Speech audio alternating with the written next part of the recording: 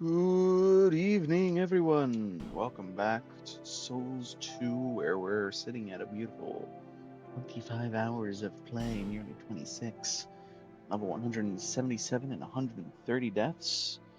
And today might be the end of this journey. Maybe. Probably. Yes, it does depend on how things go with a few of the hardest fights in the game, and indeed a couple of the hardest runbacks in the entire franchise.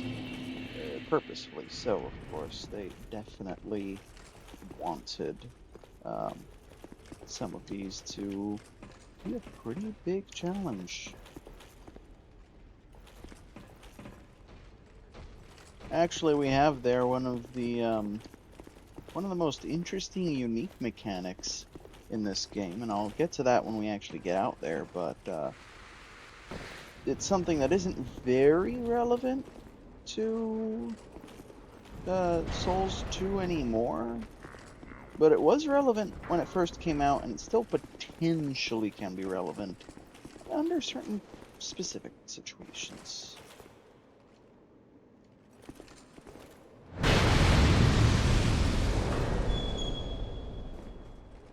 Good morning, Gordon. Oh, and farewell.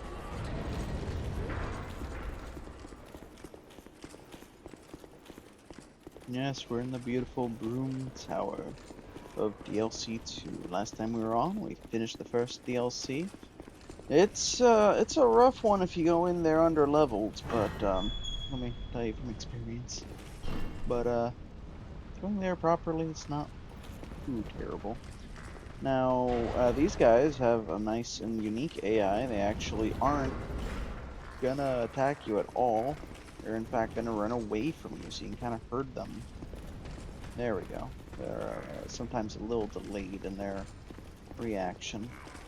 But yeah, we can kind of send them all that way, and then basically they'll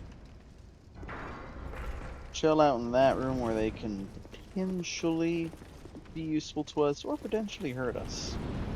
It can go either way, depending on how well we manage our movement and theirs, which is tricky. It is tricky, but note that that guy's blowing fire out of his shoulders. Yeah, if they get close to him when he does that, they can just blow up on him, which is kind of nice. Now, big downside, this is, well, this is honestly a really, really hard room. There's no way around that. Hey, Narnie. Welcome to the party. So, you generally want a plan for going through here. My plan's going to be to cast Numbness. And the first thing we're going to do is we're going to make that buff disappear. We've got iframes while we do this animation too, which is nice, but there's a reasonable chance we come out and die instantly.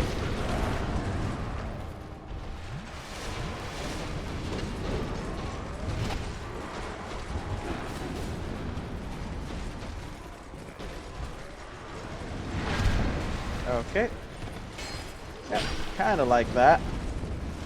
I don't think there's a song. Yeah, there probably is. And there it is. The most deadly room in this DLC.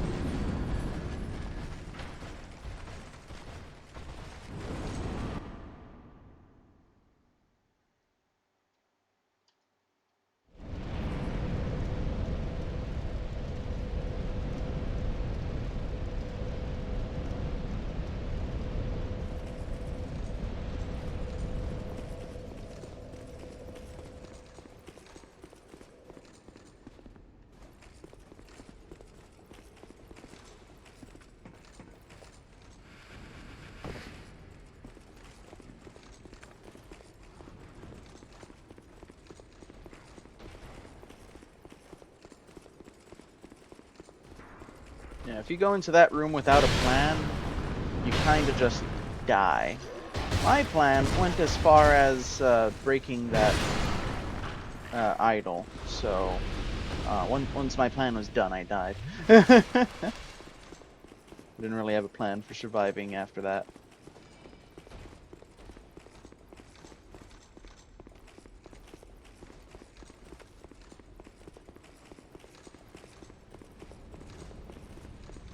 My plan is go boom.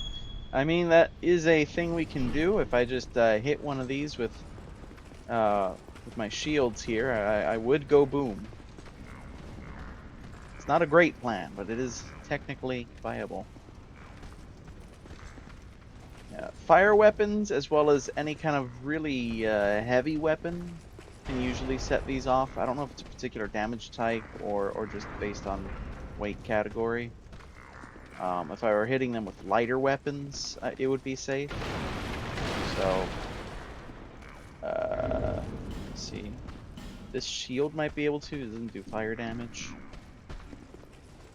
But also, yeah, there's a chance that one of them runs up to Mr. Big, Fiery, and Scary. And that happens. Damn it. So close to happening. If that happens, it's just a bunch of free damage on him.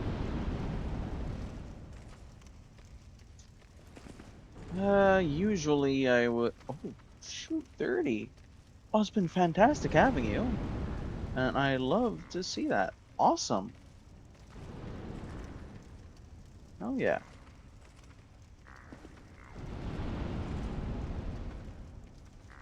It's been really cool having you. So normally my plan would be fire bombs, ranged attacks, etc. There's a lot of spells and stuff that can help out down here. Without those, my options are pretty limited, and things are a little grim. This is not a situation I'm used to dealing with, so bear with me as I try to find a solution. Oh dear. Okay.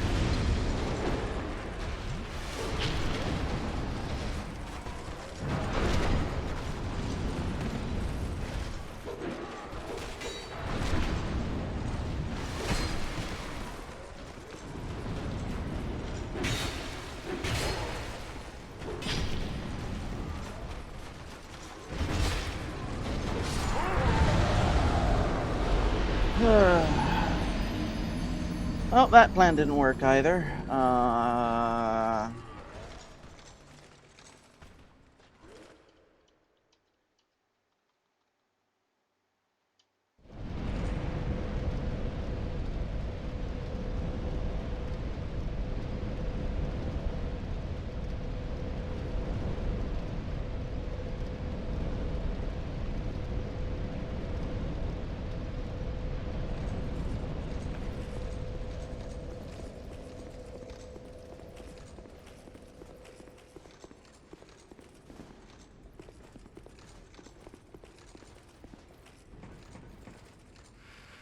Jeez, how do I do this room without ranged attacks? That is a really, really hard question. That is the strategy. Like, that's it. That is the strategy this room is really made for. So without it, I'm in a little bit of a loss. Let's go kill this asshole in the corner.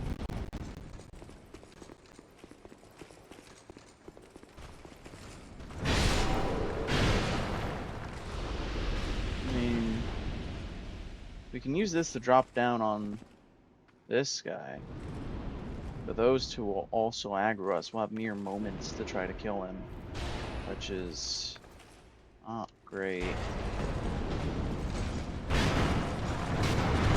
Yeah, that's not gonna happen.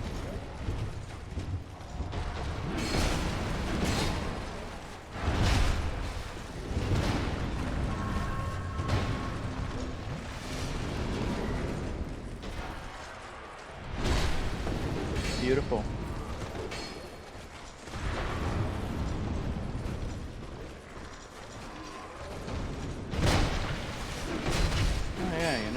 one way you get through this room every time. The challenge means you can't. Ah, cool. So what do? What do?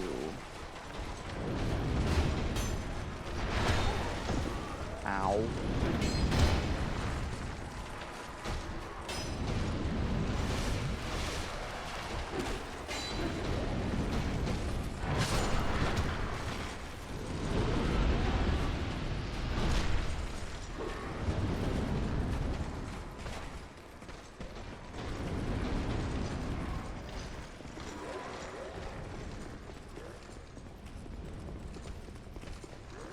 Okay.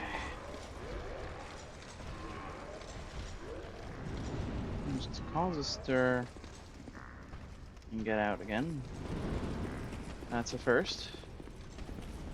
Let's get this guy in there. To be honest, you know, something I could do, it's a little crazy, but it's an option. Something I could do is actually purposefully blow up the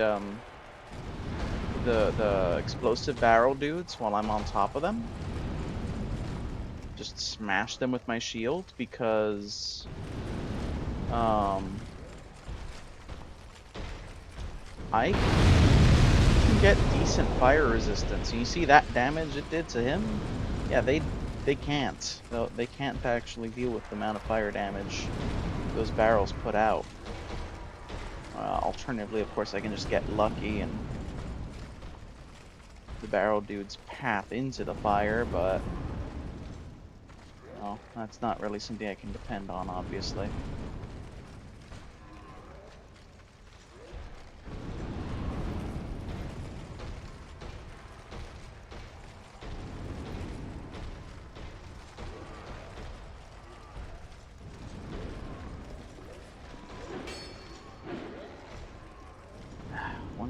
Couple good fire bombs would handle this. Ooh, someone power stancing greatswords. I like that. Yeah, fun fact: in this DLC, you can get the greatsword of Artorias. It has another name because Artorias' name has been lost to history. But if you do get it, it actually has a unique power stance moveset. Which I think has some variation depending what you power stance it with. But it has some really, really special, unique attacks, including Artorias' flip attack, which is even more noteworthy because that flip attack does move your hitbox with it. You can dodge things by Artorias flipping over them. And there's something completely unique to this game in how it functions and flows very, very, very nicely. Yeah, I love it.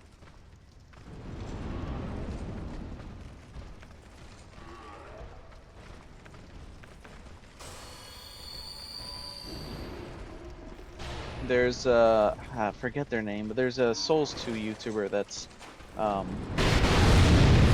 talked about it being one of his favorite things to show off because just not a lot of people know about it. And he's like the undead chariot, the big chariot that just steamrolls through everyone and everything, and goes around in circles. You can actually flip over that. He's demonstrated it.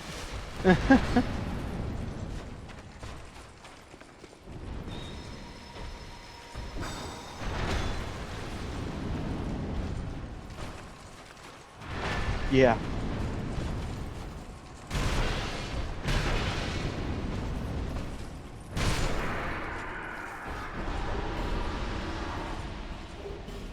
Oh, there we go.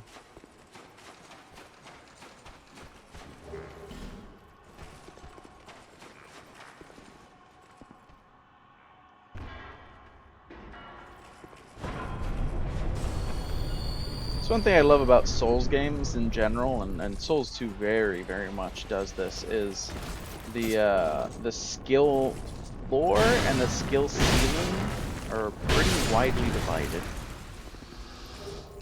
Yeah, Barrow guys hits Unix build now. Like I said, luckily they're completely passive.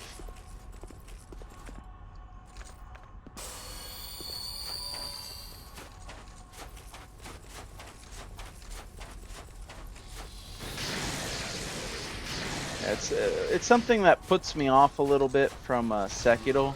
Is the skill floor is really high for Sekiro. It's kind of insane.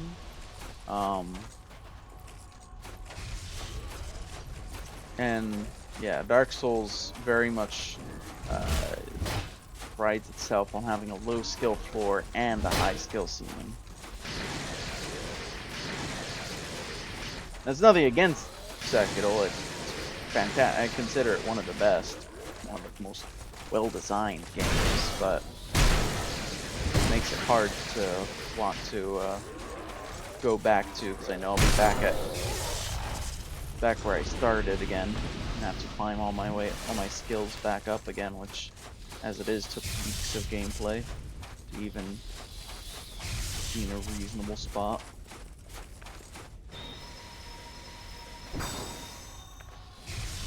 Also, I just have it on PS4, and I don't play on console all that much anymore.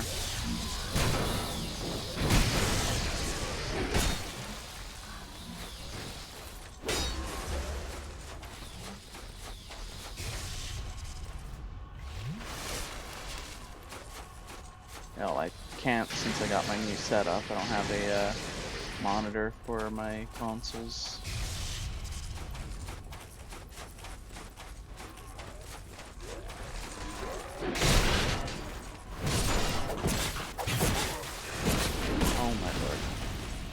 Combo over yet? Thank you? Good. I say, is your combo over yet when these guys' combo is still like a third the size of the fucking Fire Knights in Shadow of the Erdtree. I think that guy wants to know his name for some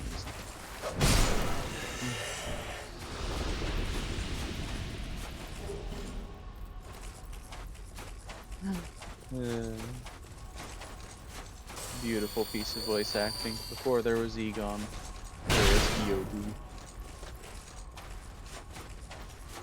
I remember hearing it in other languages, and I'm like, oh man, this is gonna be great. I bet it's gonna be so energetic. Japanese and the German especially are gonna sound so cool. And then I heard it, and I was like, okay. It was just okay. They they were not, in fact, as energetic as the English version at all. So, big credit to the English voice actor. Oh no. Oh no. Oh, fuck off! I should have gone the other way. It's my bad.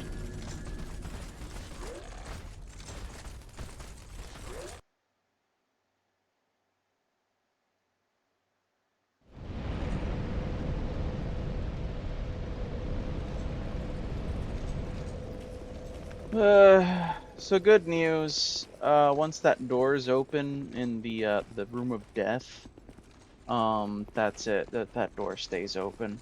So it's actually pretty doable to just run through. We may still want to cast numbness, but yeah, we'll be okay.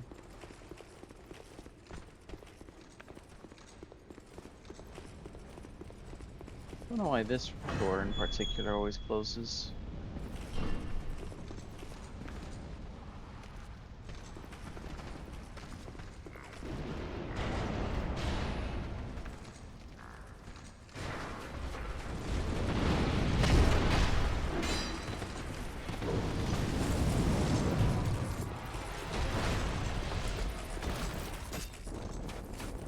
Okay, they won't chase me out of here. That's good news for us. Health is a resource too. Alright.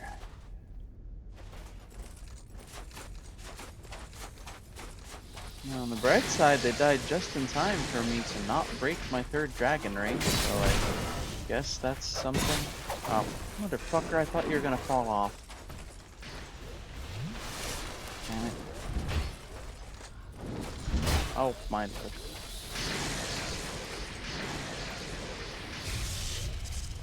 Alright, well, you will actually follow me somewhere up. Okay, usually you'll follow me somewhere useful.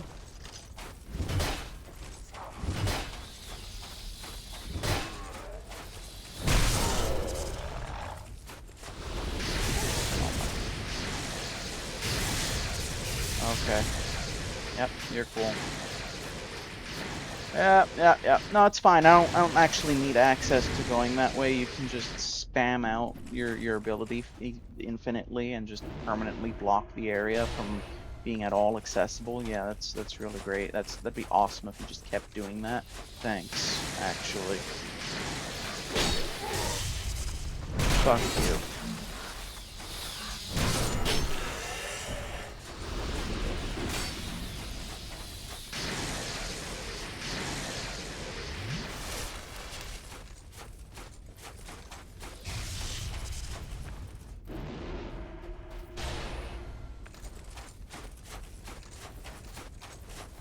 Man, am I glad I learned about numbness, my last challenge.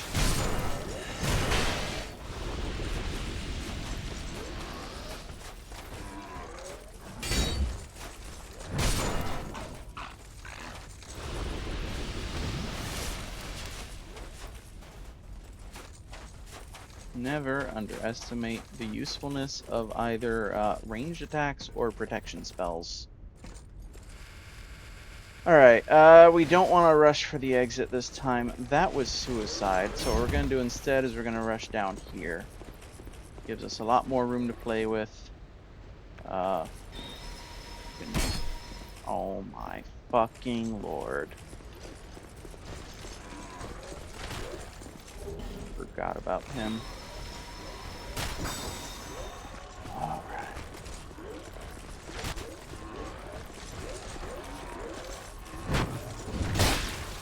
Oh, okay. Yep, okay.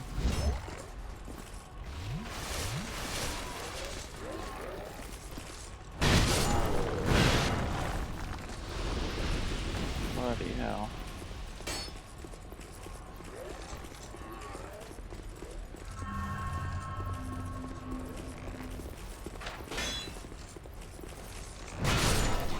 There we go. Beautiful. What? I poised through the other two, but not this guy. This guy has apparently got super poise break stabs. At least his running stab is.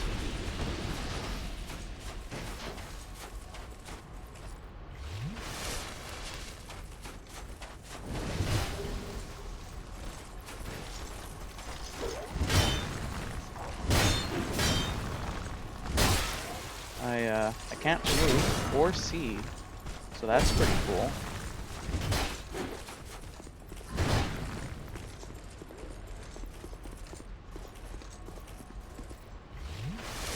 Nice thing about Souls 2 enemies, they suck at rounding corners, because they take these kind of long turns. So if you ever get overwhelmed, just run around a corner. You should have enough time to at least heal.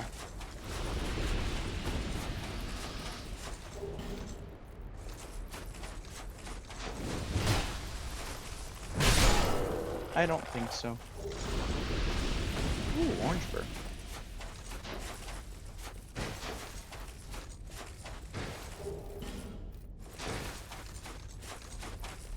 Okay. Pain in the ass.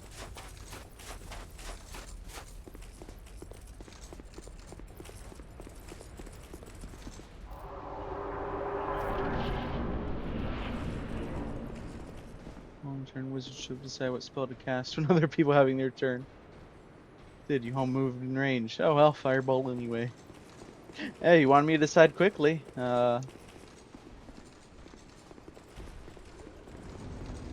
Fireball it is.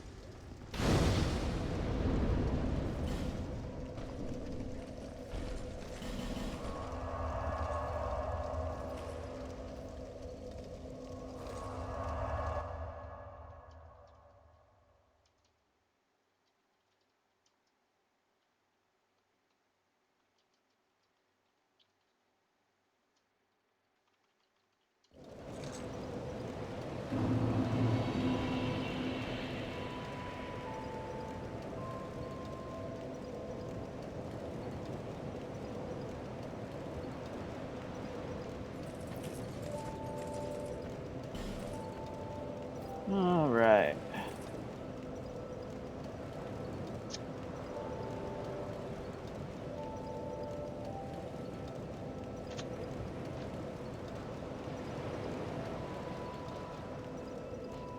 Go on more vitality. Things you can take to change it from fire to other elements, but if I remember right, it only changed like half the spell damage type.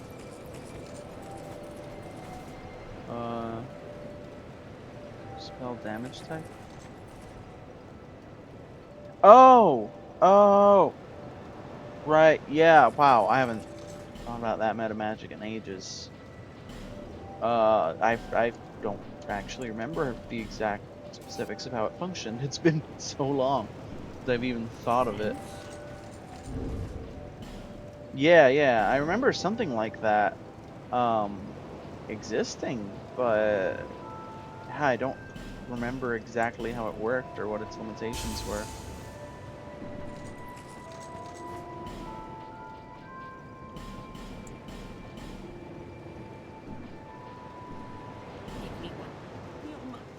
Thanks.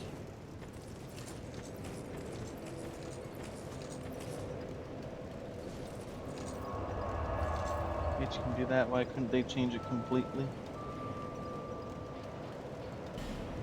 Yeah, I think they made, if I remember correctly, for 5e they made it a subclass that could do that, and it was basically only if you're that subclass you could do a bunch of similar really special things because you're altering the functionality of the spell. And absolutely with that fantasy, it's like why not just do it as do other versions that are standard? And then even then, by 5e's own logic, that actually should be possible. What little information there is on creating spells largely is like, hey, you can just have people use more or less the spells that already exist, and if you're gonna make something, you can just use one of those and change it very slightly. Can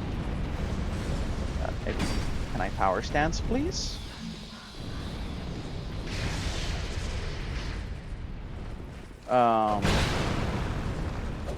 I believe in older editions there was something similar, but it took meta magics to do.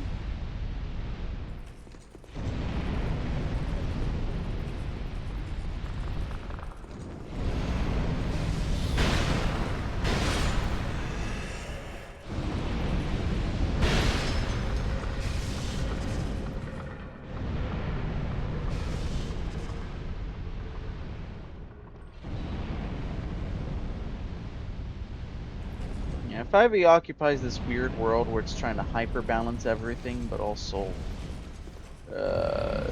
things aren't. If you want Ice Fireball, you need Odliuk's Freezing Spear, which is a way higher level spell.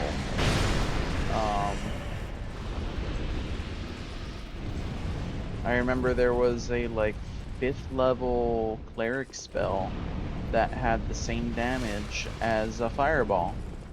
I believe 5.5e actually did fix that one. There's also their justification. They were like, oh yeah, we made fireball have higher damage than it's supposed to for its spell level because it's such an iconic spell, therefore it should be stronger. It's just the stupidest justification I've ever heard.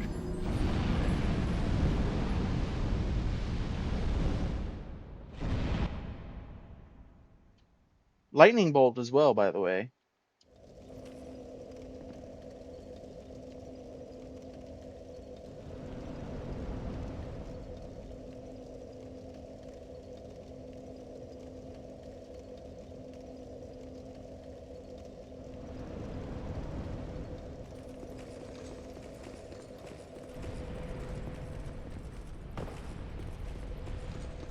Mages, the anime Secrets of the Silent Witch. Never heard of it.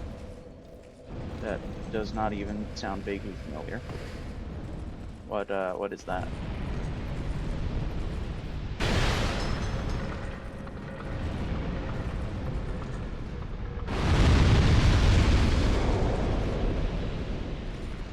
Sad day to be you, buddy.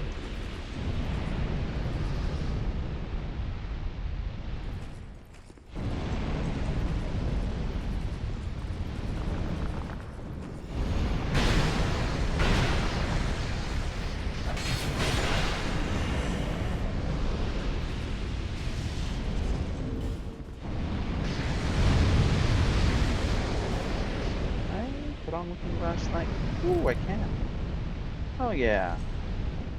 Look at that. Looking Glass Knight armor. Becomes one of the 7 mages of the kingdoms. She learns to cast spells without saying incantations. Oh shit. Yeah, that is definitely powerful. She learned to she's social anxiety and can't talk in front of people. Beautiful. Yeah, fun thing in D&D, there's actually a orcish god named Beatrice, and he's the orcish god of death, and his devotees speak very quietly, if at all. Like the most they'll manage to whisper, and oftentimes not even that. So they actually are especially blessed by their god to be able to cast spells silently. It's kind of a shame they're one of those things that doesn't pop up very often, because that can be very scary.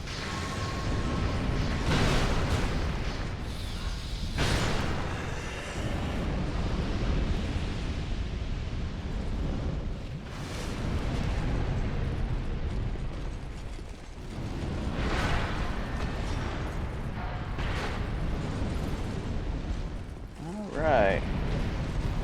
Well, good news. His attacks are pure physical damage. We can block them. Bad news. I eat through stamina with this shield.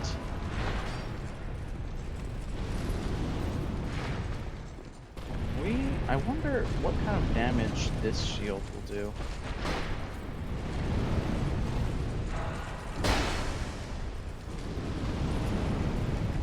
Ah. Oh, yep, now I see what I'm messing up. Okay. Ow. Okay.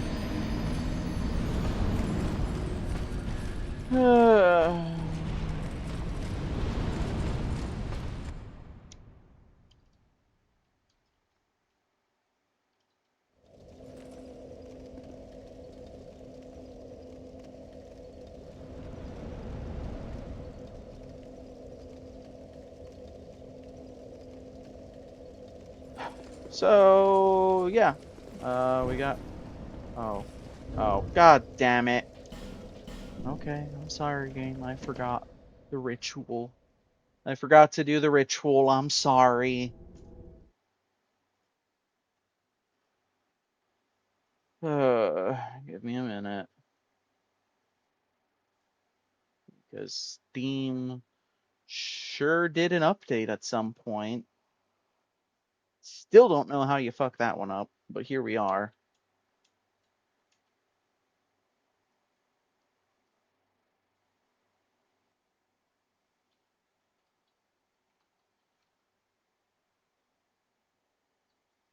Uh,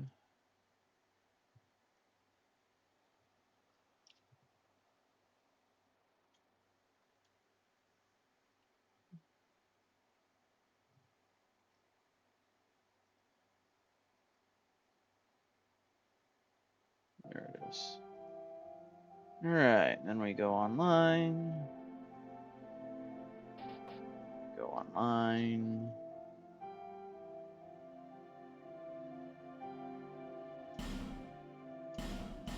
Beautiful gameplay.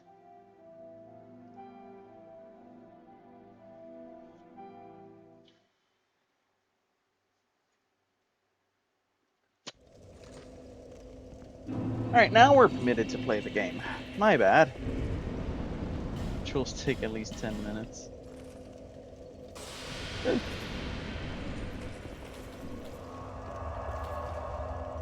Maybe for you novice mages.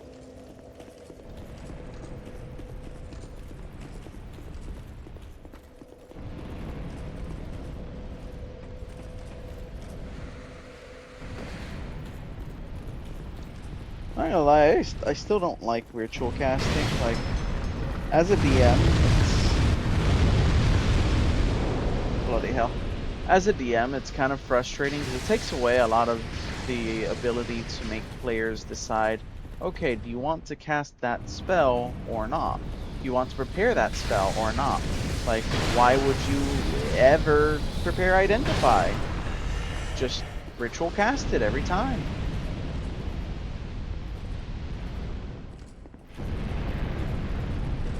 You know, you don't need to make a decision about whether you want to allot that spell known or that spell slot to these things, because you can just always cast them for free as long as you have 10 minutes, and you can often get 10 minutes. It's not like there's a lot going on in 5e to incentivize spending that extra time. Worst case scenario, you maybe have one more random encounter roll, which might not even actually end up rolling an encounter, and then even if it does, you can probably just solve it with your cantrips.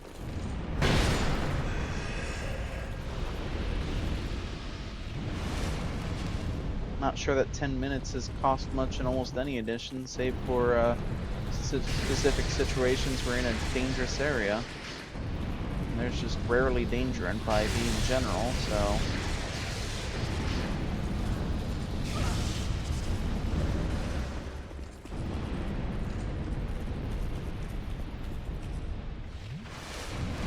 Yeah, speaking of just infinitely casting your spells and not having any cost associated with them. Hi. How you doing? Sure must be nice to have infinite magic, huh?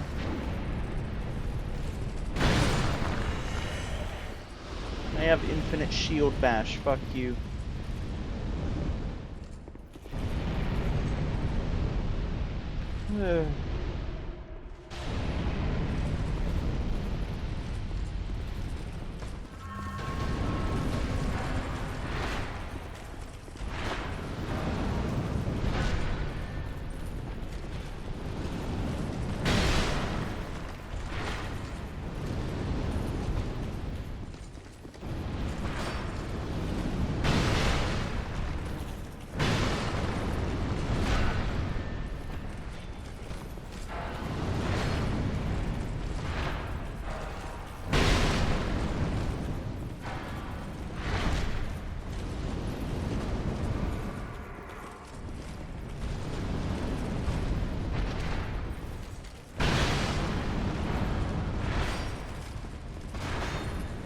By the way, you can get that club, and that is the highest strength requirement weapon in the game. It is also really, really fun because it is stupidly oversized and has a special attack where you just kind of spin in a circle and then throw yourself at your enemy. It is affectionately known as the chicken wing, or I'm sorry, the chicken leg by Souls 2 players. Takes 99 strength to dual wield them, by the way, for power stance. 5EOs, like, let's try play every class. Same 3 or 4. Didn't like Warlock. Eldritch Blast, Eldritch Blast, Eldritch Blast. Do more damage than I cantrip, yeah. So I actually built a Warlock a little bit differently though. To avoid falling into that, I made a Celestial Warlock. I'm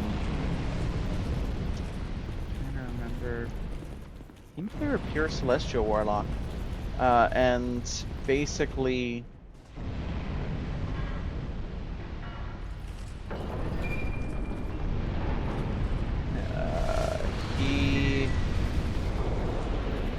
I'm trying to remember.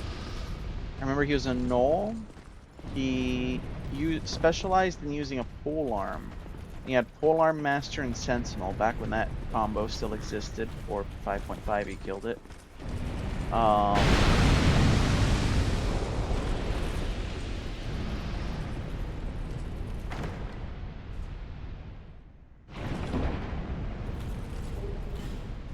Petrified dragon bones. And he also had taken counter spell, and he got from I think from being a celestial warlock, he got firewall. So yeah, long hallway, firewall. Enemy casting spell, counter spell. Enemy approaches me, attack of opportunity, and now you can't move. Enemy walks away from me, attack of opportunity, and now you can't move. I summarized this character as just no. I want to do something, no. But let me, no. Can I just cast, no. But what if, no. See, here's the fun part about that. Because he was a warlock, his counterspell was eventually always cast at the 5th level. And since people usually cast counterspell at the 3rd level, their counterspell did not automatically counterspell my counterspell. Oh, we actually might want to rest.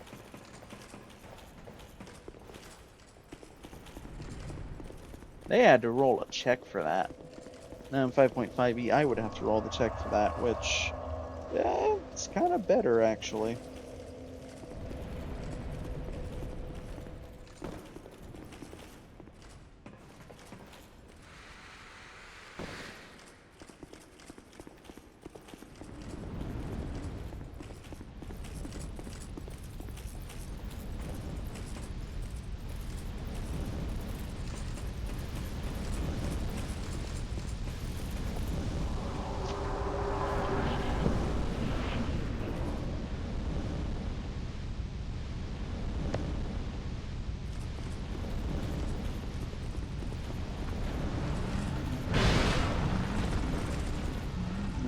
We have these fun-filled dudes to meet. Boy, sure love these guys. What could possibly be better than an enemy with unreasonable amounts of health and defense and attacks that knock you down every time? Okay, so this shield's actually a bit better. I use my magic collecting mirror to bounce my spell off of it. What?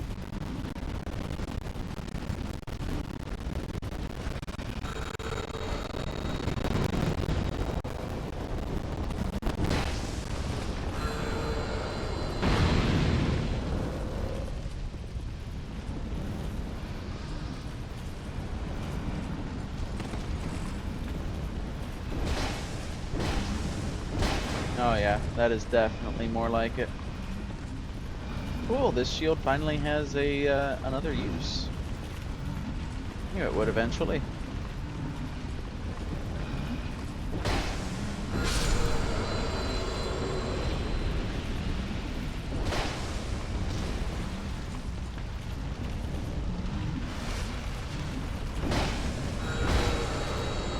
Okay.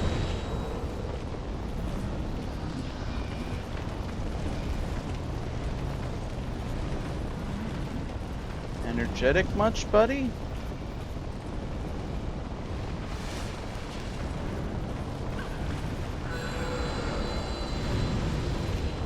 Oh, I see. Okay. So, someone sees you in a reflection and they think it's the real you. Yeah. Funhouse, everything Funhouse can have some interesting effects in that kind of situation.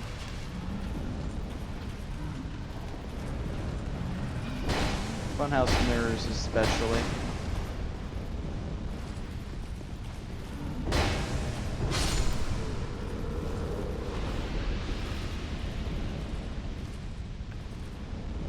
Alright.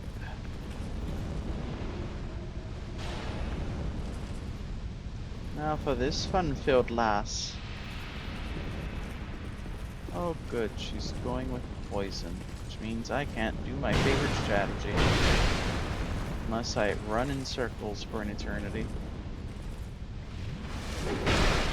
Those spells can reflect. Well, you know, in some editions, Lightning Bolt can. I think 5e got rid of that, but you know, 5e's stupid, so you could just overrule it.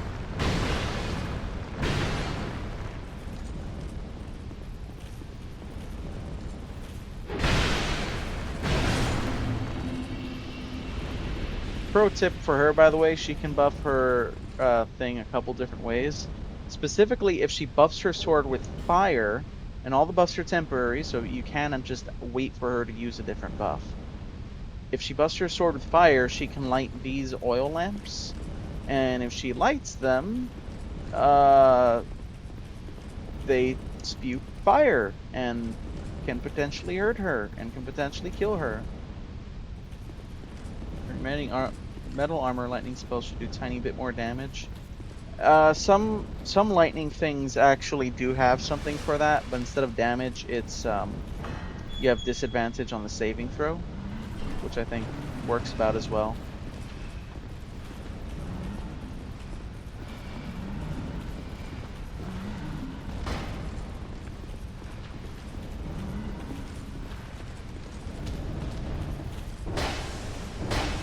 I know Shocking Grasp in particular does that in 5e, and I don't remember if there was something in older editions for that. Alright, well, this room was pointless. Is there something in here? There's an ambush, but is there something in here?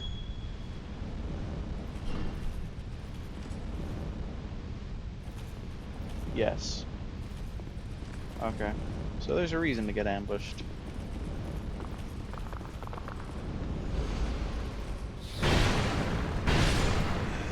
If you have to roll attack for spell, it should be able to crit. Isn't that the case? As far as I'm aware, attack spells can crit.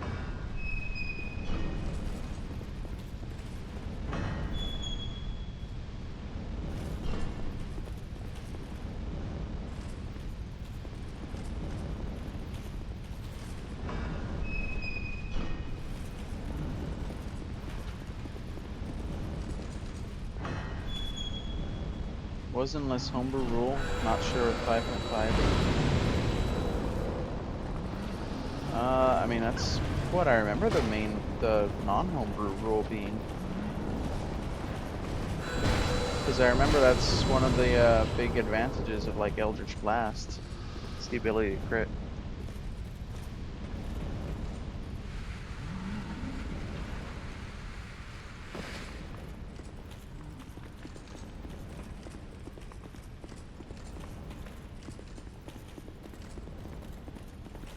Actually, that's one of the big advantages of why the multi-attack of Eldritch Blast is so good. You got the chance to crit on top of the chance, or on top of multiple chances to hit.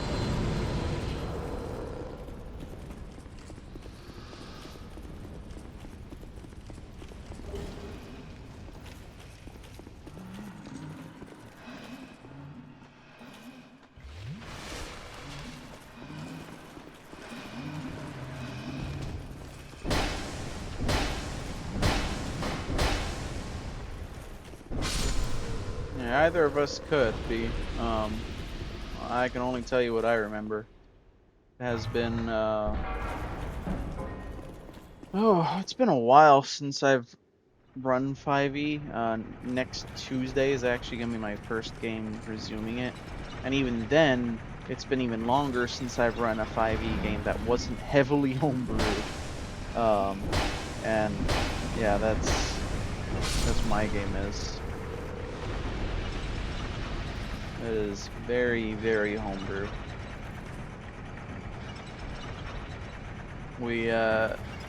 It's basically at this point a fusion of 5e and like 3.5e or Pathfinder First Edition. I didn't think there was something there, but I thought I saw something there, and that made me doubt my memory of there being nothing there. Alright. Well, we got the Scorching Iron Scepter. I don't read its description much. Scorching Iron Scepter used to activate contraptions, transferring heat room tower. Wood Iron King wrested this dilapidated region from Kingdom of Ben. The act required all the resources the enfeebled lord could muster. With the discovery of this iron-producing miracle, he was reborn as a powerful leader. It's kind of interesting to think. Especially that, Drangleic is ruled by a fellow named King Vendrick. Kinda wonder if he got his, name from the Kingdom of Ven.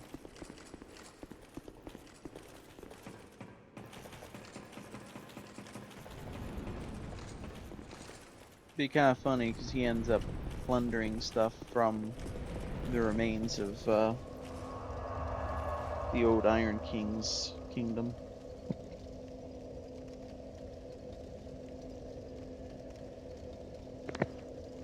Not Room Tower though. Room Tower stays out of his reach. Oh, only Sir Rain finds that.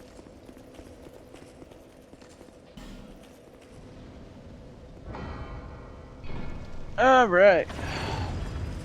Now, we can explore this area properly.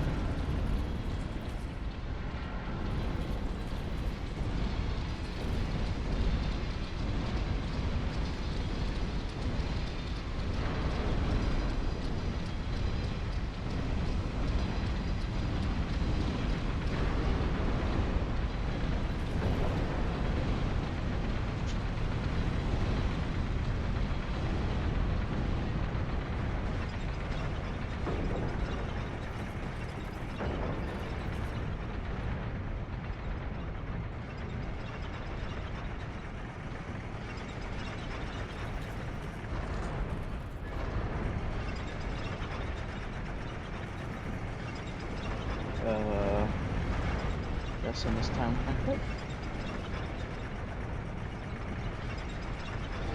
There we go.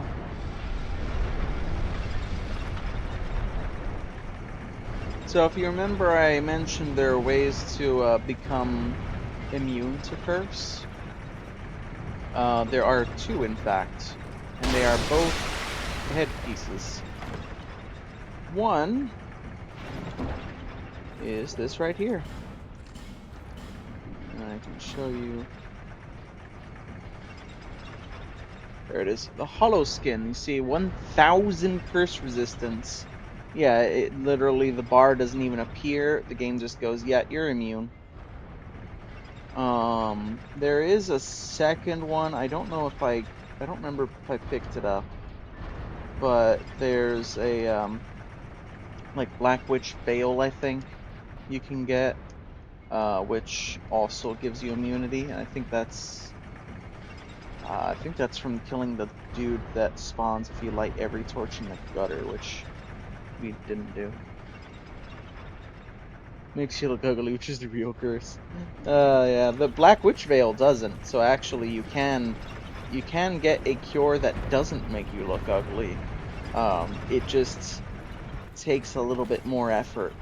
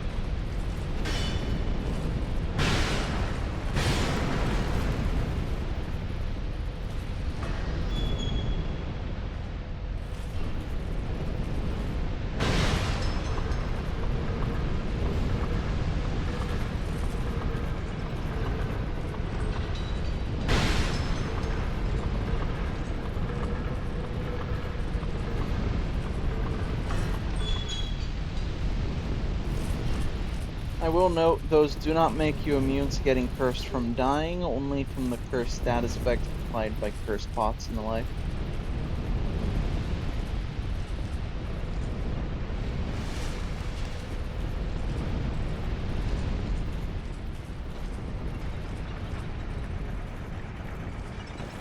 Small side note, but the final, well, one of the final bosses of the game actually does use curse as part of their normal attacks, so you can make her a little bit easier by doing that.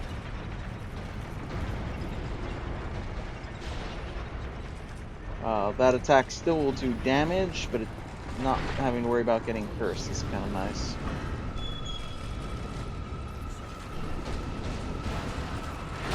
Whoa.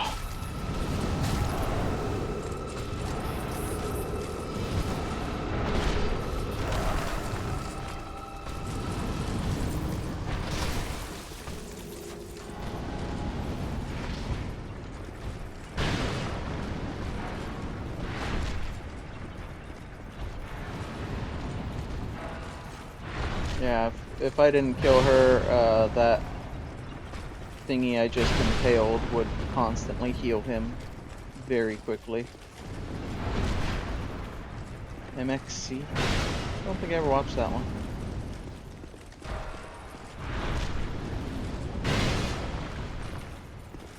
Is that the one with the, they had like a big robot or something?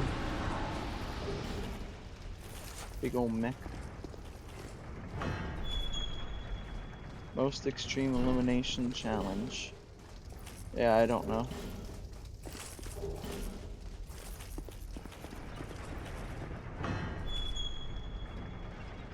All these squares make a circle.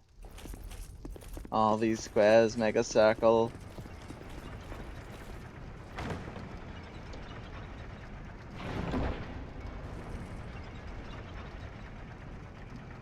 These game shows that did English dub over it. Oh, well, I don't know Japanese game shows, I'm sorry.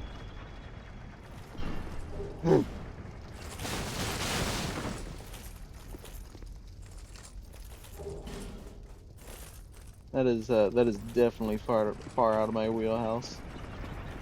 I only sort of know English game shows.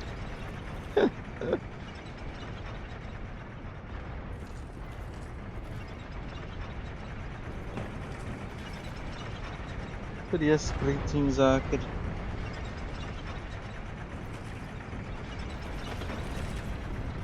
Pick a door to go through, but only somewhere real. Throw themselves at it and fall backwards because fake door. I see. So they couldn't simply open and walk through. Nice.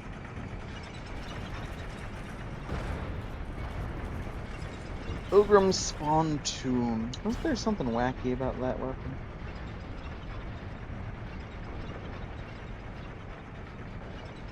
That was a Spawn Tomb. There it is. Spawn Tomb used by warriors on pilgrimage. Either worn from a long journey is doubtless seen. A spear which doubles as a catalyst for sorceries. Hot fucking damn. Takes 30 faith and 30 intelligence to use. And does magic and dark damage as a spear. That's a pretty nice spear, actually. Yeah, this game has a lot of cool weapons like that. Just hidden everywhere.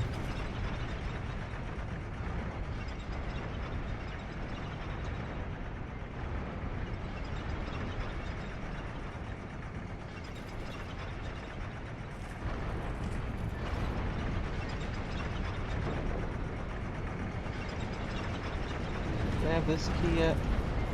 No. Ah! Ow.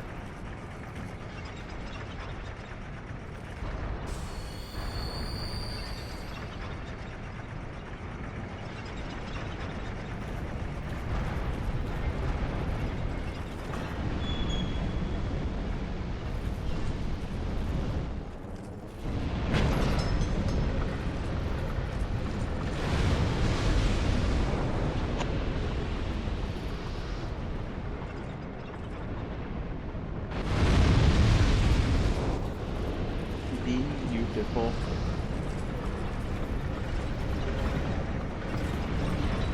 Love to see enemies just explode.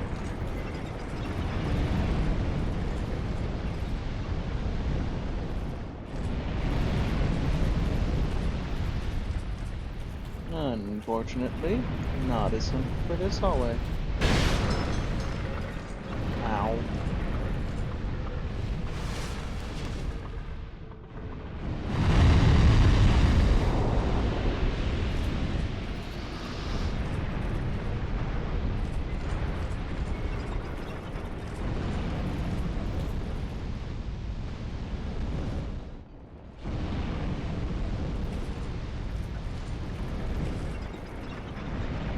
Oh boy.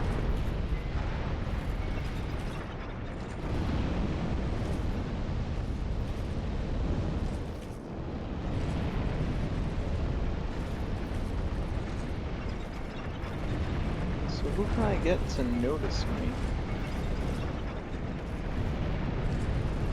Oh. I was really hoping for just one of you. Do you really have to be simultaneous?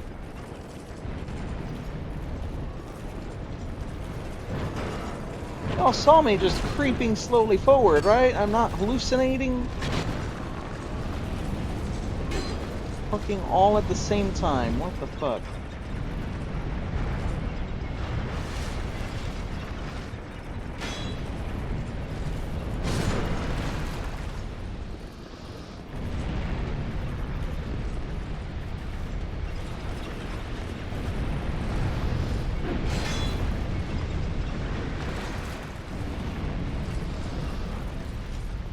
Burn, baby, burn. It's going from now. Baby, burn.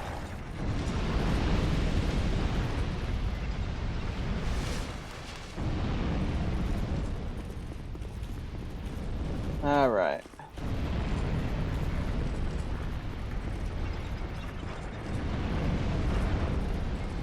Could have sworn there was one more. Oh well. Works for me. 4 more smelter wedges. How many are we up to again? 7. We're gonna need. Alright, we need 4 for down there.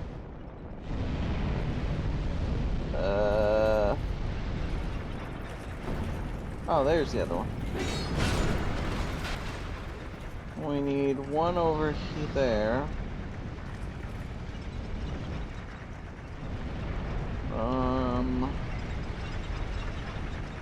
Which I think gives us 2 more to work with. So, yeah, let's.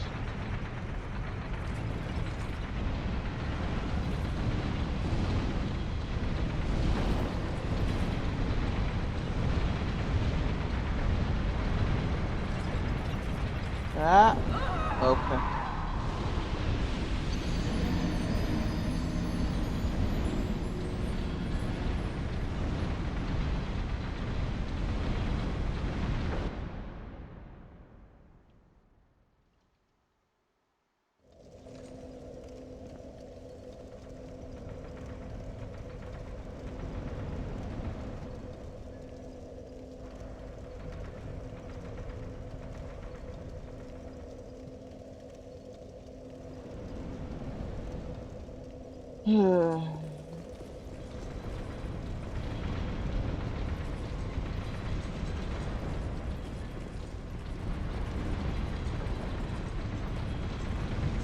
Okay.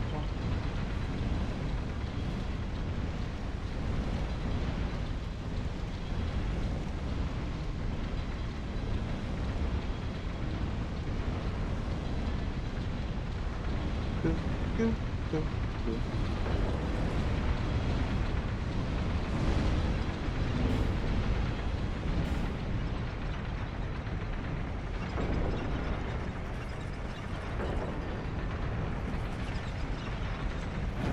Hey, there we go. No, no, no, no. Goodbye.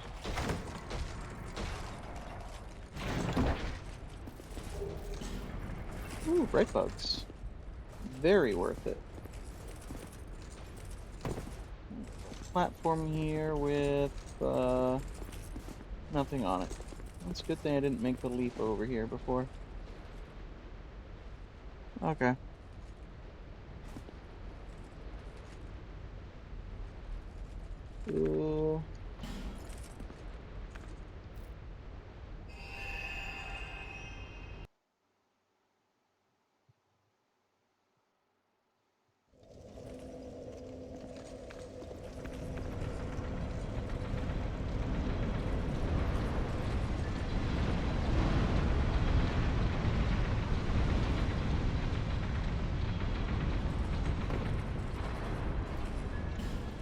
It's locked.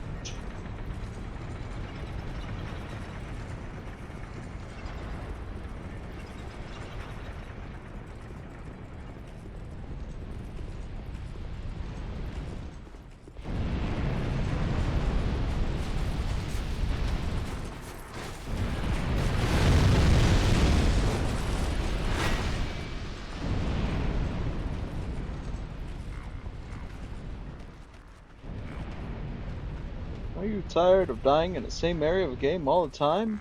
I have a solution for you!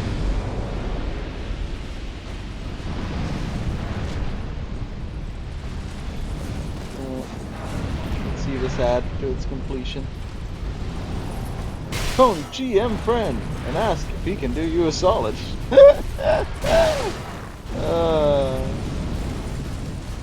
Beautiful. Yeah, I saw Blizzard has responded that they are investigating the situation, and individuals that have worked for Blizzard in the past have responded. This is definitely a firing offense. That person likely no longer has a job.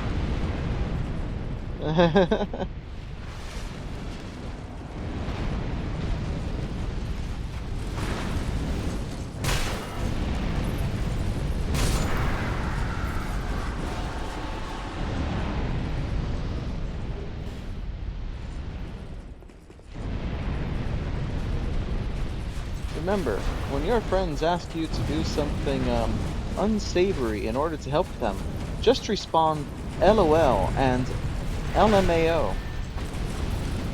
Keep your jobs. Classic Burning Crusade parody? No, I did not. Whew.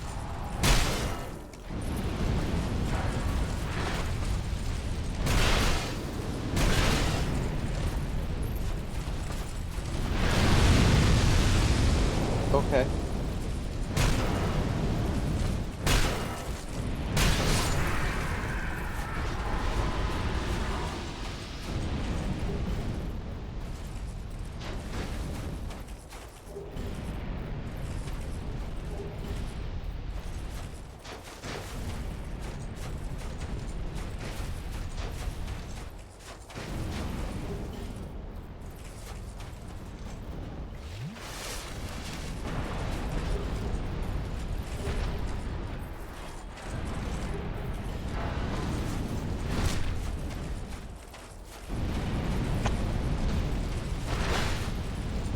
I gotta be careful with this one because he does bleed build up.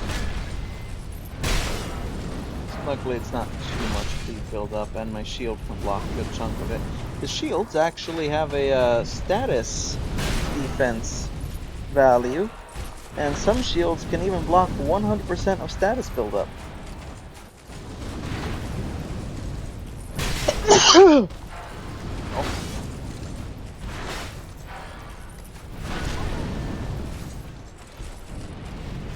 Yeah. Thank you. Sorry, it's all this ash in the air.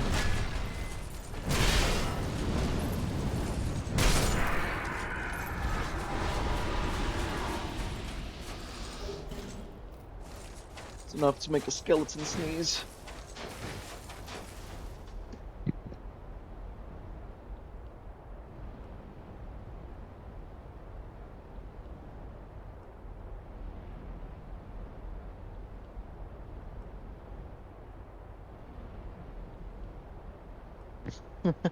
Ashen one. Seek, blessed. Wait, no, mixing it all up.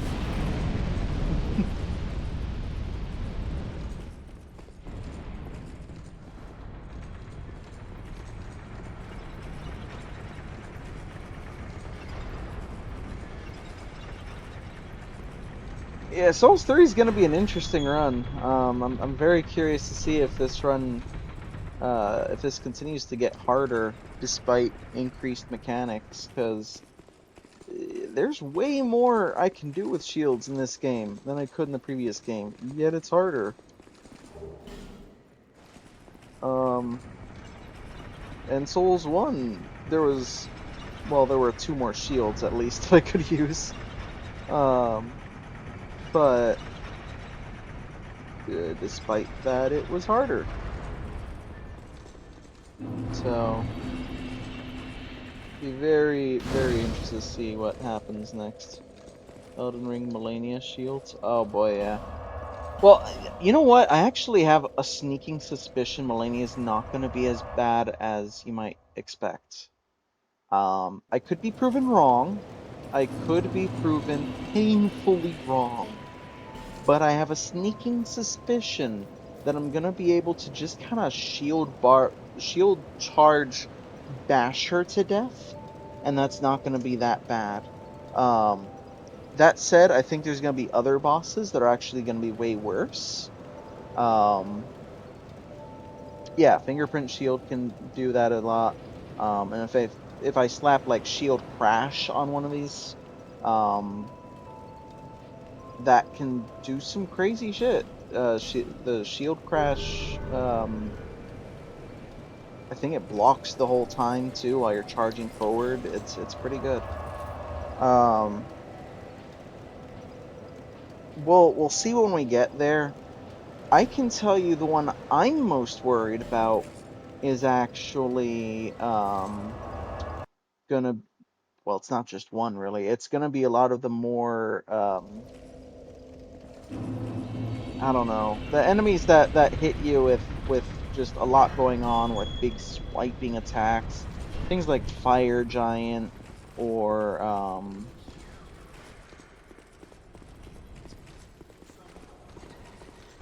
come on, things like Fire Giant or Placidusax. Um, I'm just not gonna have a lot of room to block.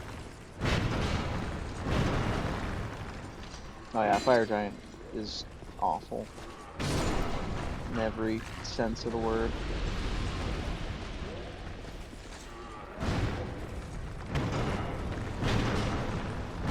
I really don't know how I'm gonna beat Consort Radahn. That one worries the hell out of me. There's part of me that's almost like, hey, maybe I should allow Spirit Ashes for this, so it sucks a little less. Specifically, I would allow the Great Shield Spirit Ash. You summon a bunch of the Great Shield dudes from, I think, Nokron.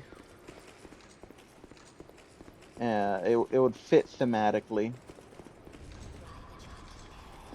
So, I guess we'll make that decision when we get there. Y'all can tell me what you think. You've got a while before that's a thing that has to be decided, though. So we've got, the rest of Souls 2 and then all of Souls 3 to worry about.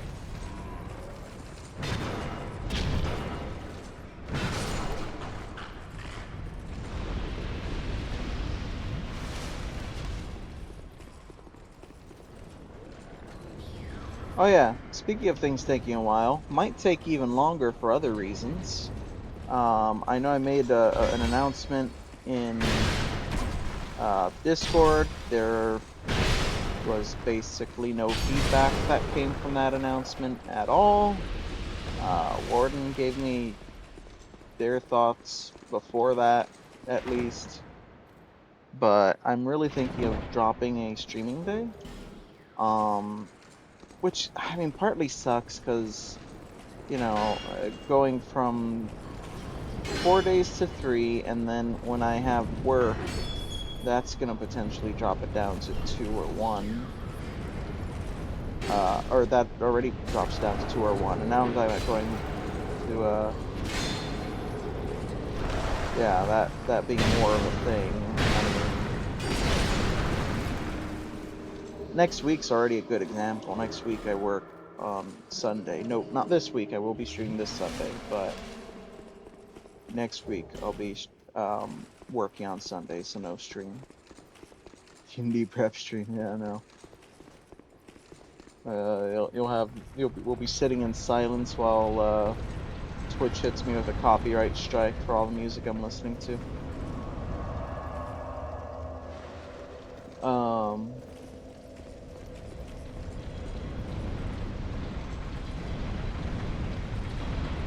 know, I don't have a lot of souls. I can go over, you know what, I'm gonna take advantage of not having any souls. I'm gonna run over to this really dangerous one.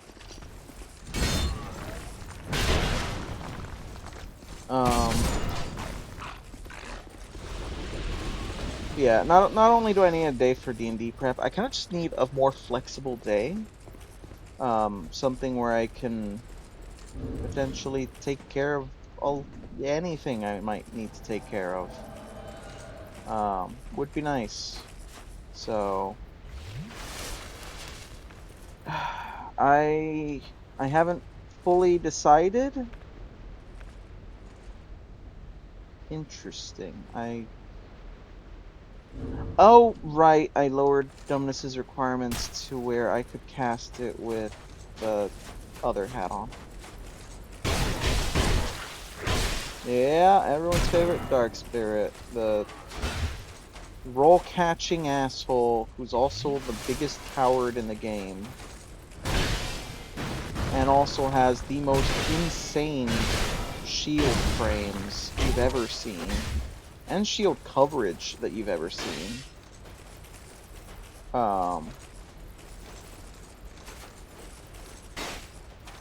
And stance with that shield. I mean, who needs weaknesses, right? Just be good at everything simultaneously. It's great.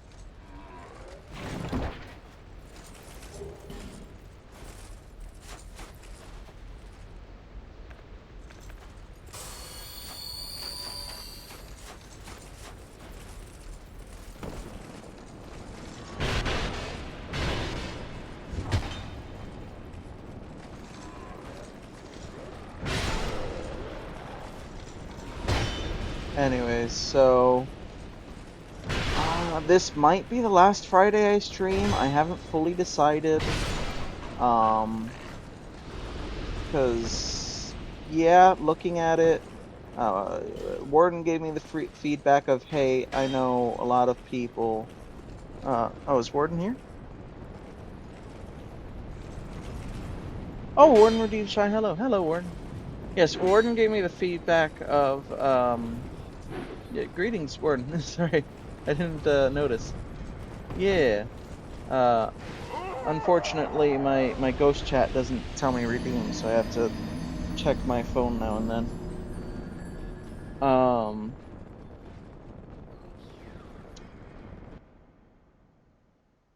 Where was I?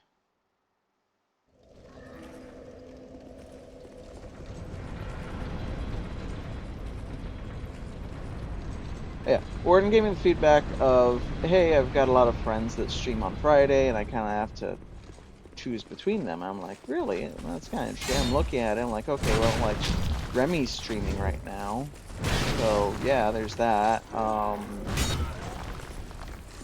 course, if she was up to it, Arcade would normally be streaming too.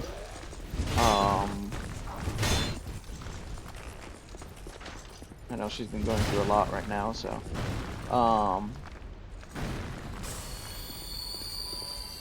And I look it up, and I see, oh yeah, Friday is like the streaming day.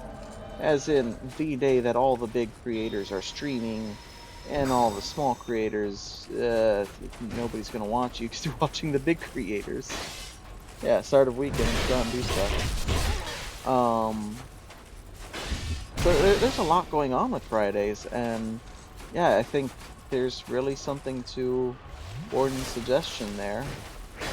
So I might go with that and just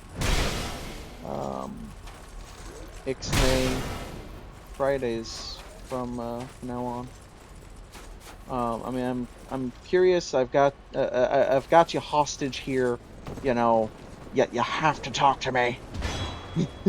What what do you think?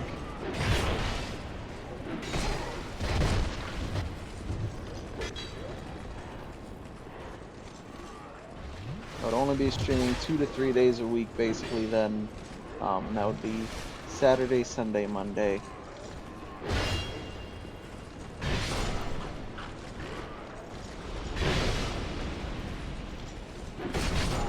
Okay, so even you've got things you do on Friday.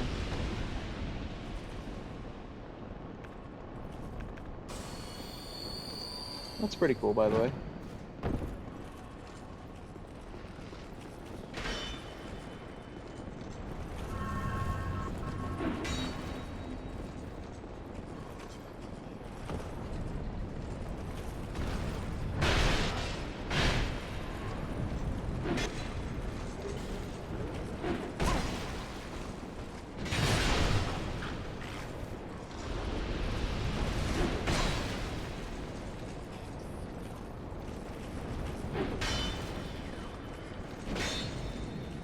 Fun fact, this lovely fellow right here is unkillable while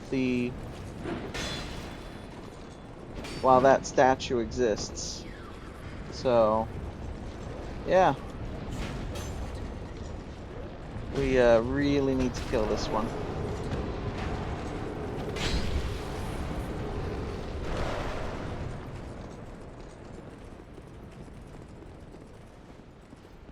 Skip this week, tired.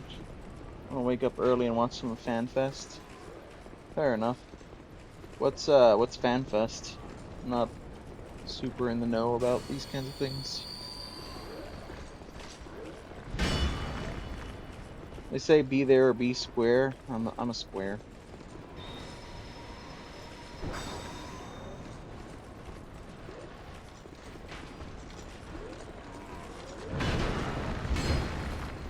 Oh, okay, right. That stuff. Cool. But it's in Berlin, so it starts at 4 a.m. Holy shit. I see.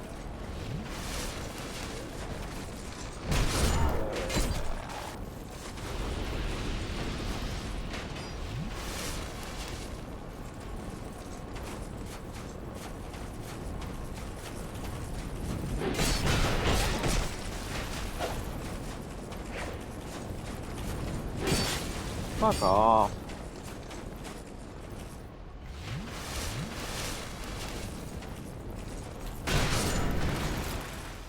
You know, at least Chicken Little over there fucking flees when I start to even touch that chain.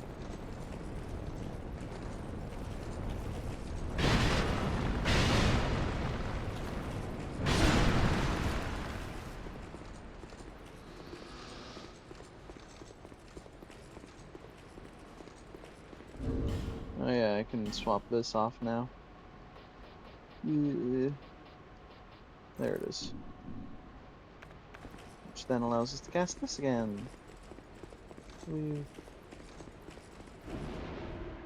WoW gets 1 BlizzCon, 14 gets 3 FanFests. How do you even have enough announcements for 3 FanFests?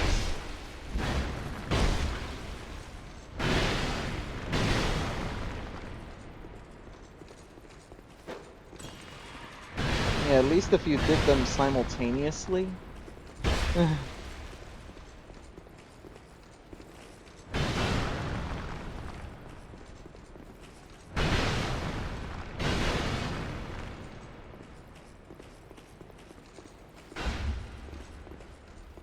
I guess that wouldn't really work though, because people are gonna want to go at certain times of day, and that won't sync up. Only do it once every 3 years. Next expansion, changing lots and lots. Wait, really? What are they changing? Or, I guess, I don't know how much you might know. Because I know you mentioned the North American Fan Fest already happened. Um,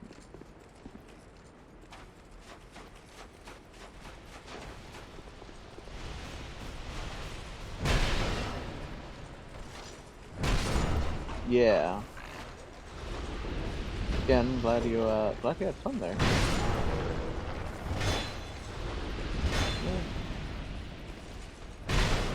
I would love it if they changed some of the things that I hated about the game. I doubt they will though, because that would be a lot of work for them. Oh yeah, I mentioned the Greatsword of Artorias, by the way. Here it is. The Majestic Greatsword. For reference, if you ever want to use it.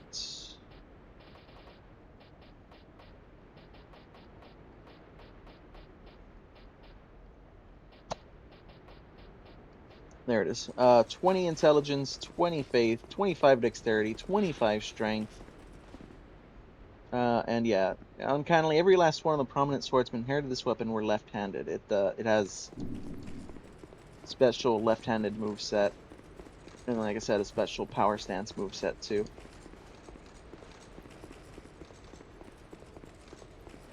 Which is another neat part of Souls 2, by the way, is just you can left or right hand things very effectively. They really wanted your character to be ambidextrous. I love it. Need a new starting point? That's probably not a bad idea. Starting point was definitely one of the rough parts.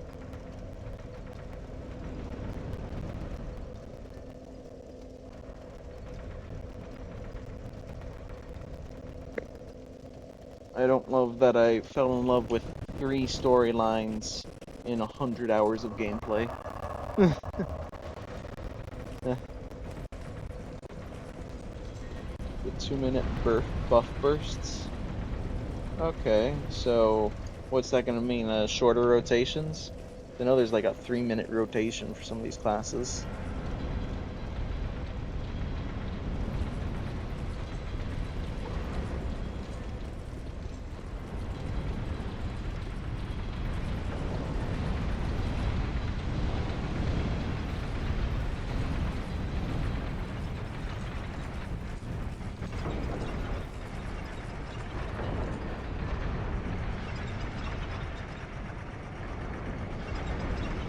Means you don't have to hold off on stuff because you need to time all the buffs on the bosses. Okay, so less complicated cycles then.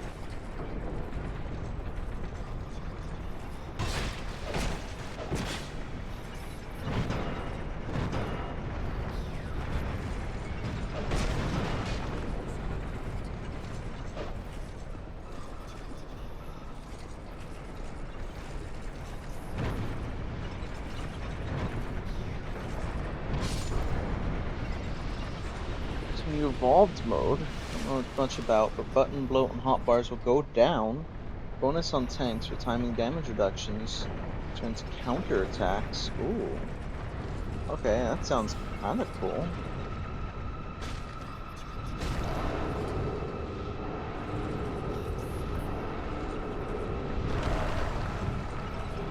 I wonder what that's gonna mean for leveling though, because a lot of times, hey, we're getting rid of button bloat also means, hey, leveling is gonna feel even worse because you get like nothing per level.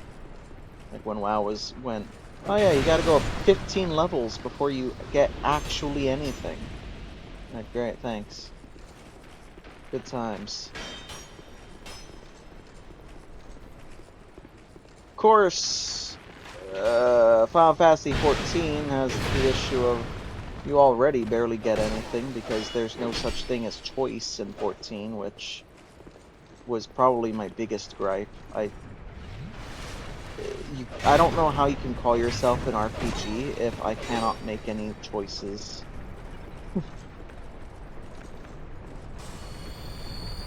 Choice for current mode or new mode, unless it's new jobs. Interesting.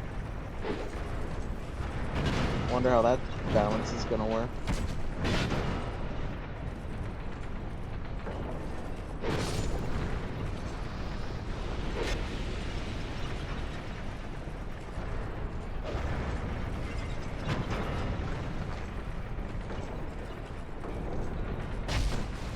Yeah.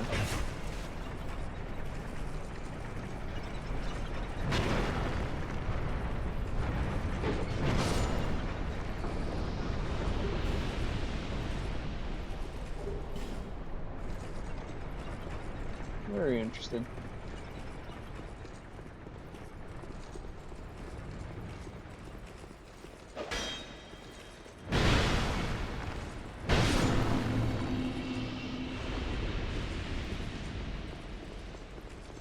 You would only know Switch 2 or consoles. Oh boy. I could imagine that.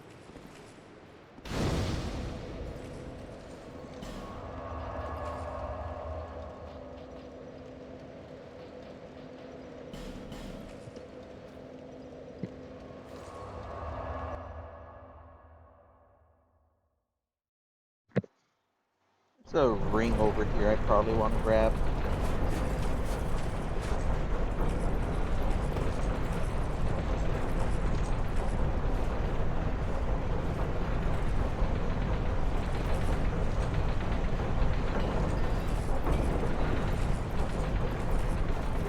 Painful bird ring.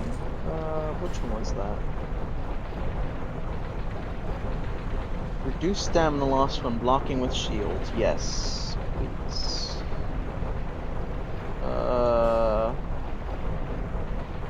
Right.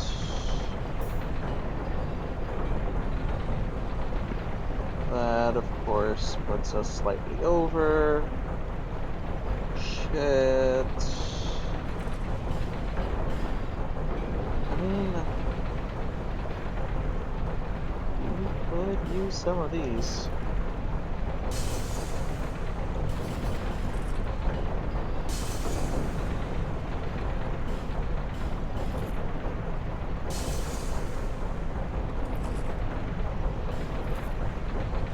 We had the person trying to clear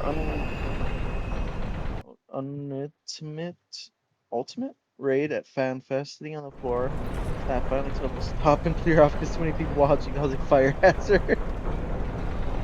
Just rips inside of him. That sounds very, very ill-advised. Sounds like a quick way to get slightly unpleasant dose of dark energy. But welcome back.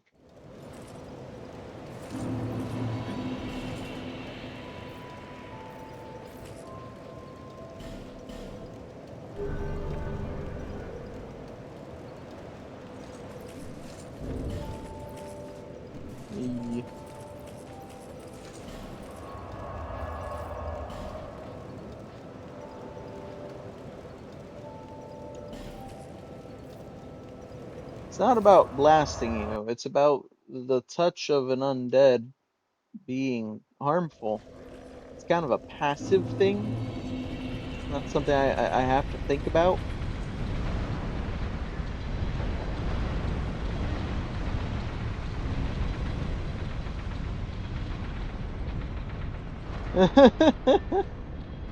Yeah, this is why I recommend only doing that in my mortal form spell active. That turns off all those kinds of things. 14 is getting Neon Genesis Evangelion crossover. Oh yeah, I heard something about it. That's It's an interesting thing to cross over with. I'm sure it will be a very understandable, normal raid. Feels sick every time we steal all bones from skeletons. Yes, at least if the skeletons were undead. Um, if they weren't undead,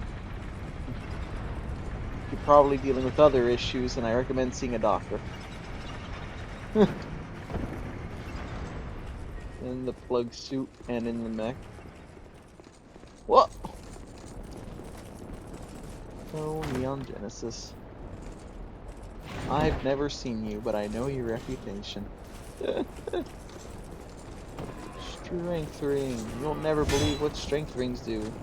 They were undead. You saw the bones, and then they were just dead. Yeah, normal skeletons also, you usually won't have to deal with that unless they're empowered in some special way. It's generally, slightly stronger undead. Ghosts, ghouls, ghasts, wraiths, liches, vampires. Everyone watch it, so you're ready for raid? Yeah, have fun. It's a totally normal anime where nothing crazy happens.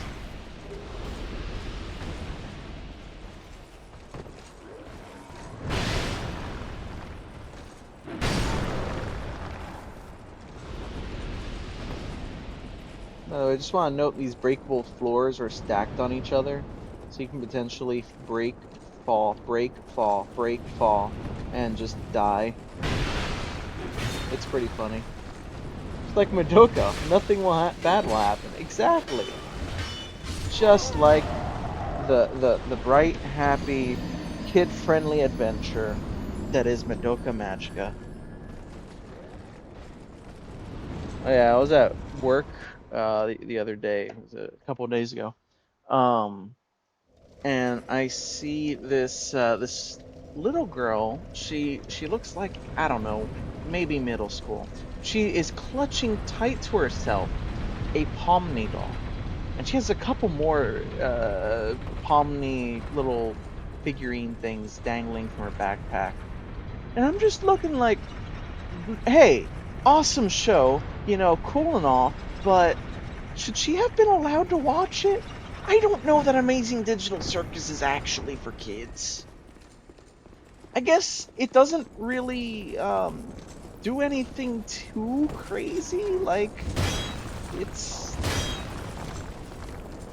it isn't outwardly bloody, brutal, anything. It's sticking to cartoon physics and stuff, but at the same time, it's discussing some really, really intense topics. Huh. I don't know.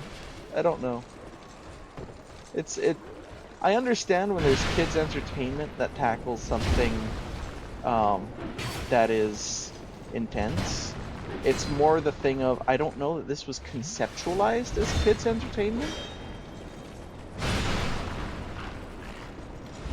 But, well, there he go. But, who am I to judge? I definitely watched things well beyond what was of age ratings for me, so, growing up, so who am I to judge? And who am I to make progress? Because this tower is beautiful that way. You don't need to make progress, you can just go in a loop forever! Yay! Sometimes ends up being your fave too. Yeah? Yeah. I mean, the Dead movies are what? Rated R, pretty sure. I watched those when I was like 13. Obviously, I'm a pretty big Undead fan.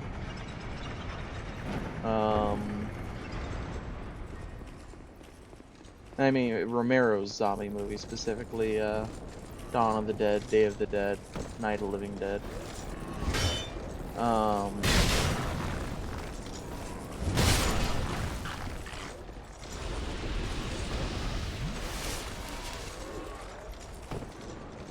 Majora's Mask.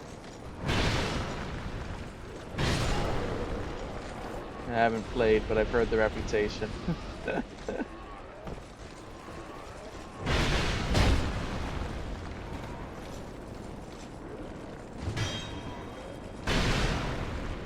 Welcome back. I will probably be seeking that in the nearish future.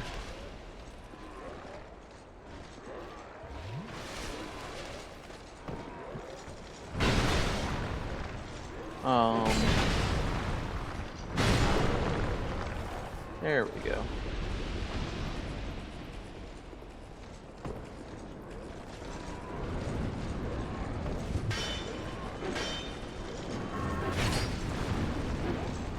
I can just get over here. Bad shield doesn't have plunge attack? Yeah. I don't know if that ever gets changed, sadly. I know shields in Night Rain now have crits, which is really nice. But you've heard things about the CE remake. Oh boy. Good things? Hopefully? I know I've been hearing mixed things myself.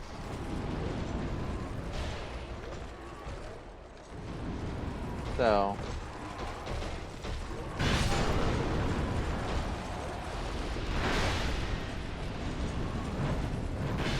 oh, okay.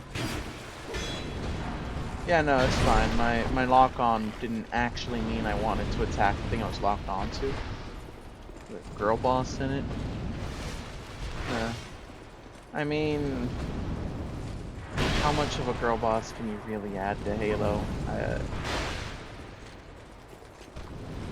I don't know. I don't know how quick I am to believe that one. Especially looking for the Steam reviews, I didn't see anyone really complaining about anything of the kind. So I don't know. We'll see. That's one thing I don't think I'll be the quickest to believe. See the fake speedrun guy for the game? He went to Games Done Quick and had to turn difficulty down twice. Yeah, I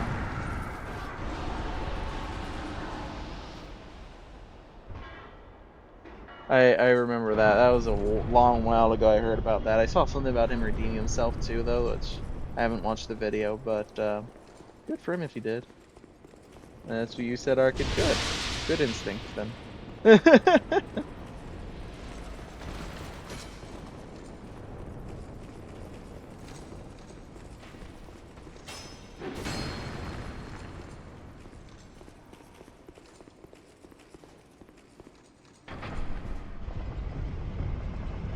Question everything. You never know what'll be right or wrong, and the truth's often somewhere in between what people think.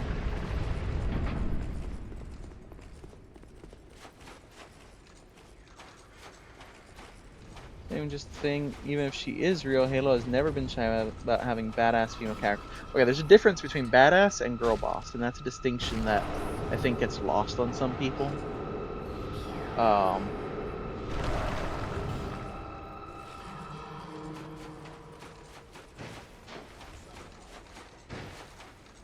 And that's also where I have to squint at those kinds of criticisms, because sometimes people be like, oh yeah, there's a girl boss. It's like, that's not a girl boss, that's just a tough female character. And then, of course, sometimes there actually is a girl boss, and it's like, yeah, no.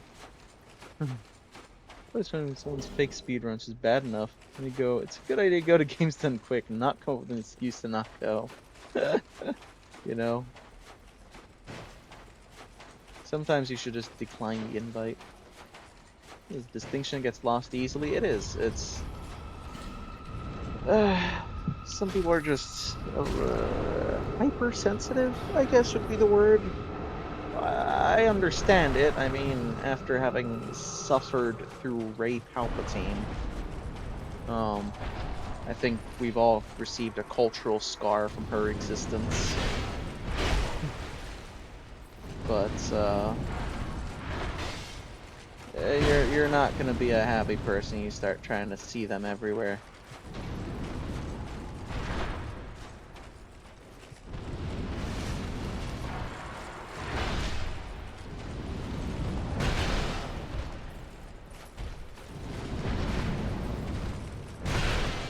Thanks. Almost forgot the movie existed. You're welcome.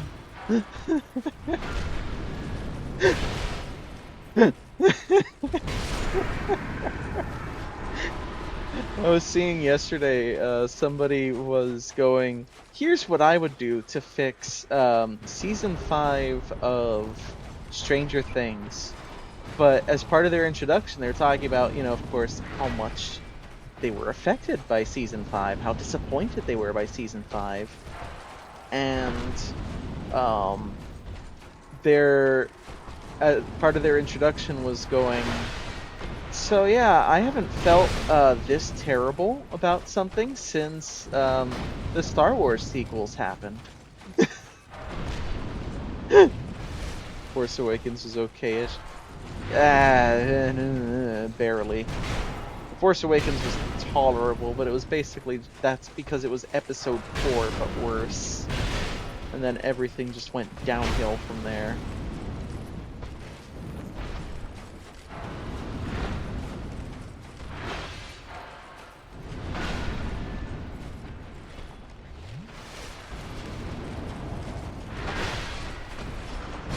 I'll tell you what was a more fun difference to see is I rewatched the with Warden Arcade as well.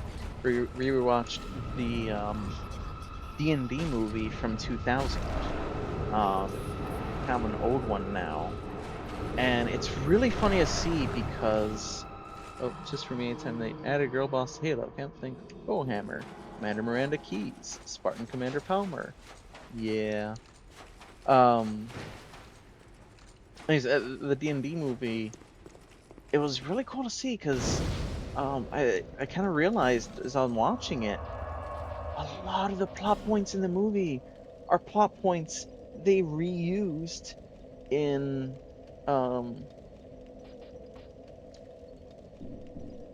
the 2000 D&D movie. A lot of the plot points were plot points they reused in the recent one. And they frankly did it better in the recent one. So it's like, not everything goes downhill. They really took the plot of the first one, 2000. The Wrath of the Gods was 2004, I think. Which I actually haven't seen Wrath of the Gods.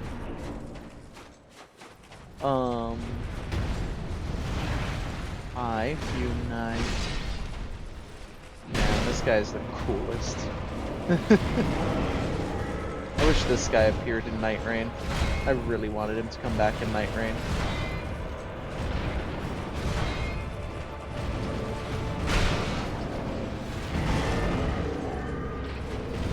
Halo's never shied away from having strong female characters. No, it hasn't. I mean, even Cortana, who's, the, sidekick voice in the head, is frankly a pretty tough personality.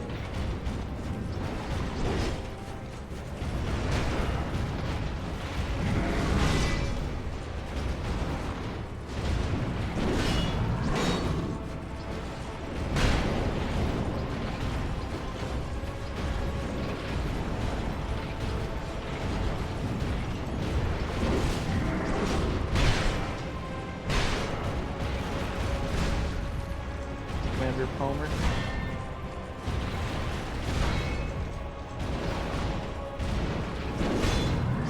Yeah.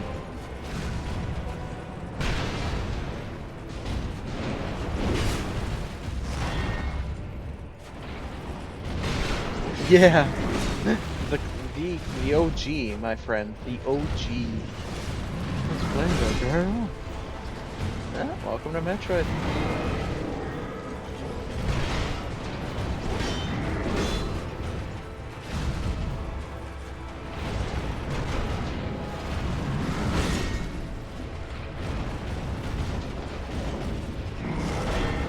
It's great when Cortana finds out what the installation actually does, and she's like, "You realize what he just almost tricked you into doing?"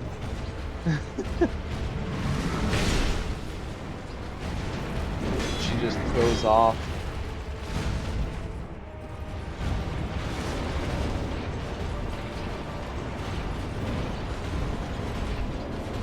Yeah, Samus is an absolute classic.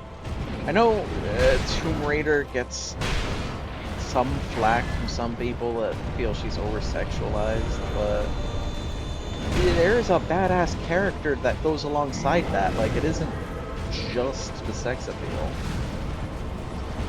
She has always been a tough character.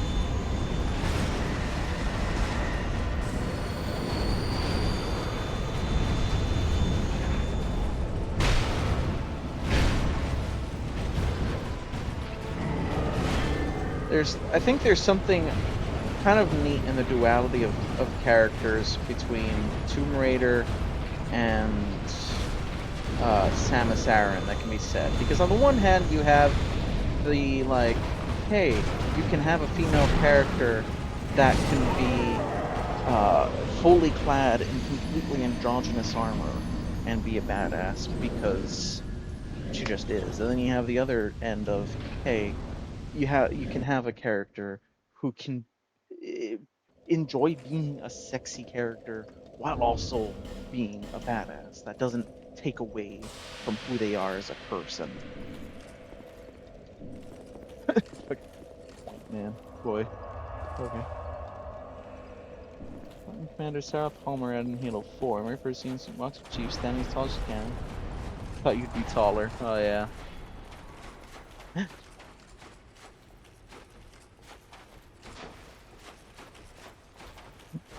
Vaguely remember that and just being like, okay.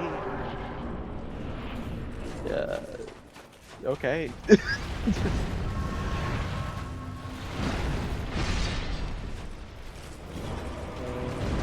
Okay, that was weird.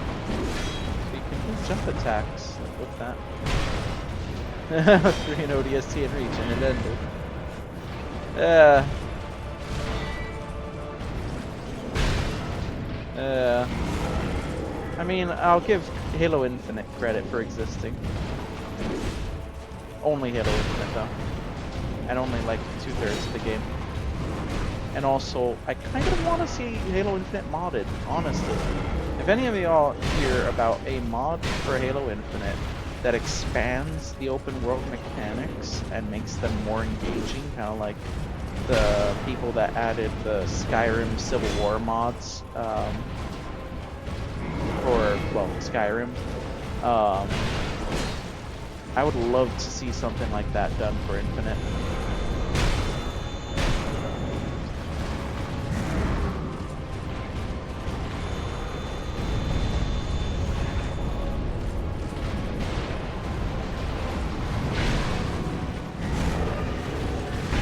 Ow.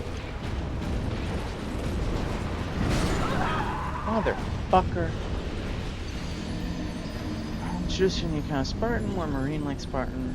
Spartan where the Brotherhood is more like that of Marines. Yeah, I guess so. She wasn't as distractingly. I can't really comment because she wasn't as distractingly terrible as the captain of the Infinite, or not the. Yeah, what I think it was the Infinite. Whatever the ship was in Halo 4, I think it was the Infinite still. I could be mixing it up.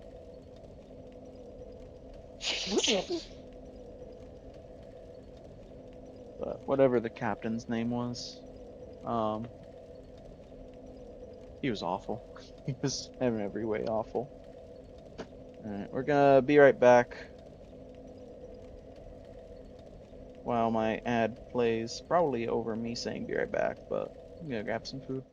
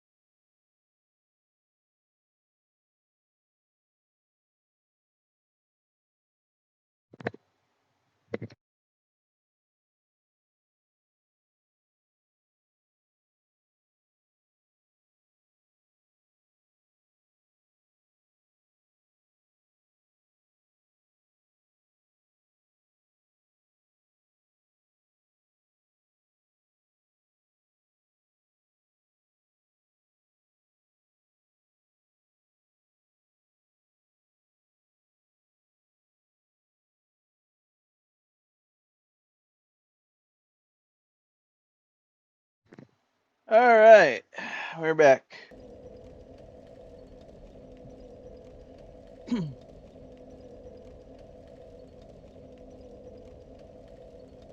UNSC Infinity. Hey, I was back. Thank you, thank you. Captain Del Rio, worst character I've ever seen in Halo. Fucking agreed. Thought it was me trying to play ODST? Nah, you're fine. I promise you. You're fine.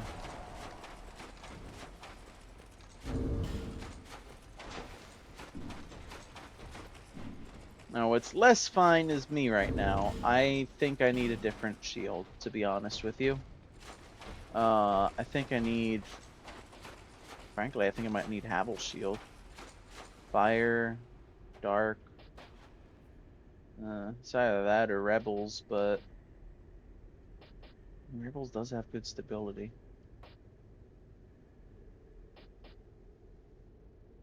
Pursuer any good against Fire and Dark? Not really. The problem is why I had trouble with ODST. What is it?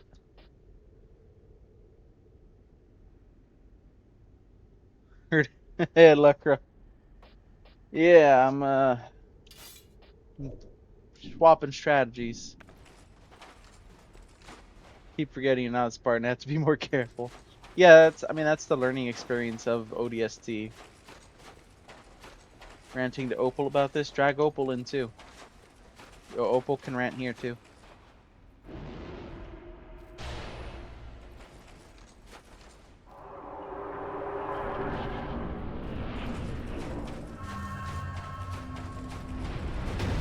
You don't have to change strategies too much.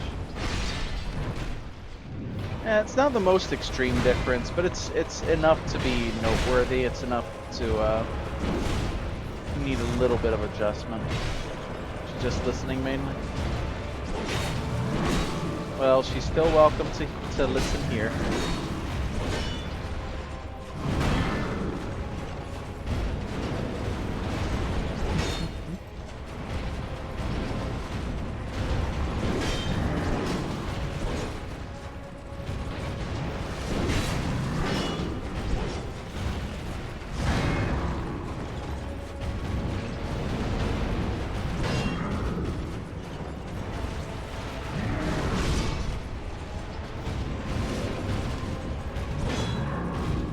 Hey Dev, could you give me a boost?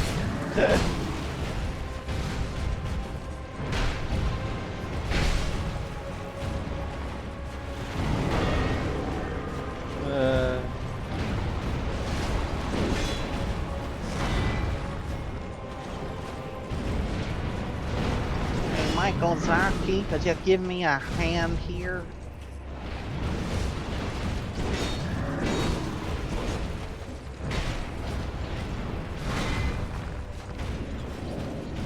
Learning is you don't have a true overshoot. You have stamina. It's limited. Take a lot longer to recharge.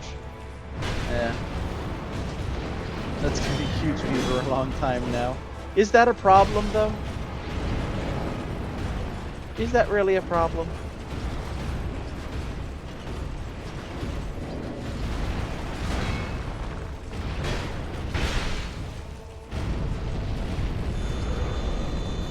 A bit more careful thought. Careful and thoughtful gameplay, yeah. What? Oh, I think I see how I fucked up. Shit. I'm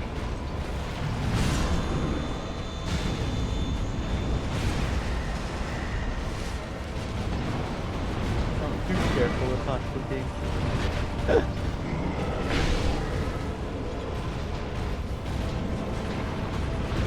I mean, if that's your problem, you just turn down the difficulty setting.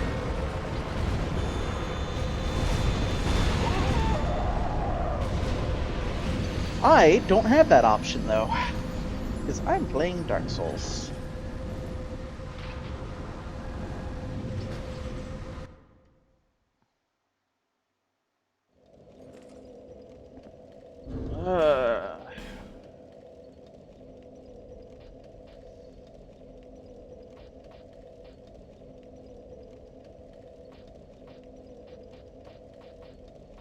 It's time for a change of armor.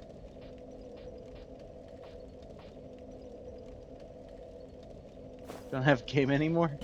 Yeah, I guess that is a much bigger problem, yeah.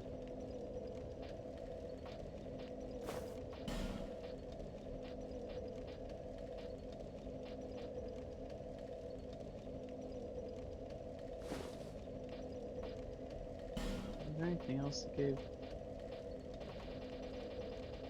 Oh.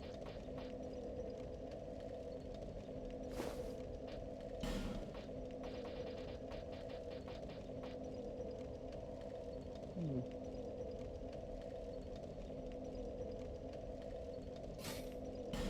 V60, which you don't have anymore. I mean, keep an eye out for Steam sale. I bet it goes on big sales by now.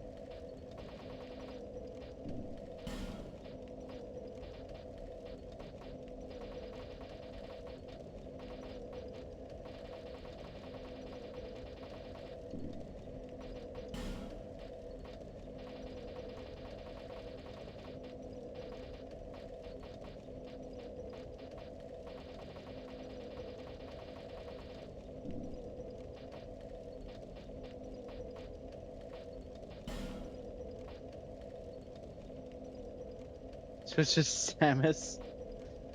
Uh,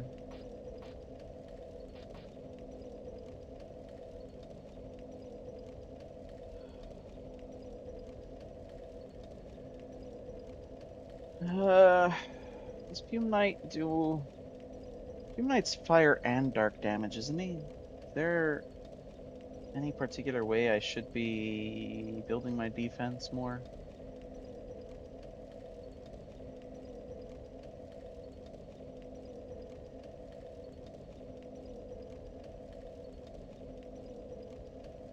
Smells like weakness in here.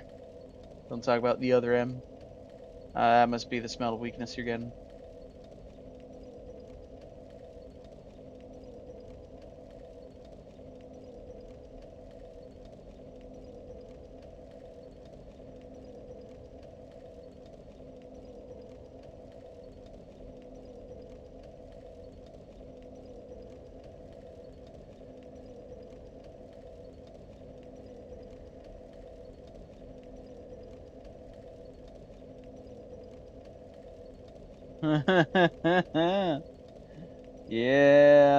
Yeah, that's, I guess, one thing about Prime 4. Oh, hey. Trivia collected from Software from... When was this? As of 2014, revealed that Fume Knight is the hardest boss in Souls 2 with a 93% failure rate. Beautiful.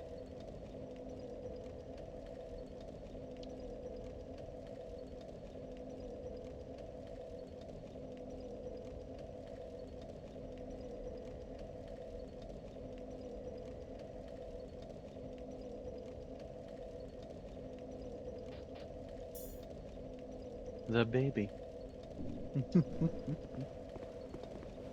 Oh no.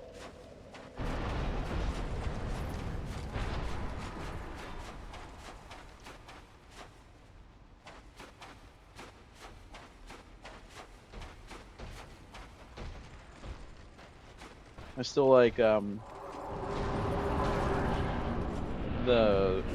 Super Metroid animation, which is just like the baby, and then just starts fucking massacring everything.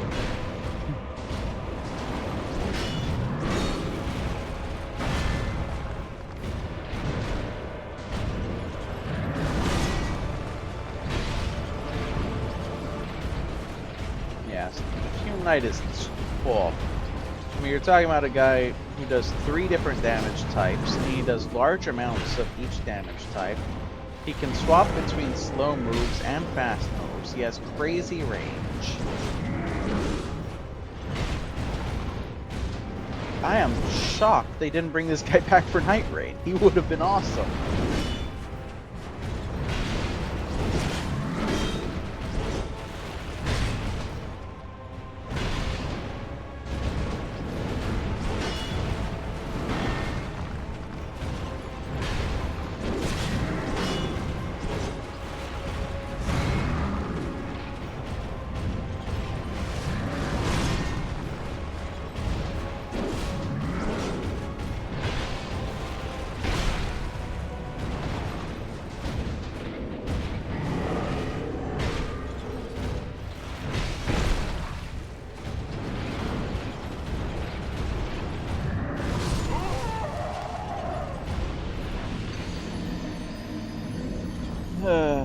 I'm starting to think I should go do something else.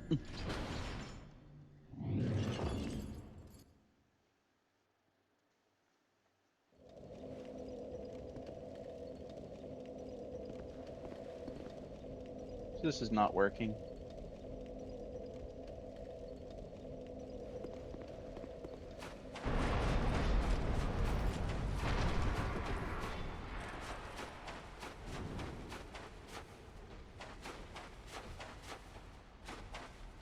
Little chance for what? They haven't updated Night Rain in a year.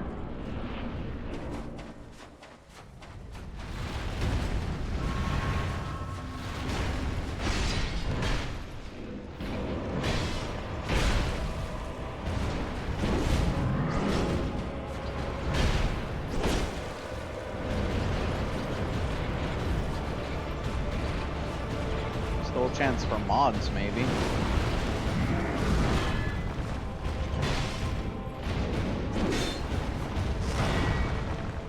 Hey, I already took the words right out of my mouth.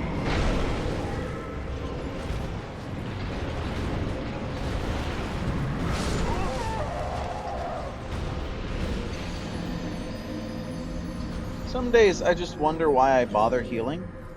Like, I have Estus. I don't know what it's for. I don't know what Estus does.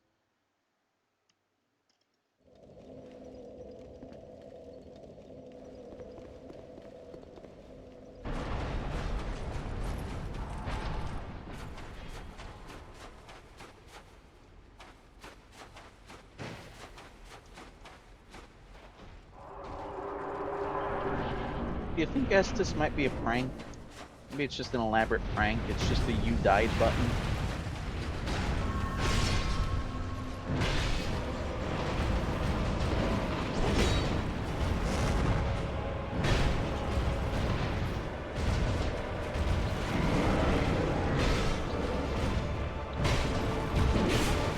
Oh, mod Night Rain 2. Oh boy.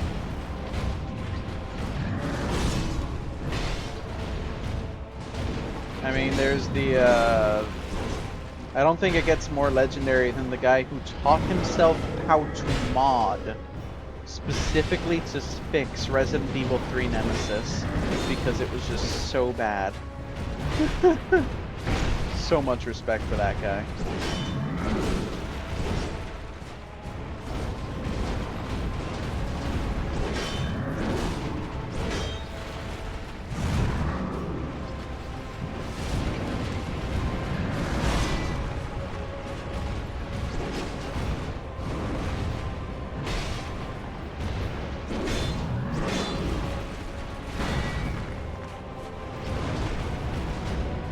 It's been a while since I've had a few night fight this difficult.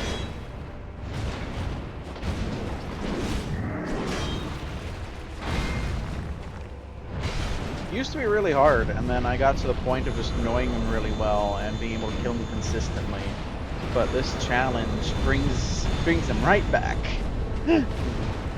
Welcome back, Fume Knight. Nice of you to be insanely hard again. Get a fix for RE3? Yes, agreed.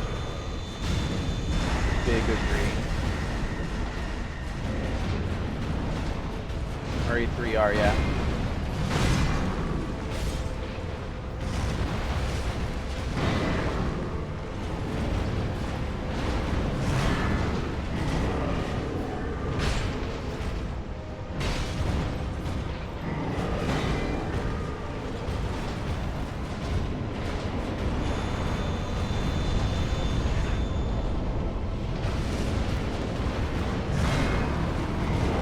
It is definitely arguably the reason for challenge runs. That's, yeah.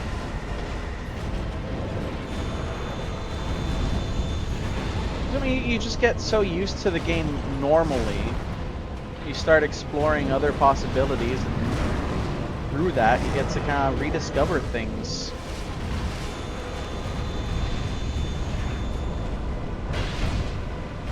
It's also sometimes how new tech gets found too. Like, people have learned a lot from games, playing them in weird ways, and figured out some incredible optimizations. Again, me using numbness, I wouldn't know if I hadn't done the hexing challenge run.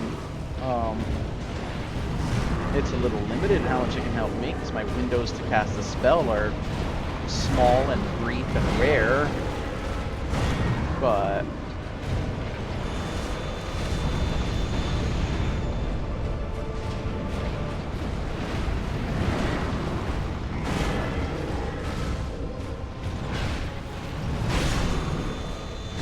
okay.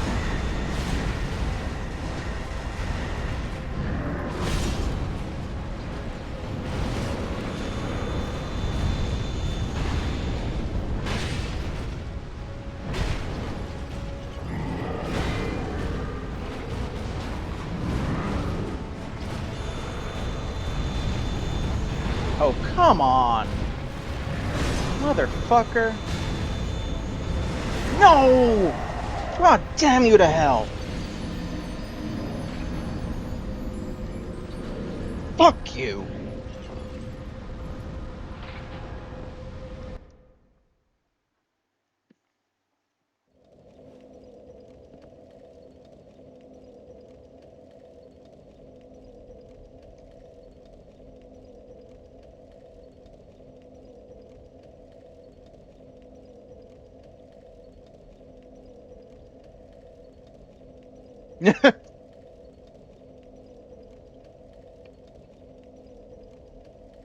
Accurate, Narny. Accurate.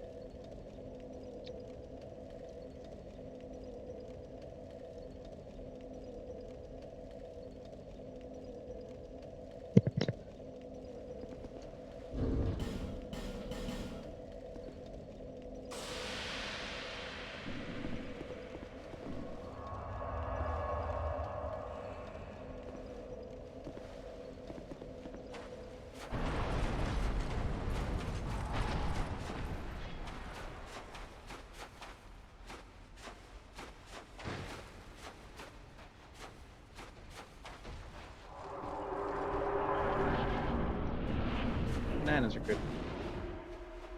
Yeah. Sometimes it's just meant to be, Narny.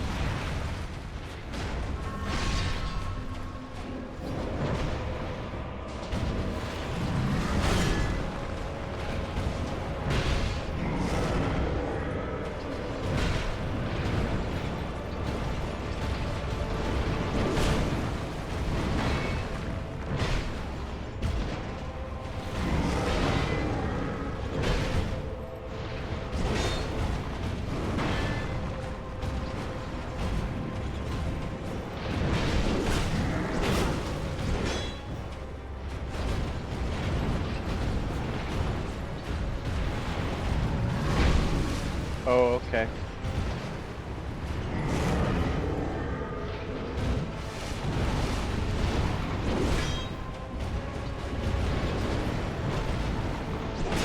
One mask is all you need.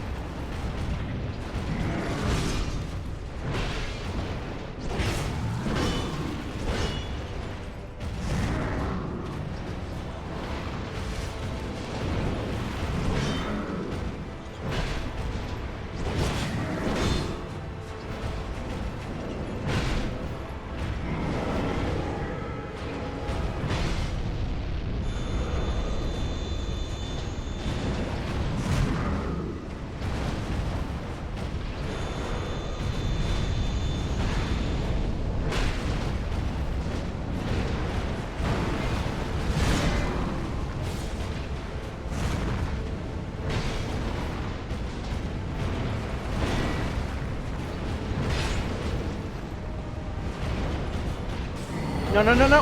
Okay. Oh, okay. That's cool. I'll just put my controller down, thanks. You can go fuck yourself, actually. So, yeah, thanks for that.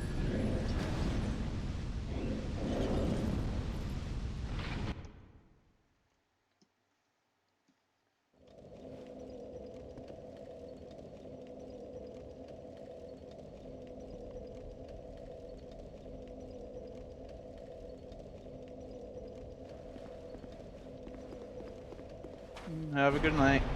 Thanks. Rest well.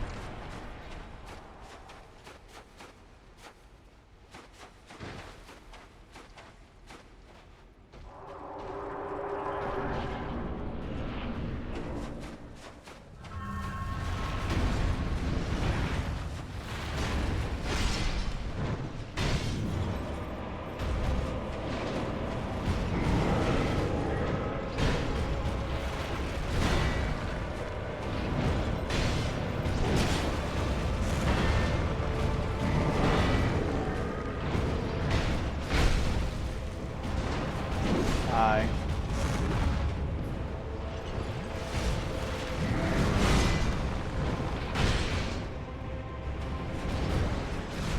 Yeah.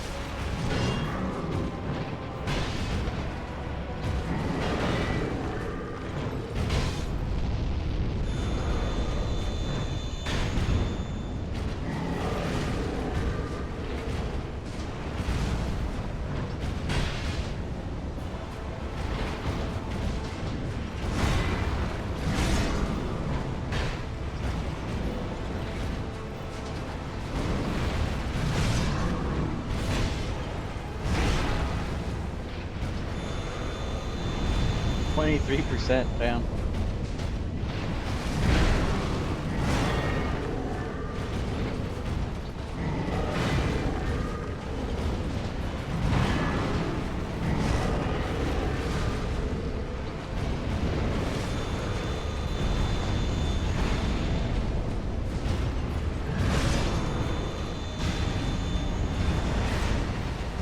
Ah, got it. I'll pull up a wiki. No, I definitely want to check it out sometime.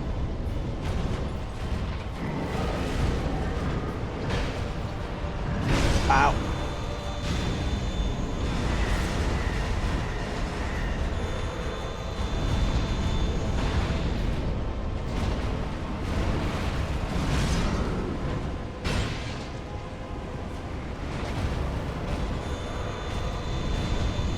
Well, that's a quarter of the people who own the game on Steam. I don't know if that's measuring necessarily people with playtime. But yeah, it's a big difference. Alright, there's a few other games right now I would be a lot more eager for when it comes to gifts, considering Resident Evil 9, Silent Hill Townfall, and Hellraiser Revival are all, you know, things coming out this year. But that is definitely one I would also appreciate. I would not turn my nose up at it, and the only debate would be whether I played on stream or not. And I might. I don't know. Given the size of it and only streaming 2 or 3 days a week, I don't know.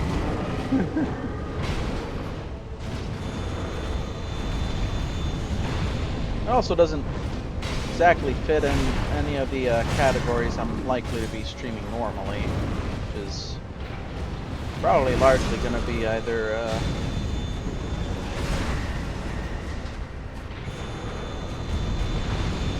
challenges or old school RuneScape or Resident Evil, Silent Hill.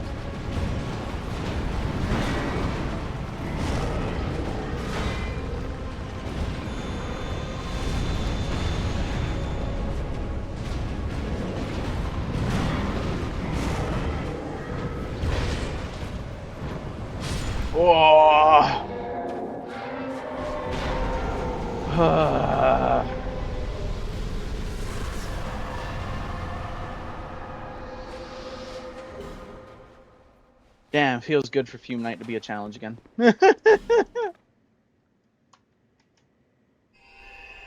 Yeah, exactly. Thank you. Oh, thank you.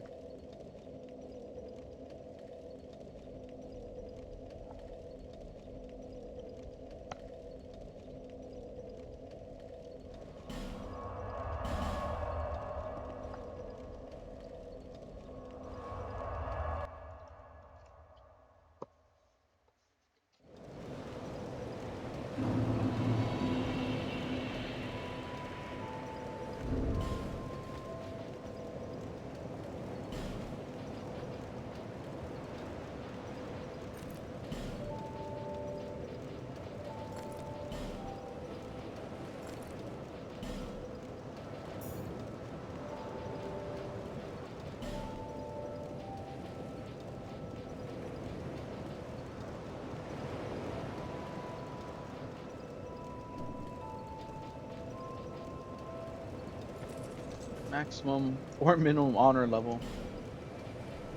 Damn.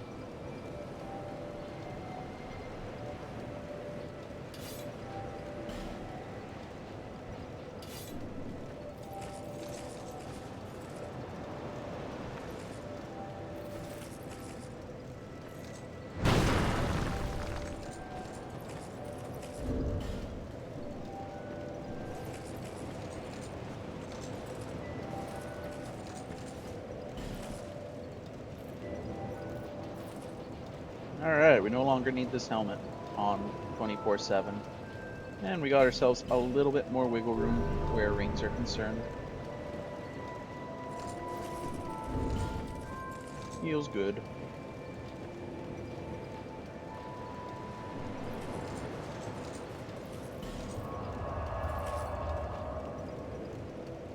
Now, as to the challenge areas of the DLC,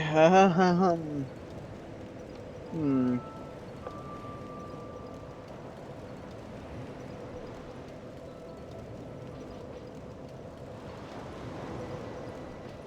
Yeah, they sure exist. We're gonna move on now. We'll come back to those later, actually.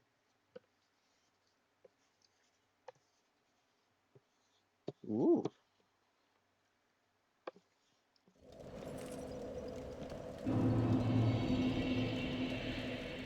Yeah, the game would really have to grab me for me to play through multiple times like that. It does sound interesting.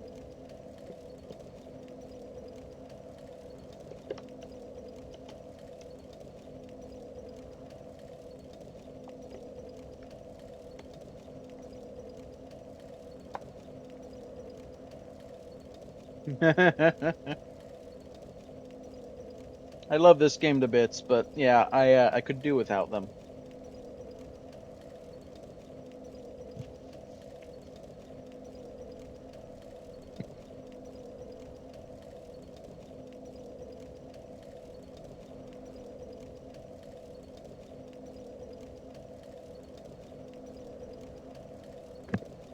Very cool.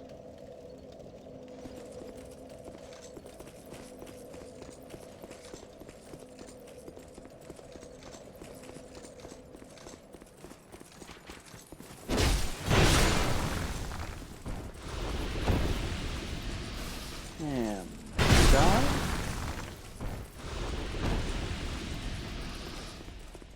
And you know, just for funsies, I pull this out and now you die.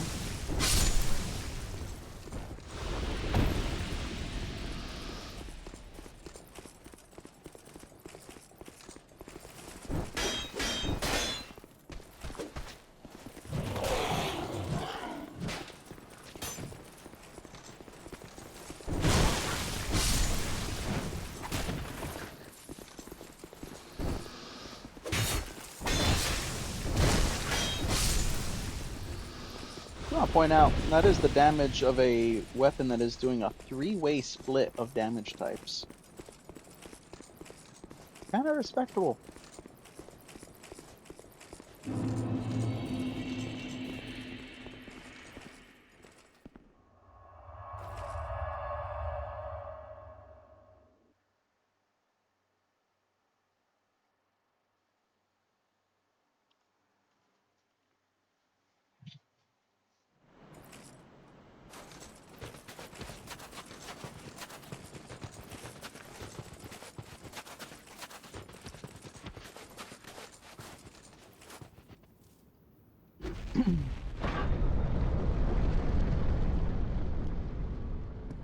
Yeah, I guess I'm not angry anymore. Not an angry bone anymore.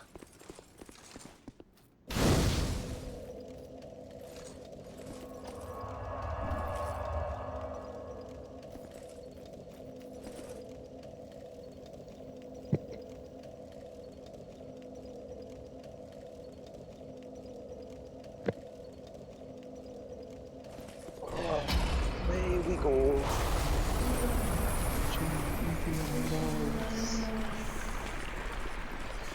2.5 hours to finish. Well, to almost finish one DLC. We'll see. Maybe today's not the finale.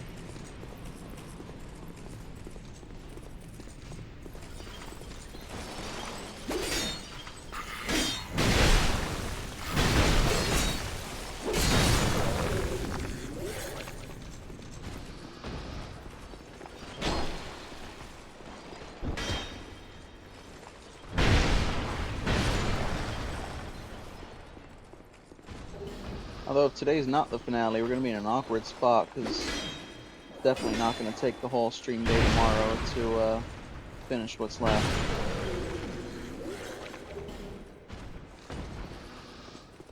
Well, I guess we'll see. Got a couple more hours before I need to even debate what I'm going to do.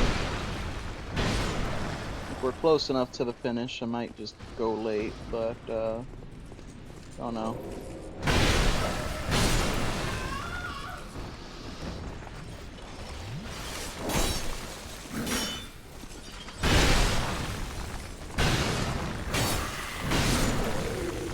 That's enough out of you, actually.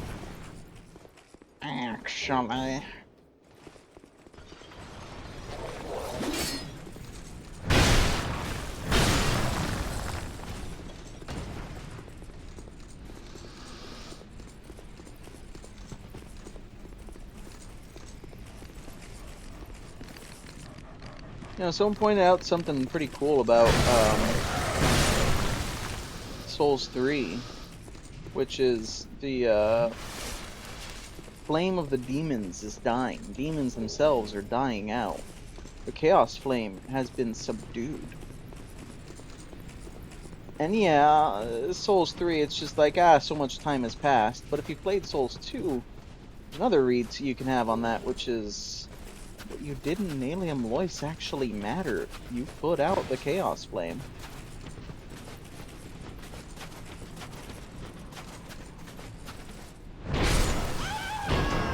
For all intents and purposes, this is technically the most permanently story-relevant DLC of this game. Of the three. It's also fun because it's the best story in Souls 2 out of the DLCs. The other DLCs are neat, but this one's really cool.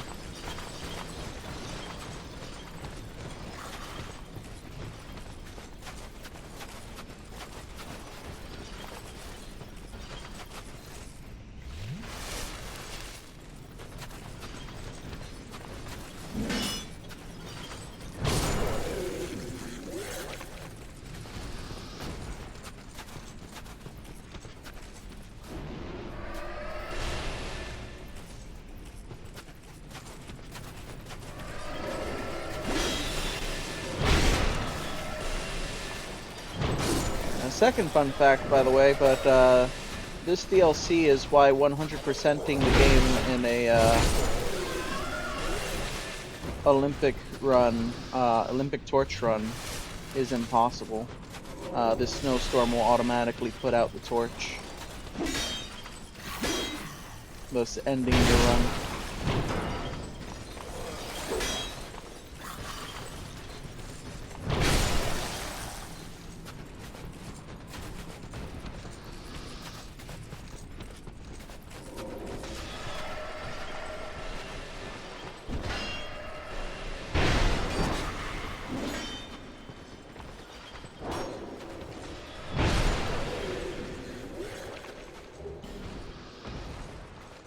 course, given the difficulties of the DLCs, the Olympic Torch Run would be pretty hard if you had to do them.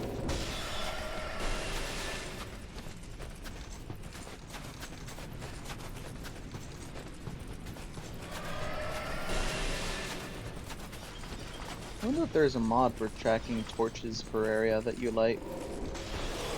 To make sure that you light everything in such a run.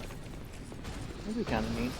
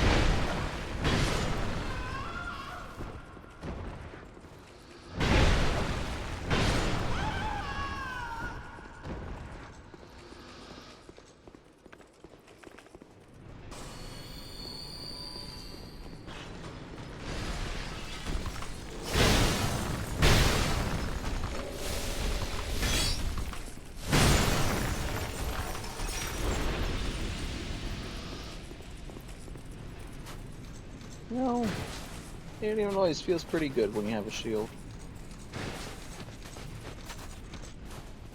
At least so far. There's a couple of spots that I'm gonna not feel that way about. And we're just gonna not think about it till we're there and dealing with it.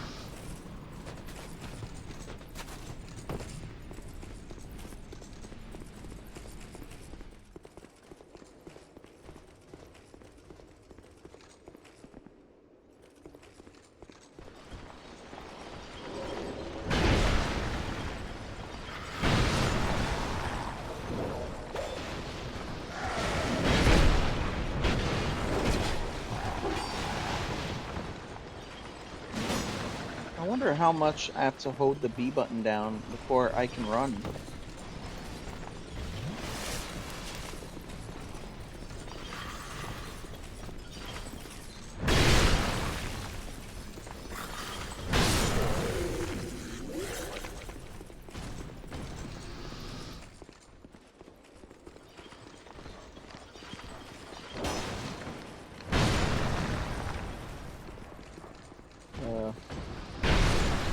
Okay.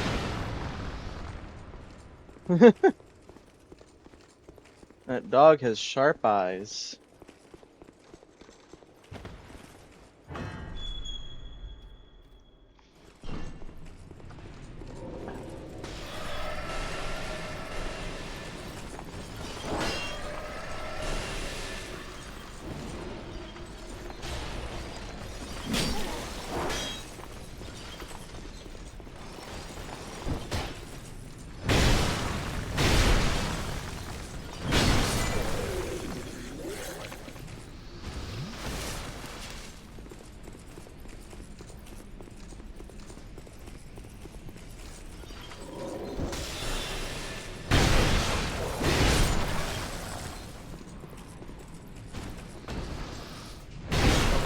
You don't like you,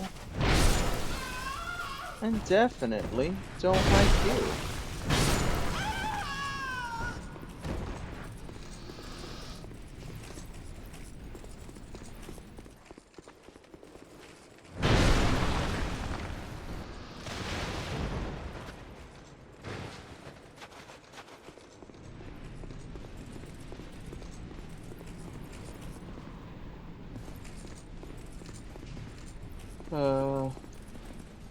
Oh, right.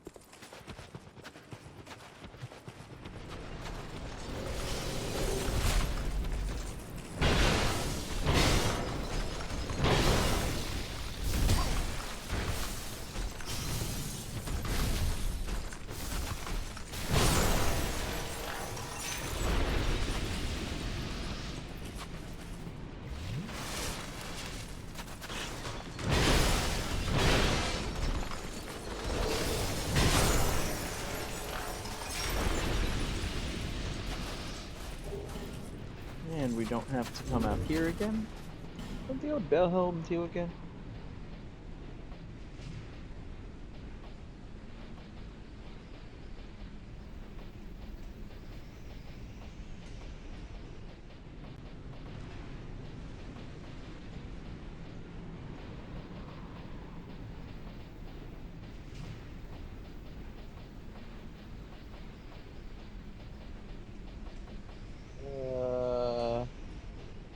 Oh, there it is.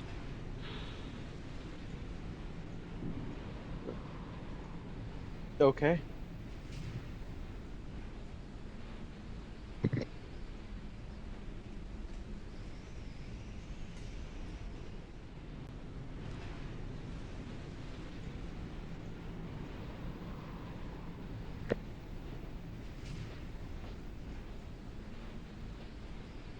Um.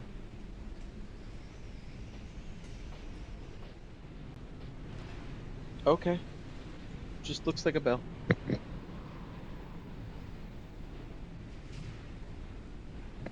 I gotta lie, kind of expected it to do a little bit more. But okay.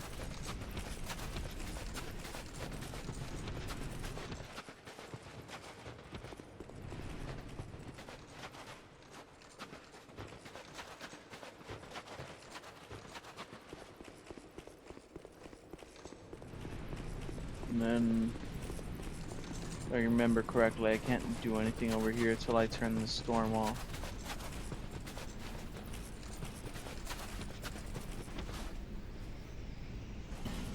Yeah, we gotta turn the storm off first.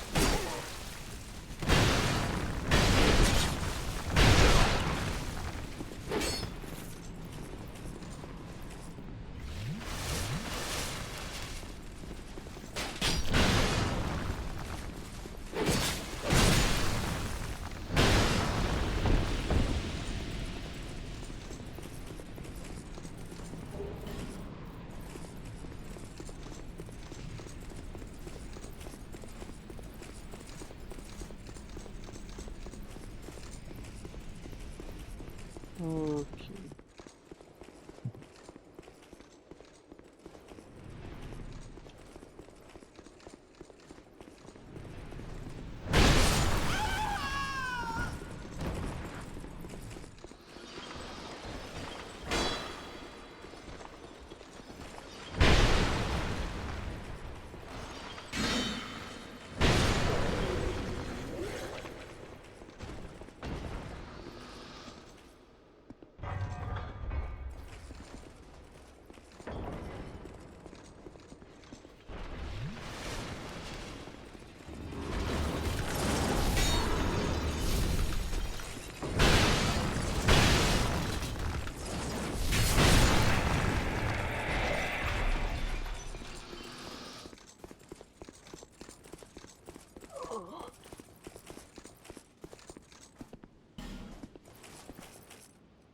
Don't mind the invisible ladder.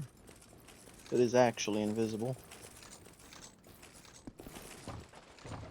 Like a lot of things in this DLC until you get the Eye of the Priestess.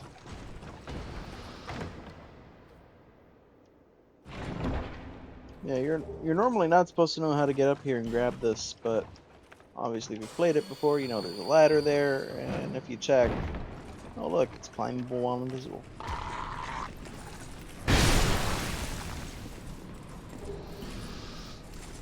It's invisible is not incorporeal. Now, if you're using if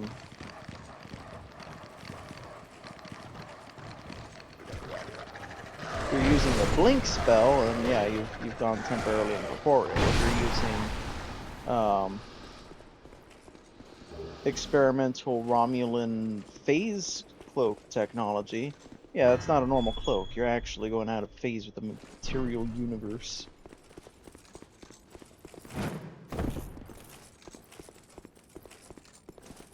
But most invisibilities aren't those.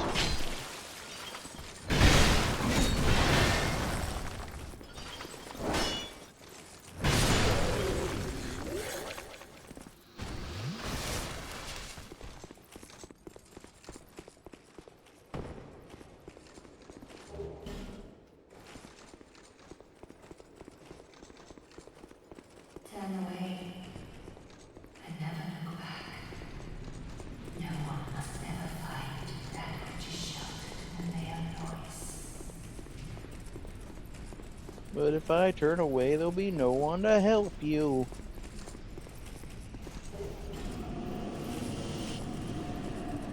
It's funny, there's not a lot of times in FromSoft games that someone goes from trying to stop you to going, oh, you're on my side.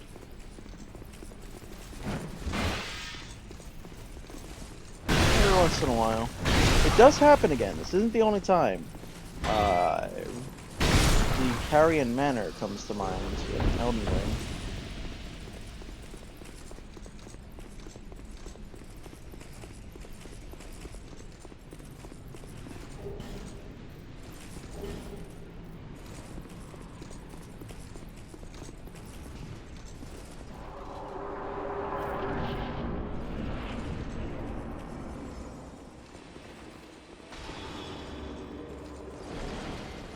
You wanna die that badly?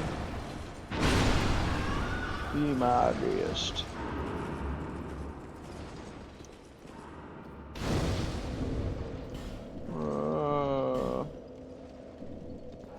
Yeah, we can level.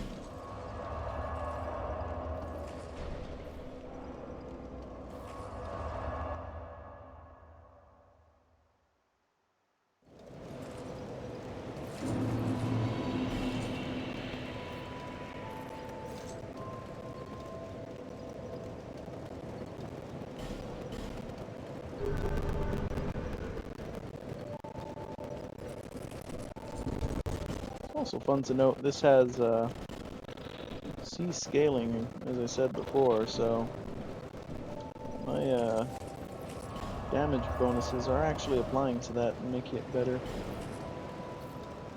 Alright, so at this point we have the eye, we can technically go fight the cat, but we'd benefit a bit more from just continuing on this way, in my opinion. And then fighting the cat.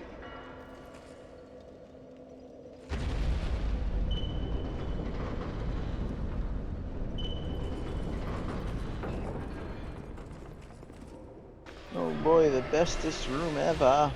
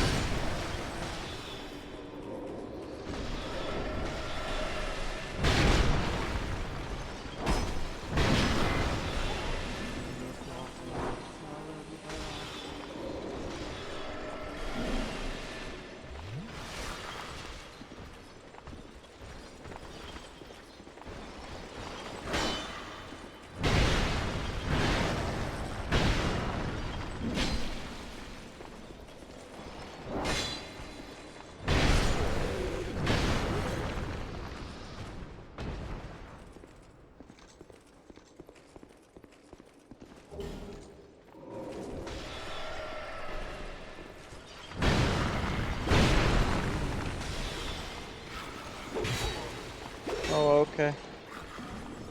I guess that can break my poise. This time, but not last time. Yeah, why not? Kind of curious how poise is calculated in this game, because I think it's definitely got something to do with not just the actual hitting you, but the amount of poise damage done over a span of time. I don't know what that span of time is. I'm pretty sure it's short. I think it resets quickly, but it's enough to make a difference. Created by Holy Knight Orheim. I wonder where he could be.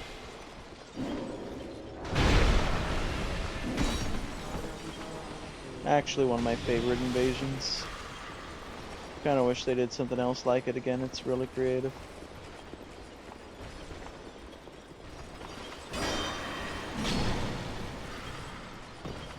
Oh, okay.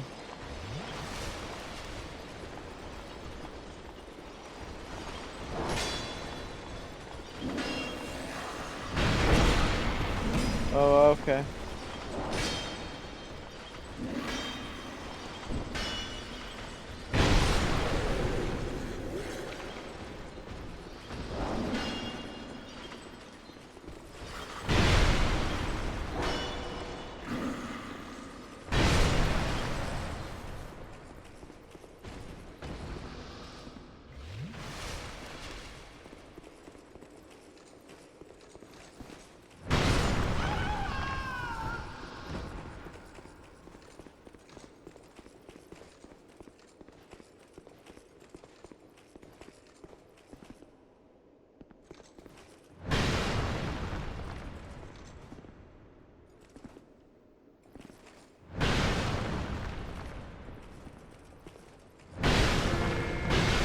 There you are.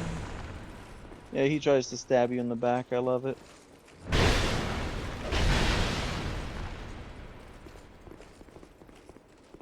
Once you know the trick, you can just get the jump on him instead. Best turnaround.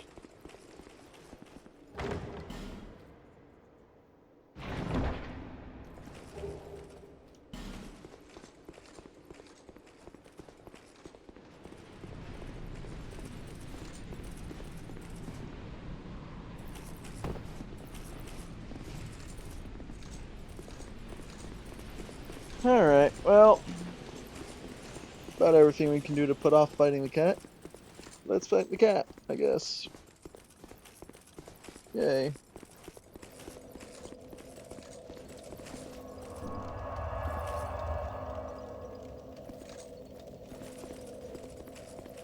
This is gonna be another one I'm gonna really have to think about pulling out Havel for. Then Dark Souls, even Holy Knights are invaders, yep. I mean, Lautrec the Embraced, actual favored of a goddess. He's a massive asshole.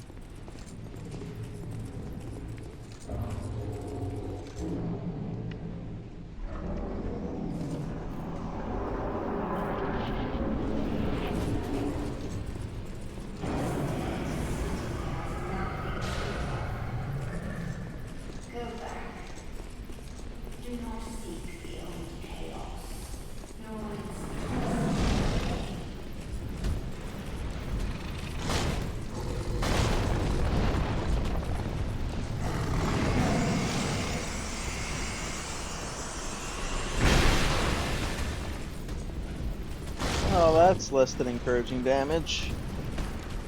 This generates a low rate, 0.56 seconds PS2, and only fully resets stagger animation ends. You can get stun locked. That sounds right.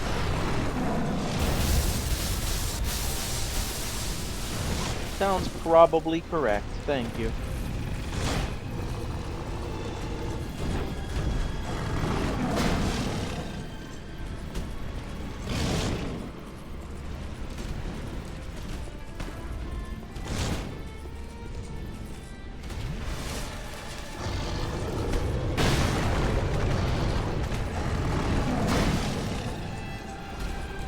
I'm not really feeling this shield.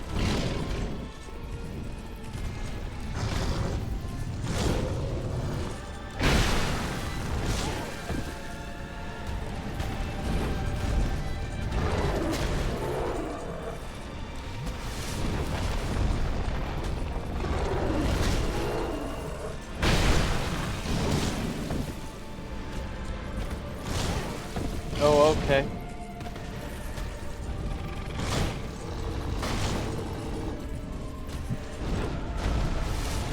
Oh.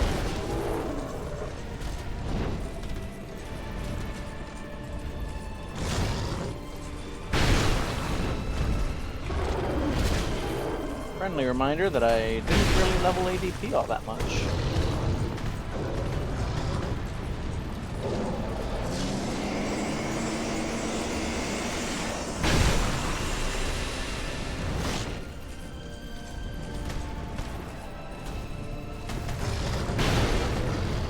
My iframes are kinda trash.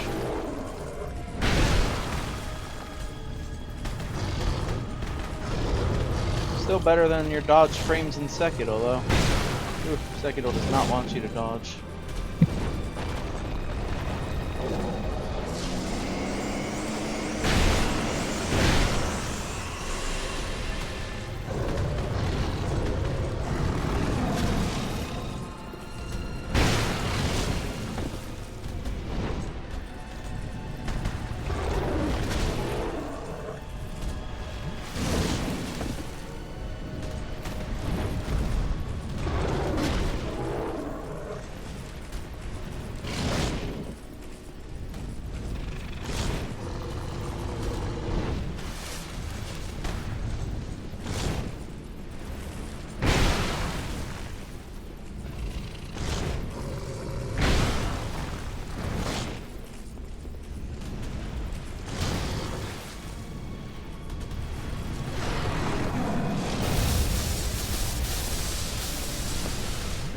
Alright, I'll back off.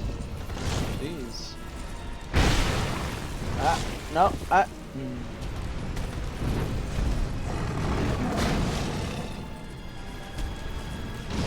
And short, it's complicated. I know, fair enough.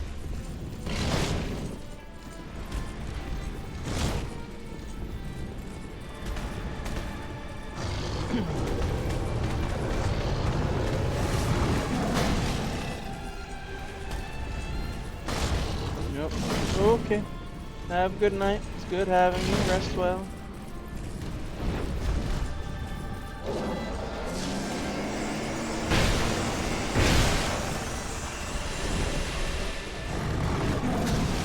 Okay.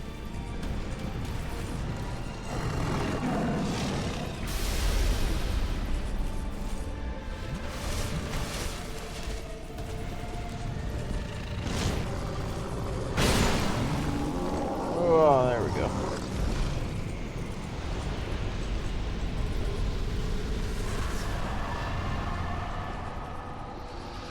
Okay.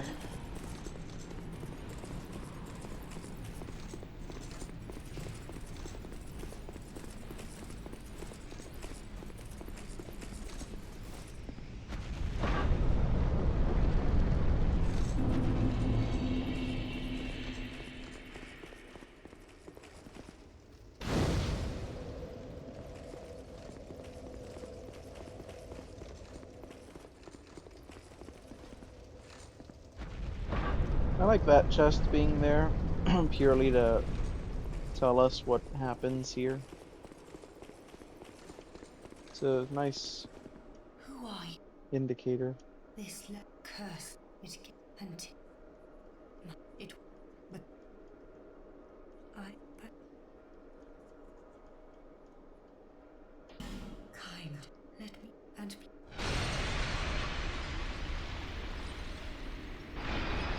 I will do something about that later.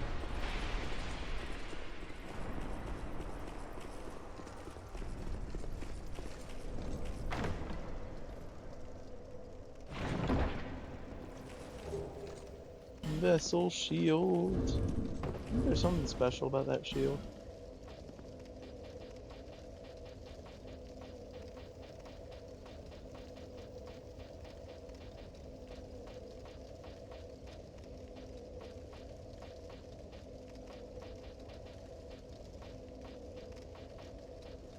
I mean, probably is if I could actually find it.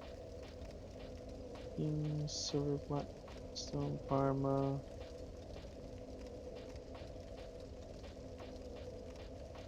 Vessel, there it is.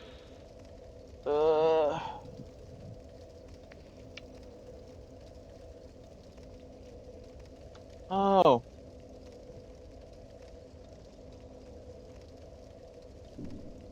Yeah, I think. Oh yeah, there we go.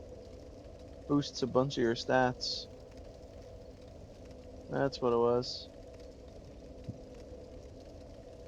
It's kind of crazy how much that does. Dexterity wield though.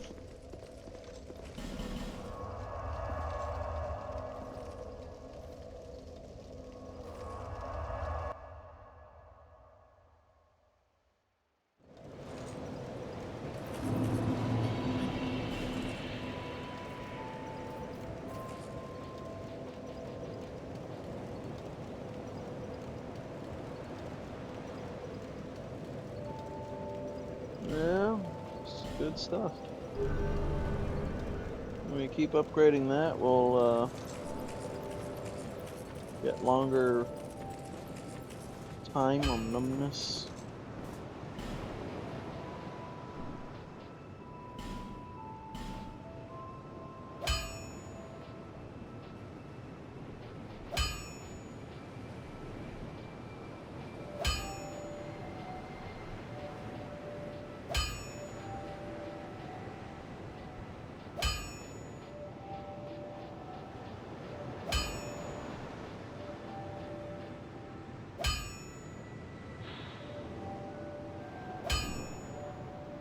Oh wow, that shield has like no defense.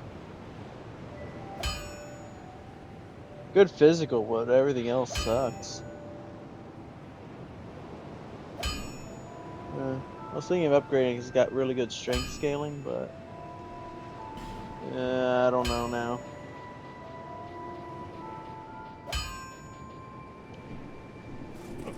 I don't know.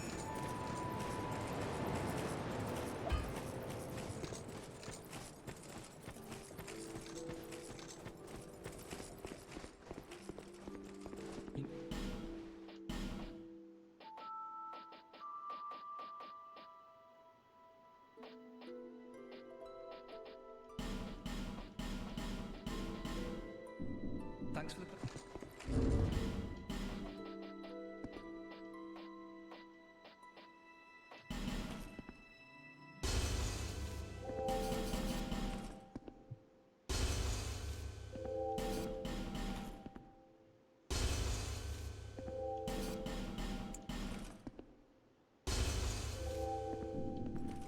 Looking.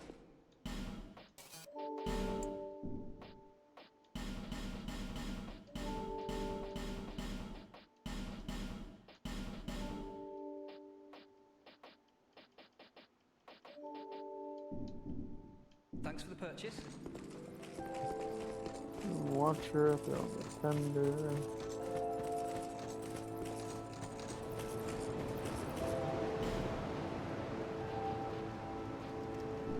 Lovely chap.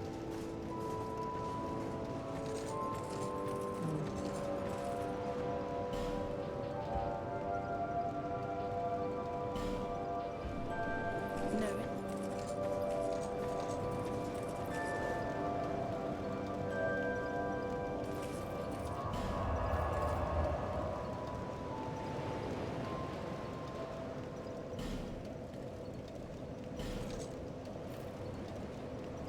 And yeah, Liam Lois, the zone so cool you gotta do it twice.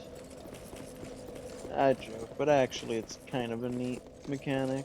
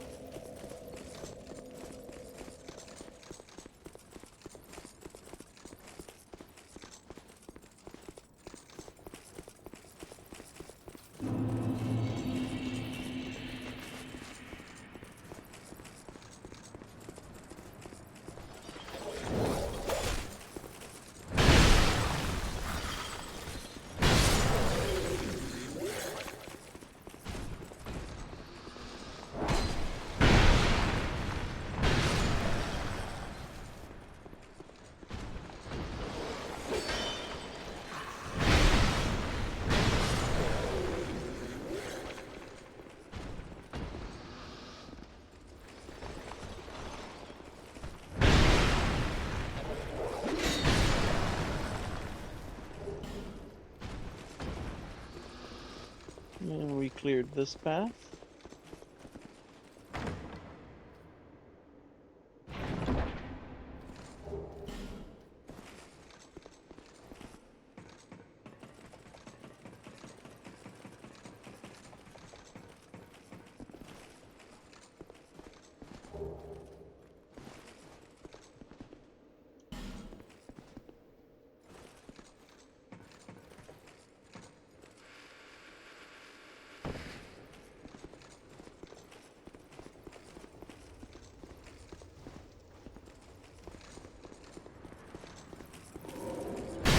Hello there!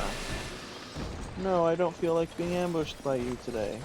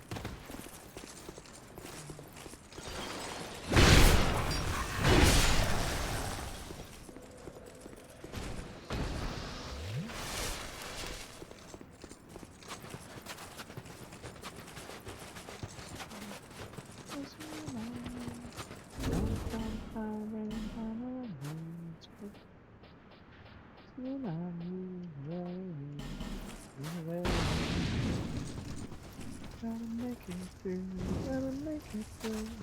550 like a wrecking crew, it's closing in on you, yeah. Oh yeah, right.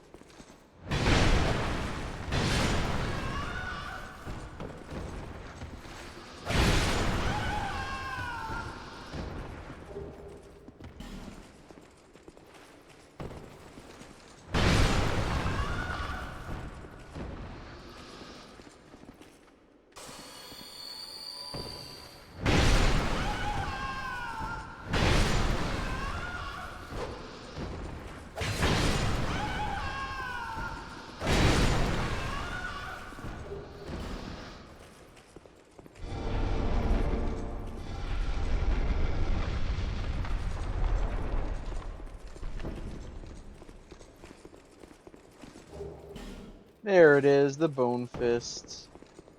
The greatest fist weapon in the game.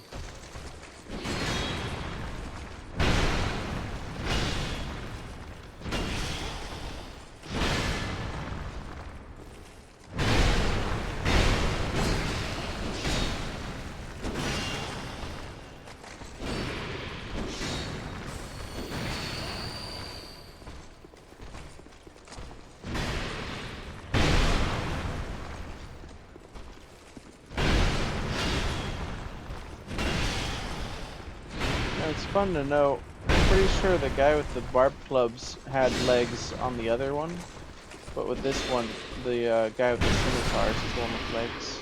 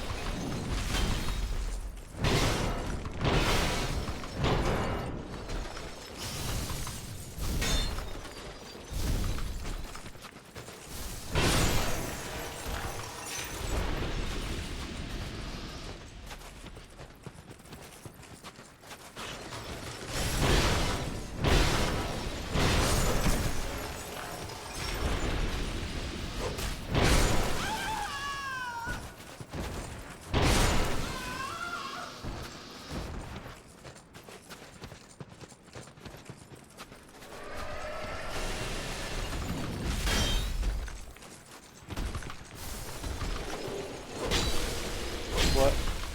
What?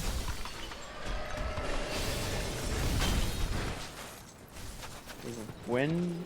Where?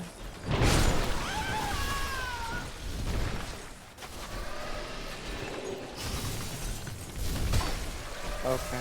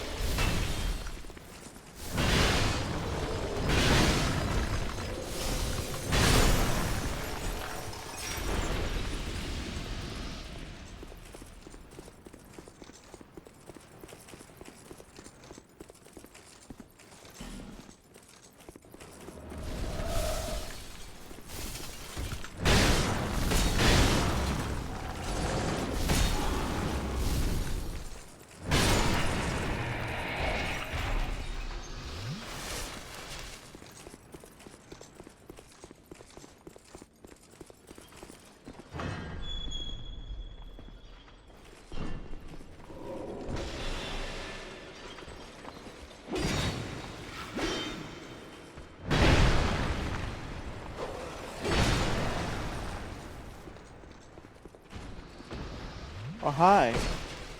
Where did you come from? Well, doesn't matter now.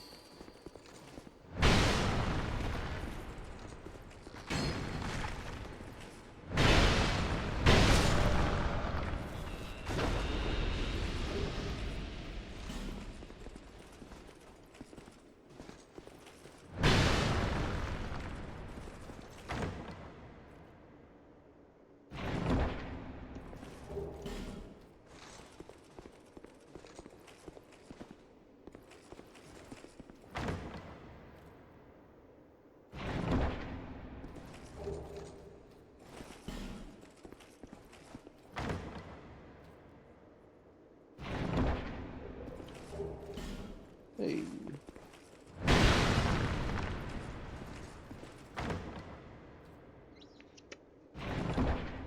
Ooh, hey.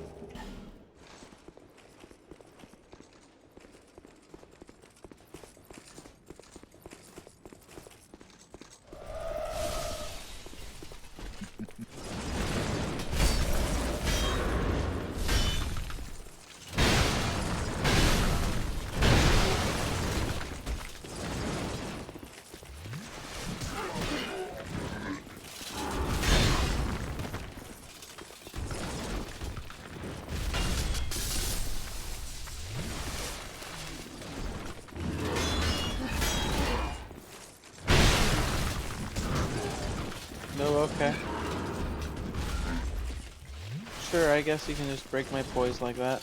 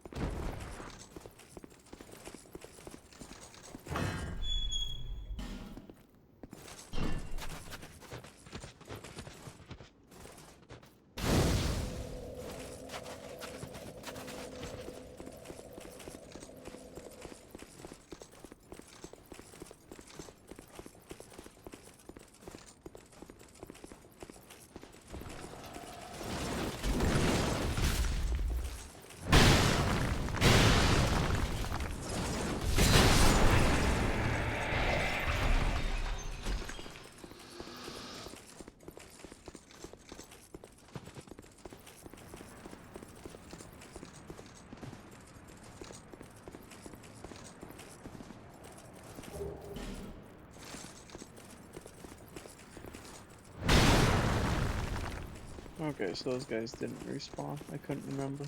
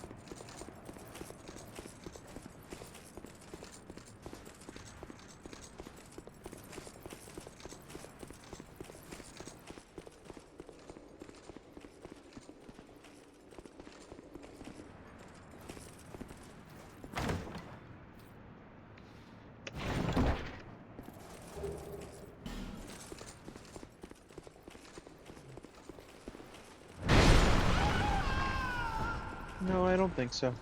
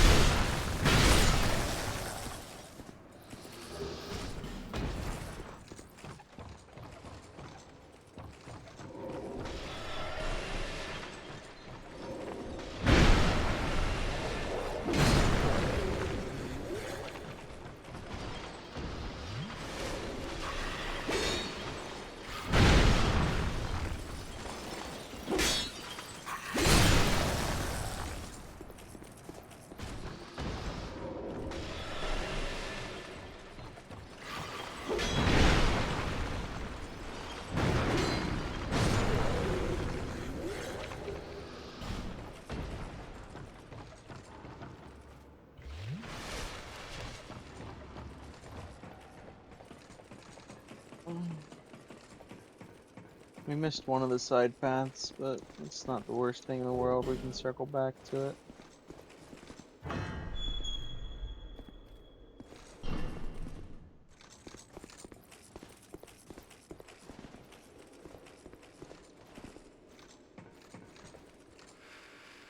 It's also the side path I was dreading the most, so I don't mind having an extra level before I go tackle that.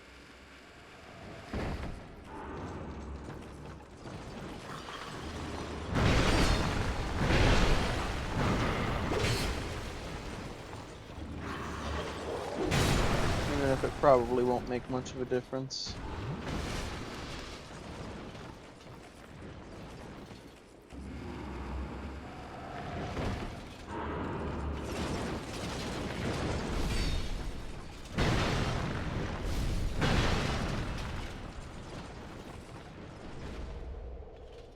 Yeah, he survived the fall.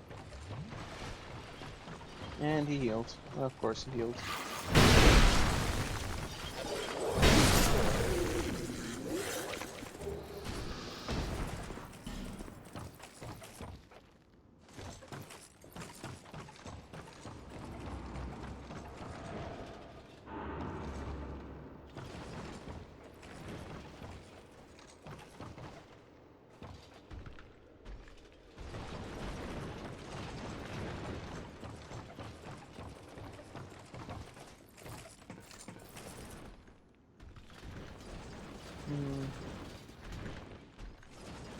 Don't like that.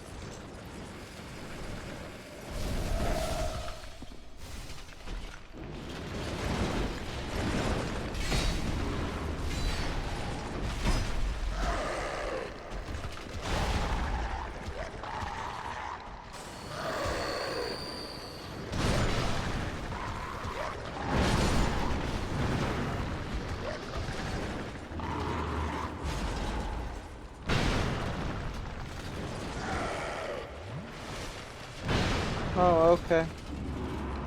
Yeah, no, he can just top himself off. That's fine. I'll just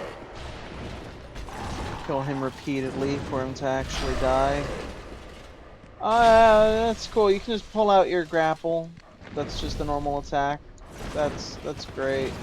Thanks. I really love that's a thing that exists.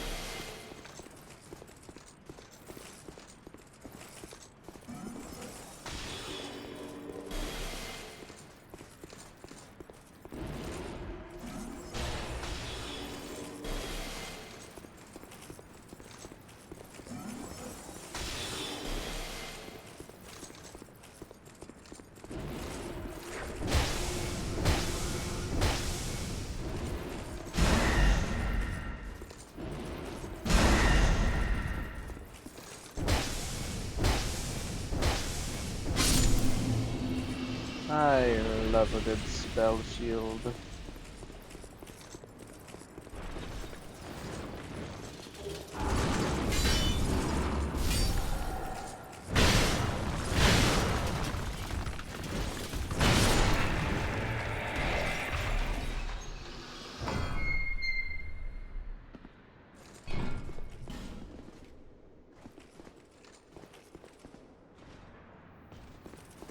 Good old Frogmouth helm.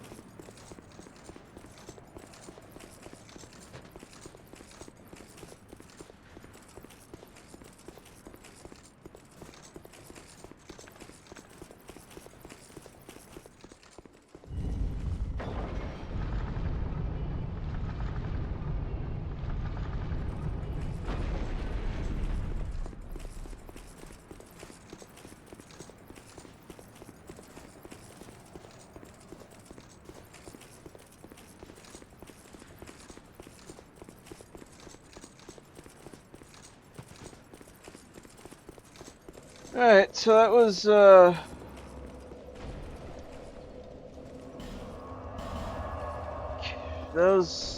Loist Knight number 2.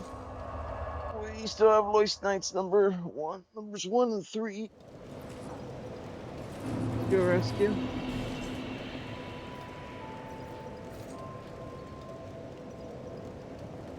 Ooh, lead bonus. Didn't realize that was linked to Faith. Faith and Dex. Hmm.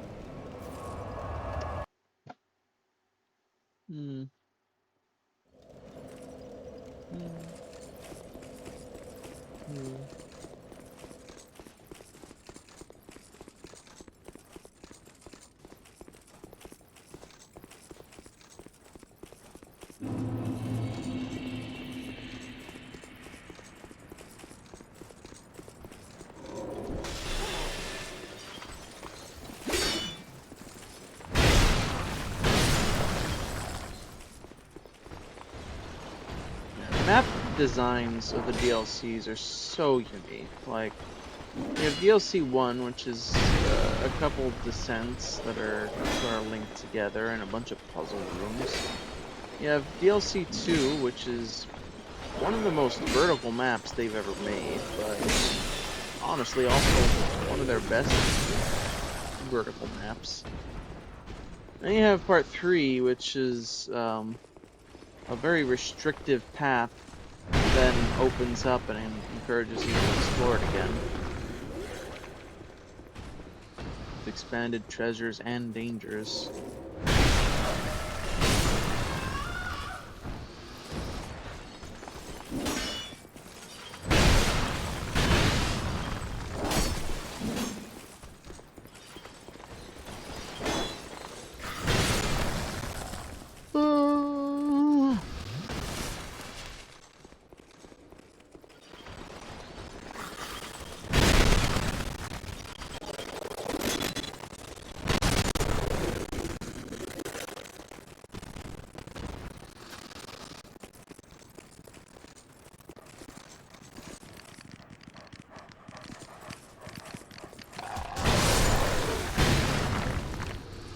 Beautiful. Alright, so for some reason when we came through here, we kind of rushed and didn't really take in how much it changed. Oh, I don't know why it just didn't really... Okay, so we did loot those.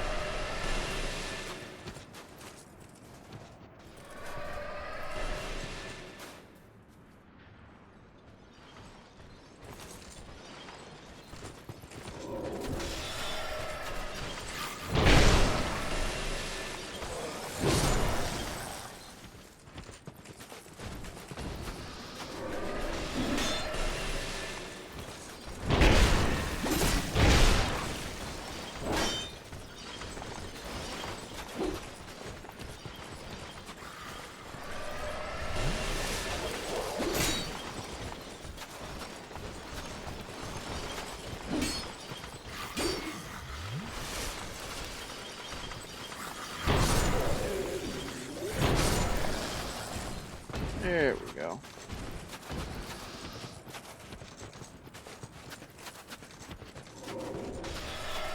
And I think we have more resources to tackle it this time too, so...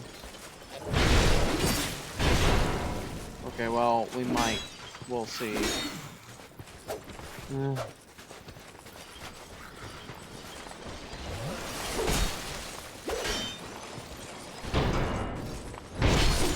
Oh, okay.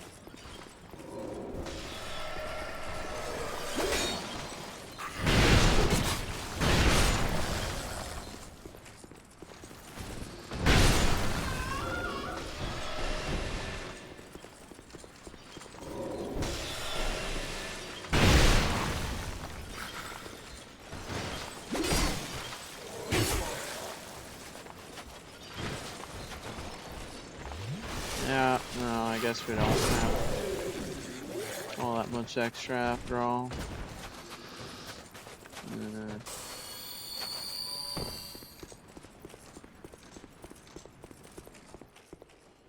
And now the part I was dreading. Oh my. Pan. Would make it so much fun. Just think about it. No, babies, you're gonna see me cry. 'Cause I've been moving so fast, all they'll see me is walking.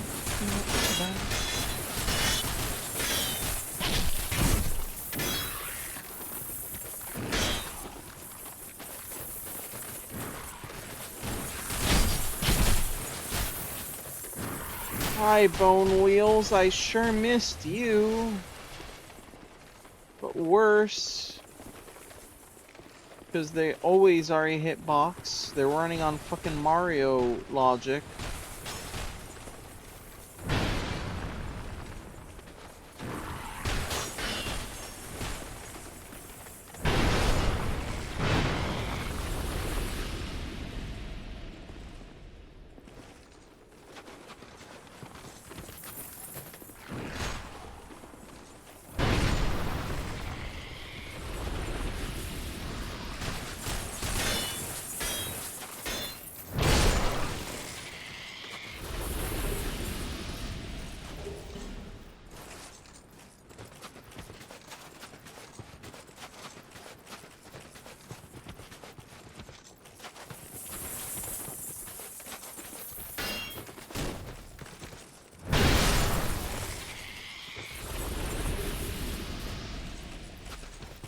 Twilight Herb.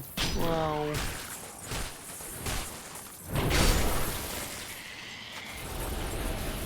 Hi, Hexer Nikolai.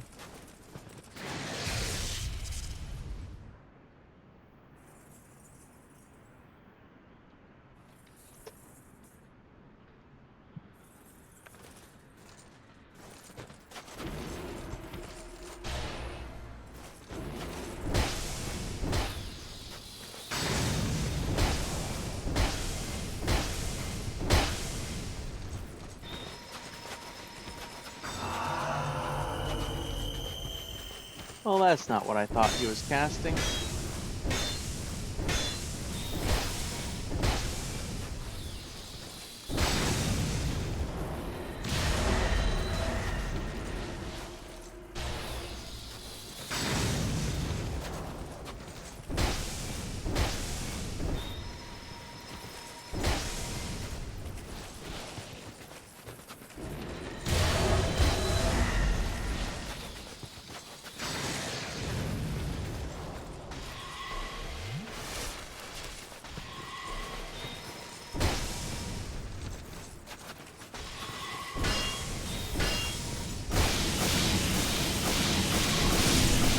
Ah.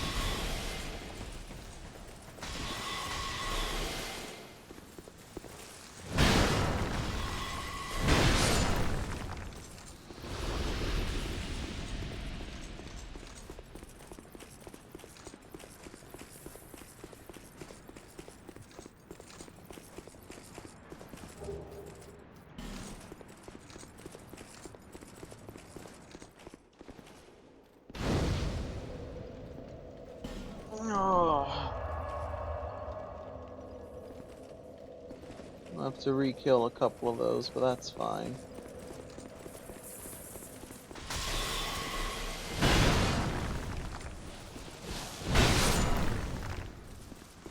There's a lot of zone left to have half durability and be running low on Estus.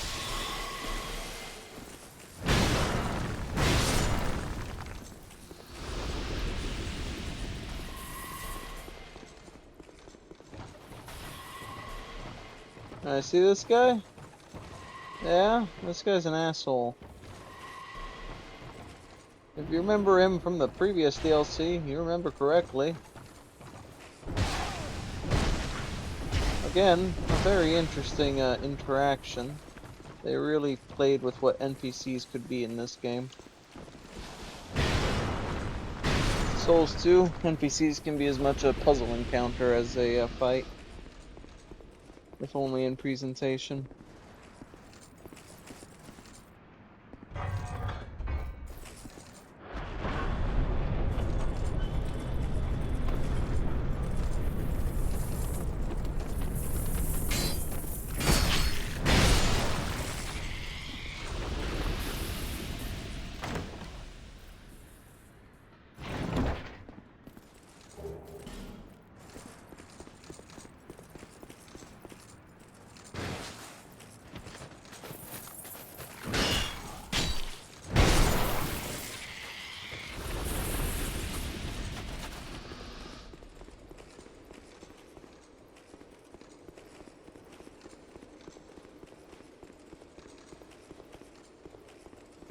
Well, here's where it kind of hits the fan. Whoa! What the fuck, my dude? Okay, yeah, just teleport. Just teleport me into position. That's fine. You can cheat. That's cool. I love cheating. It's so cool. Thanks. Go fuck yourself. With your own spear, by the way.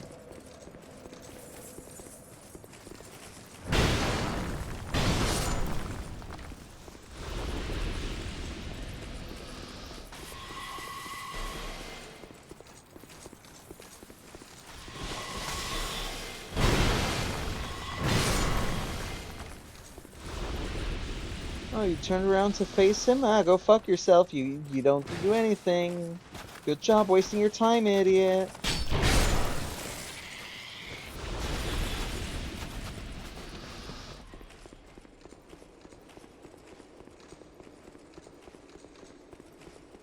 Fucking hell.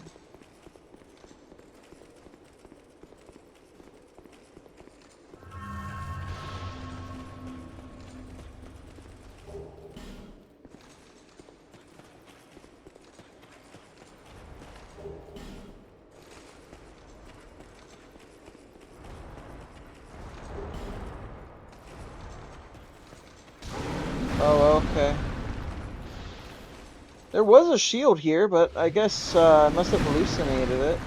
You know, in my dreams, I had held the block button, and my shield was up in front of me. But you know, I guess that was only in my dreams. That didn't actually happen. You know, otherwise, how would you explain me just taking a bunch of damage and getting knocked over by something attacking me from in front of me? That's silly. Oh no, it was me that was wrong.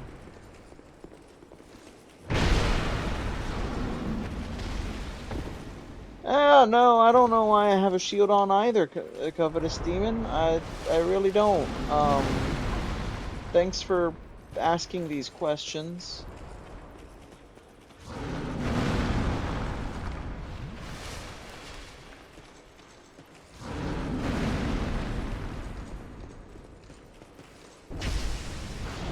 Oh, okay. Yeah, that's cool. No, you can just do that. That's fine. We don't need physics or anything.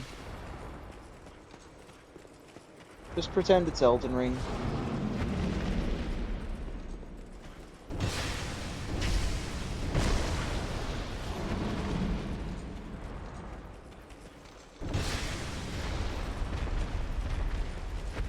Oh yeah, so I saw Mandalorian Grogu.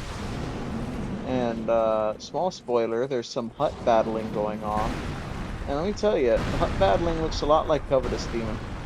It's actually uncanny.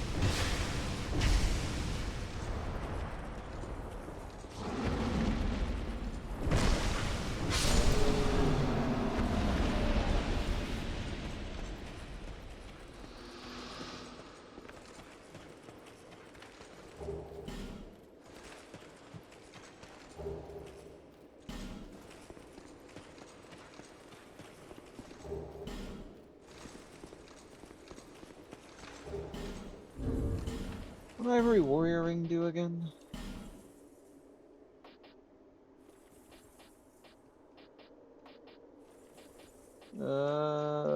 Ivory Warrior. Oh, right, it's... yeah, that ring. It's the ring that you can miss in Elden Ring and, not really miss anything, because what are you going to actually use it for most of the time? Not much.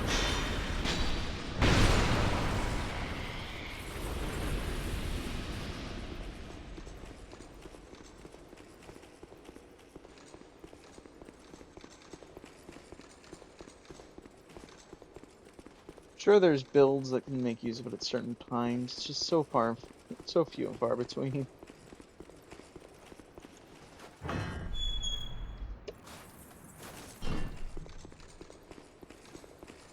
Alright, shortcut unlocked.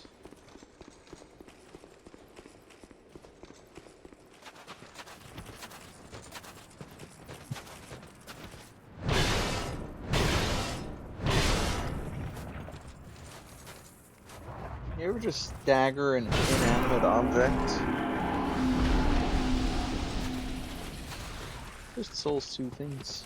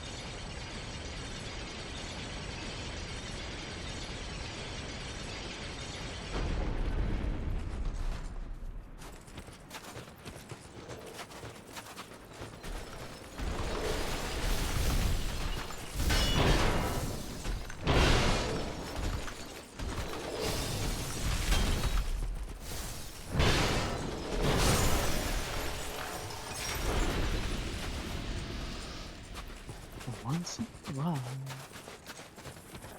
maybe you will feel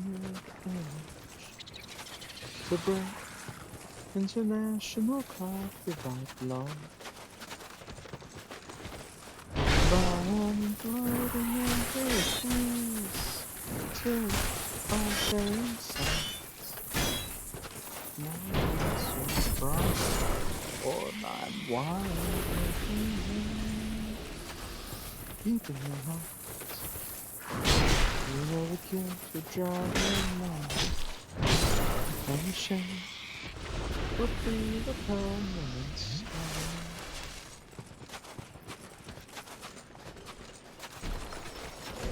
Start out stealing songs, got it with selling crack. Running over school kids with your phone. So don't download this song.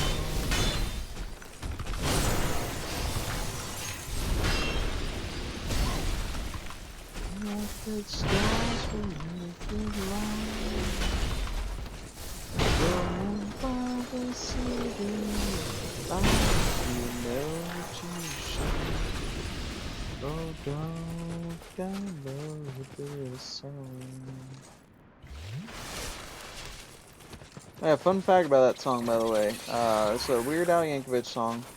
Back in the early days of the internet, when started having all kinds of ways that people were sharing music, and lots of music creators getting very angry about it. Boy, howdy, like Prince and Metallica got they were the original Nintendos, let's just say.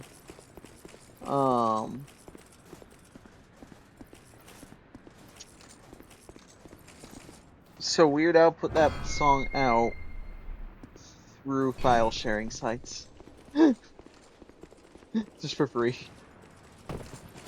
It's actually just filed, don't download this song. Please imagine early days of the internet, surfing a forum, you just see a song titled "Don't Download This Song." So of course you're rebellious. You go, yeah, I'm gonna download that, and you're now listening to Weird Al.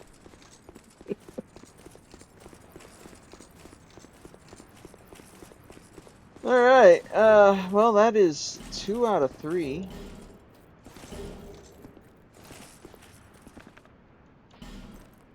I'm gonna use the restroom, and then we're gonna go after the third, I guess.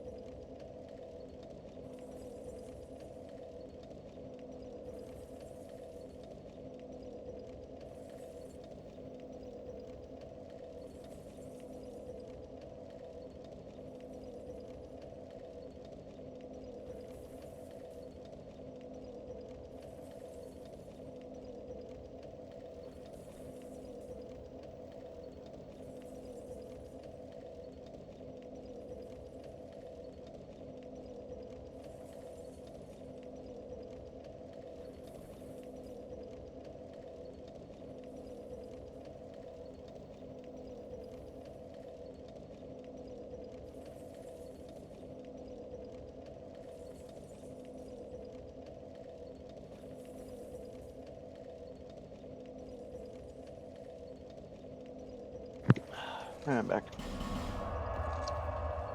I don't even know if Don't Download This Song is a parody of anything, or if it's, 'cause I think it might be just original.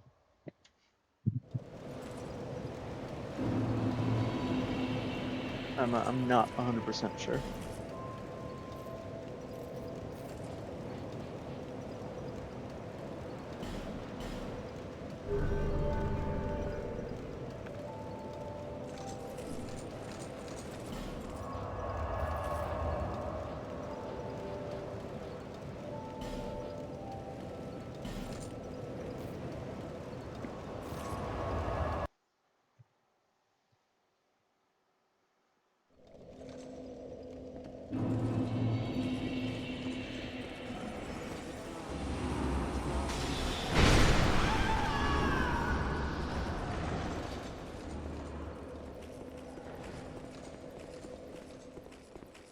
Oh, this is where the fun begins.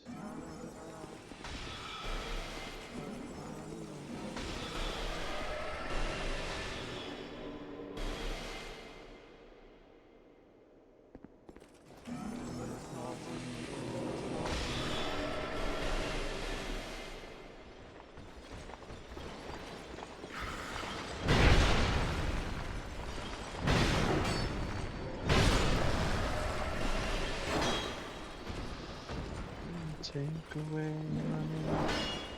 My body's just like me.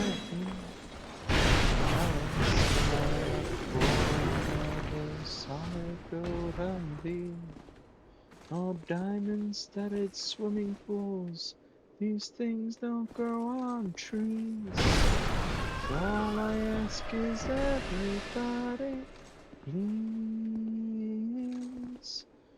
don't download this song.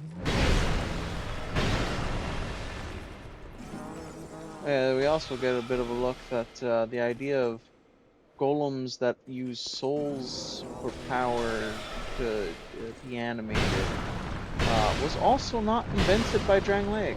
They really were built on the backs of everything that came before.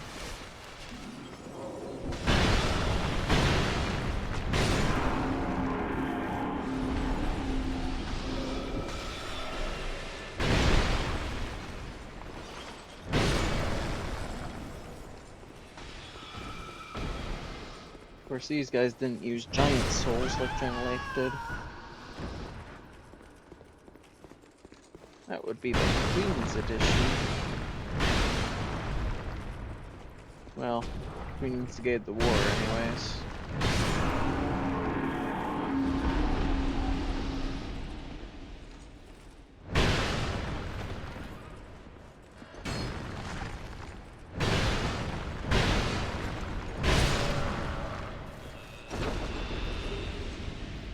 Symbol of avarice.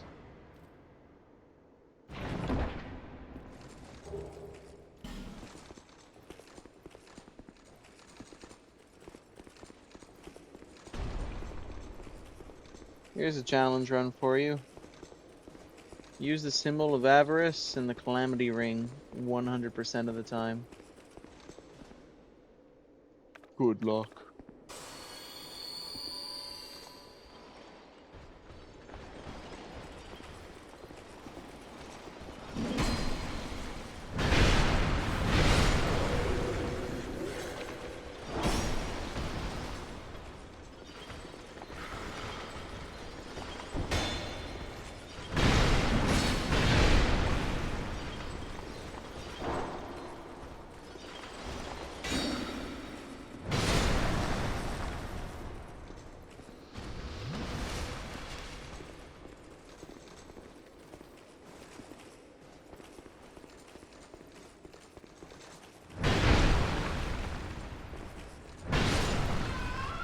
Alright, now here's the funny part. See, the golems technically don't have any souls powering them. But they do drop souls on death anyways. What's that mean for us? Well, it means if one golem dies, it powers another. How does that actually work? Who knows?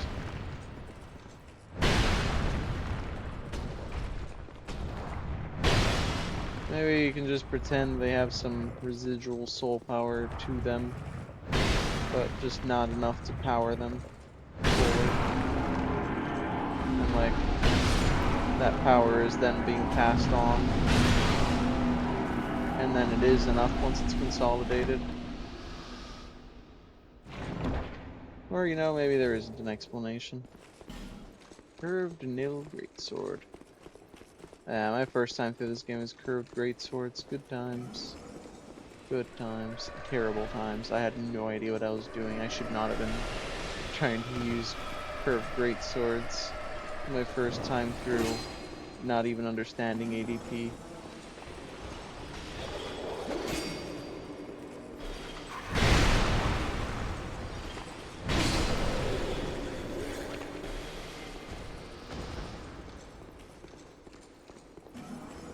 You know,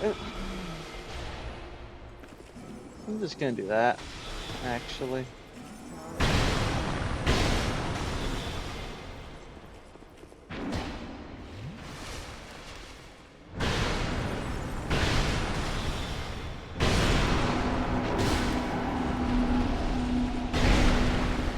Oh, look, your golem died. Your soul is mine.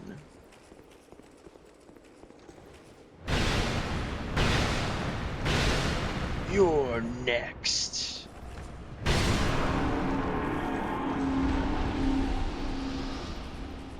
Shang Tsung wins. Fatality.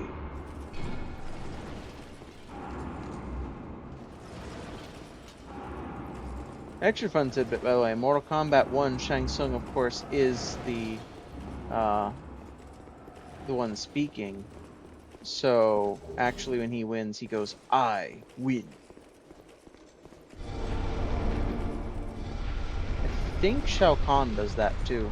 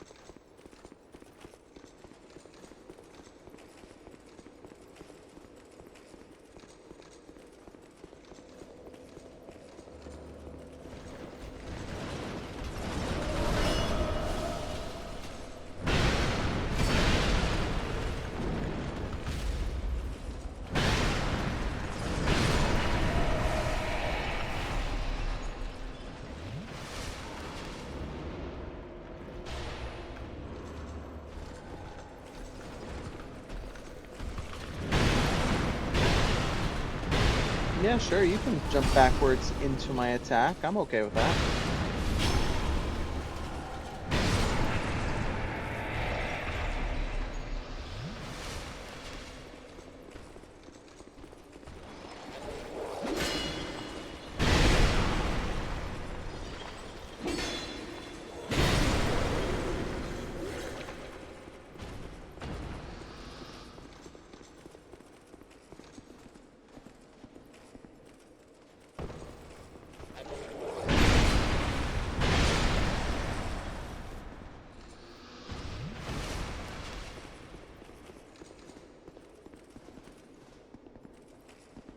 Front, right.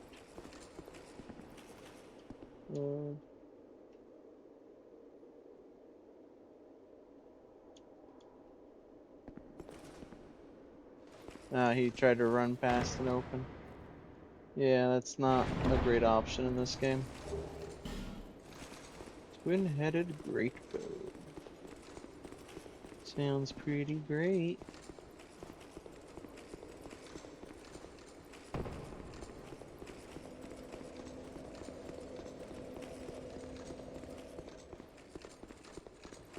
Okay, well that was relatively pain-free, especially compared to how that area usually goes. Feels good. Feels good.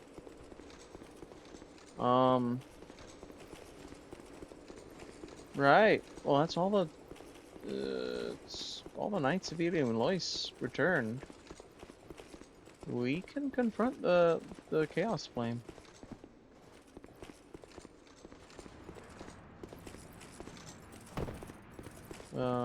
Oh, whoops.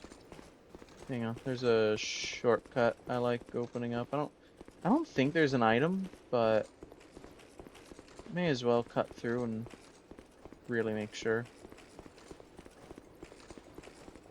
So, I don't know what the strategy's gonna be for this one. This is likely to be a tough one.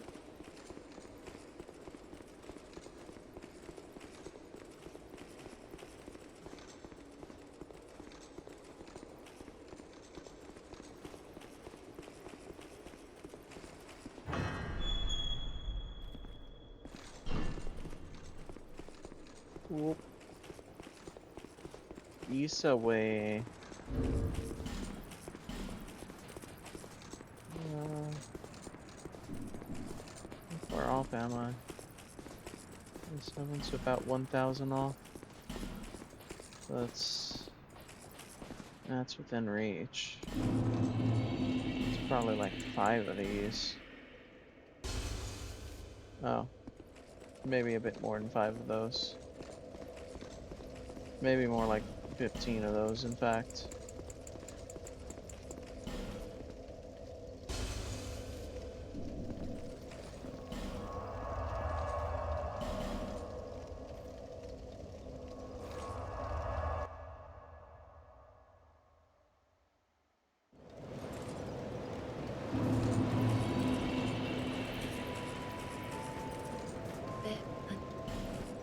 Man, looking at the time, looking at how much is left, I'm really thinking to myself, like, do I want to try to beat it tonight and go late, or do I want to? I don't know. The alternative would be likely a short stream tomorrow.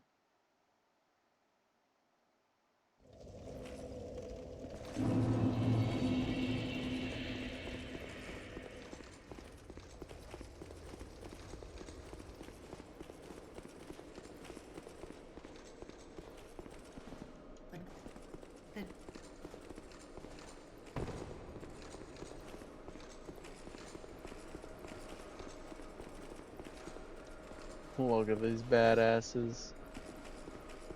Now one of the coolest scenes in all of Souls.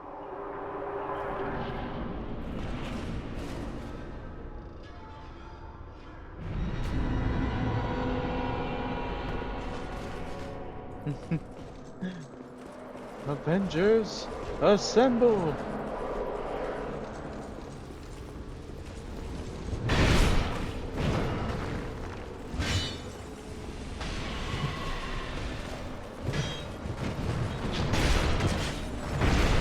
Okay, well this has pretty good poise damage, so against these guys. That's the biggest thing, is you want to be able to break their poise. These guys are really, really bad to fight if you cannot break their poise.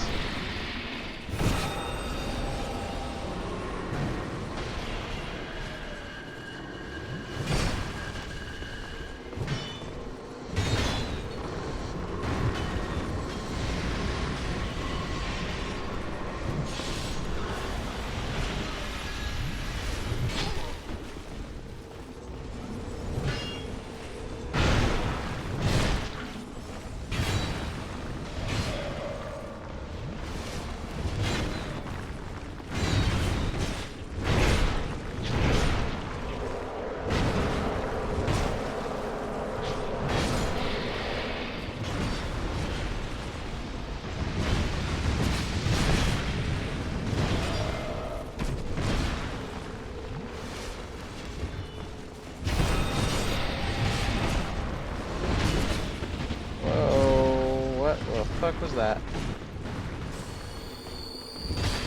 Got pyromancy.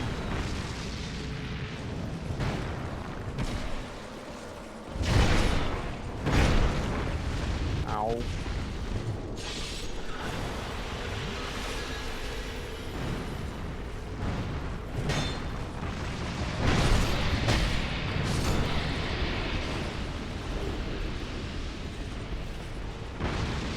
Yeah, you can get the charred Lois set from them. You can also get their souls, which you need to collect 50 of to receive Alsana's soul.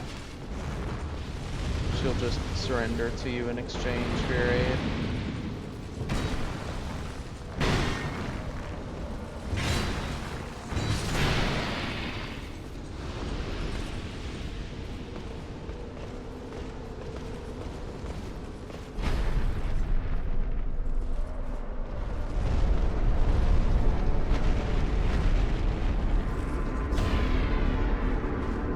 Man, what an entrance.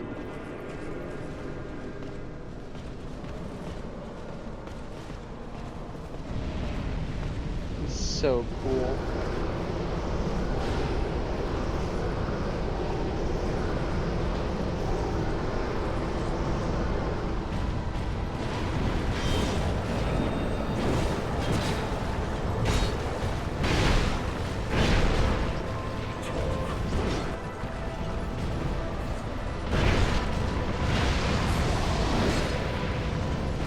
Okay.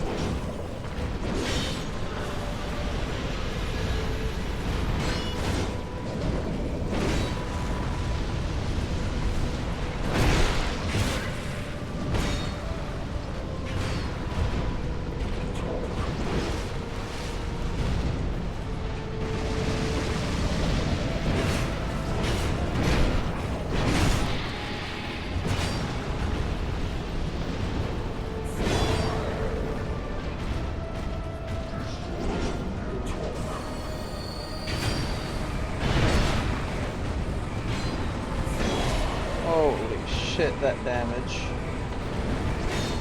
The shield ain't got nothing for fucking defense against that.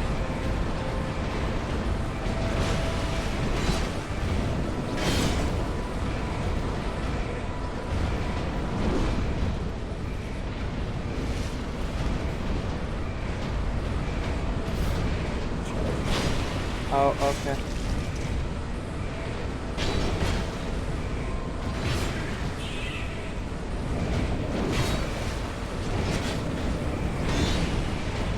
No! I thought your combo was over, motherfucker.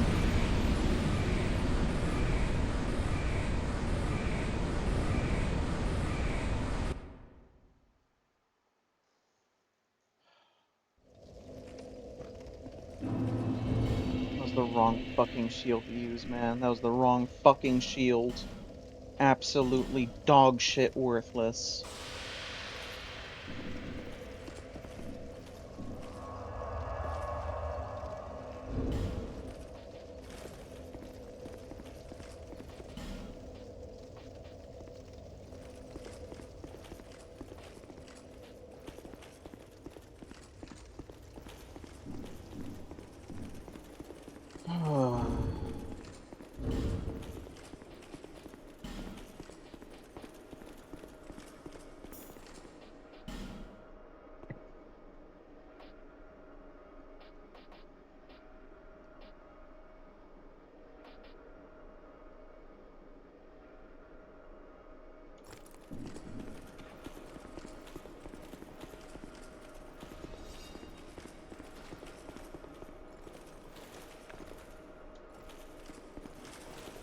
Okay.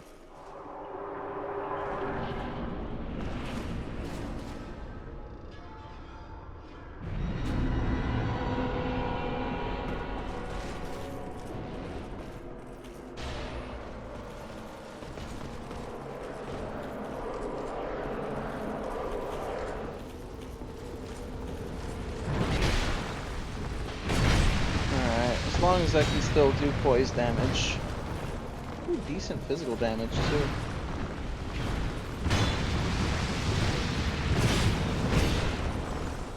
Okay, yeah, this can work. I can make this work. No, no, hello, please.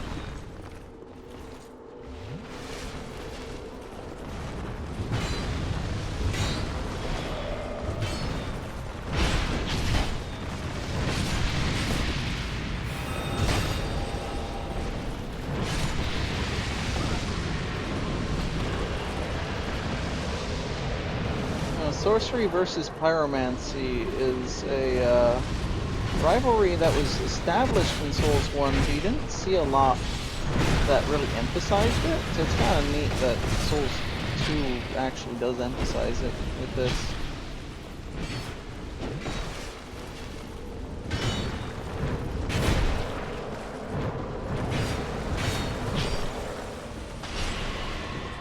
Right, okay, I know why. I know why that wasn't the moveset I thought it would be. Yeah, L2 and R2 have the same first attack. L2 has no follow-up attack, R2 does. Why? I have no idea.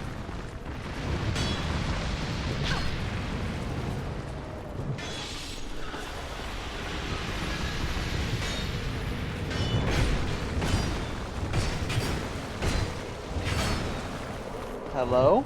Am I allowed to play the game yet?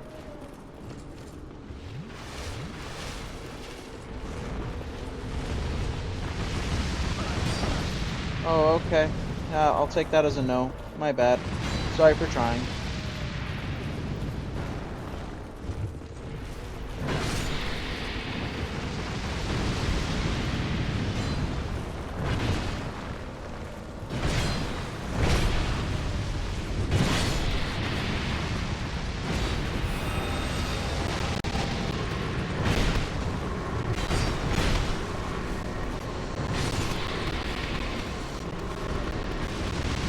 Oh, okay. I'll just lay here.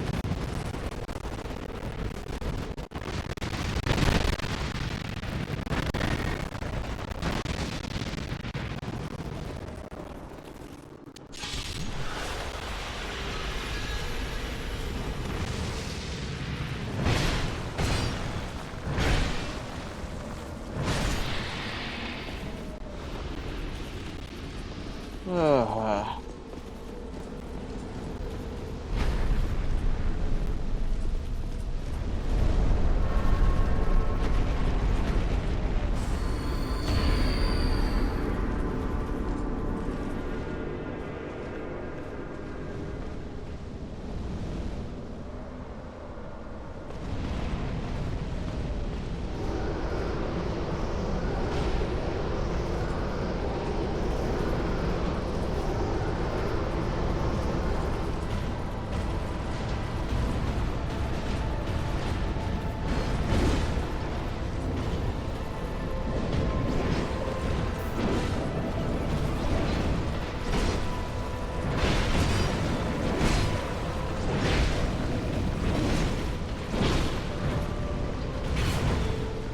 Oh, okay.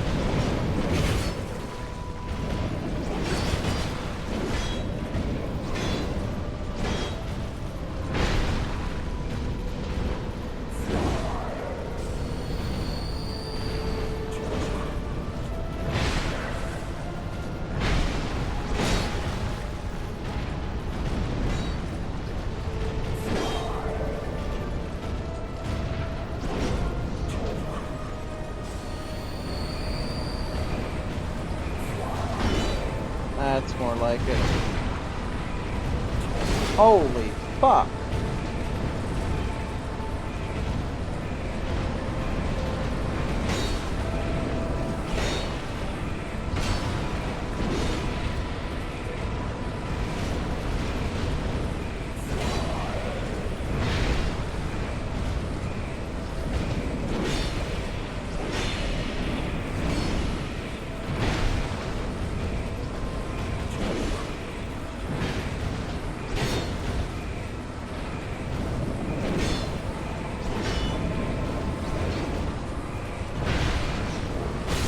Oh no. Ow. Okay.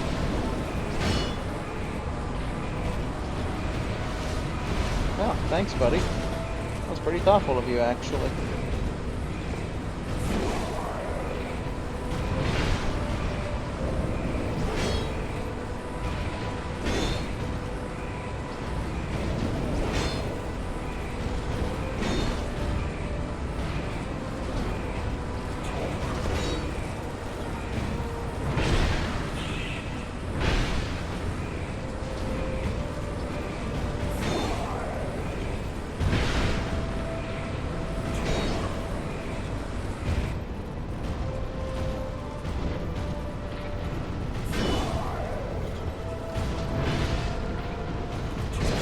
Ow.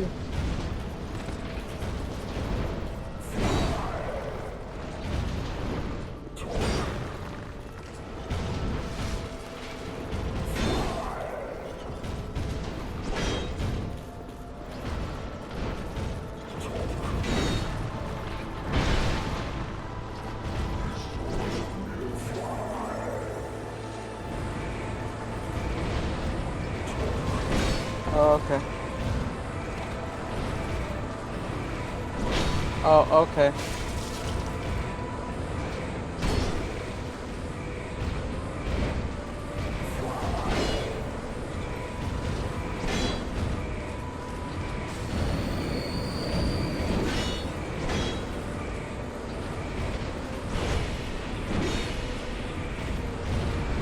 No, no, no, no.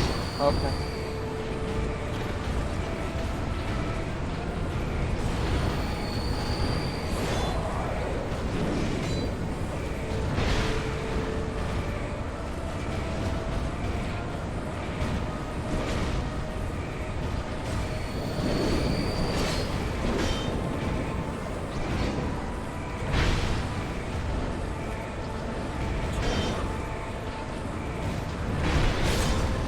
No, no, no, no, no, no. No.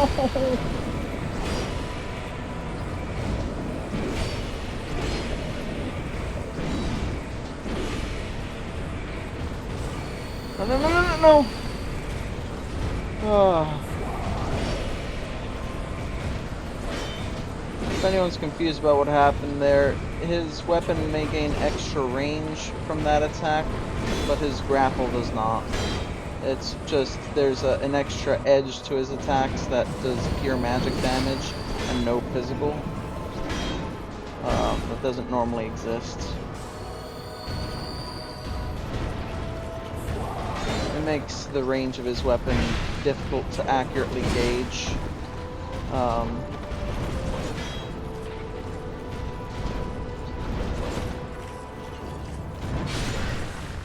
Oh.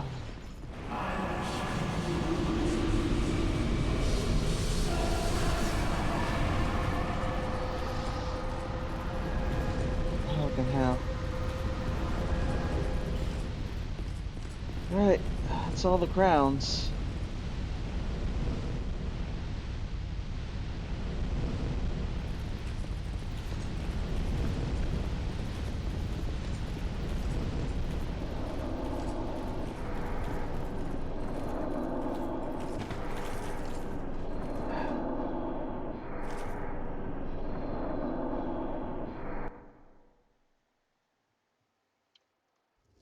Okay.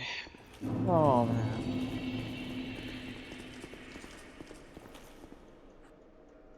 I now I will answer until with it. Yeah, yeah. We're not doing that. Thanks. Thanks, but no thanks.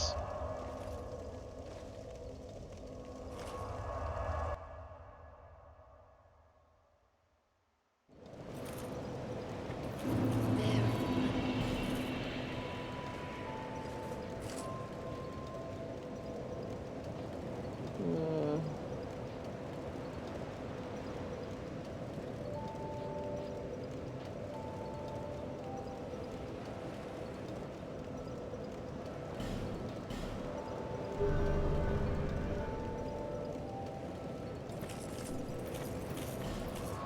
well, that means we can go claim our reward. See, all those crowns, well, we got them for a reason. They all carry a certain power about them, and unified and properly tempered by someone who has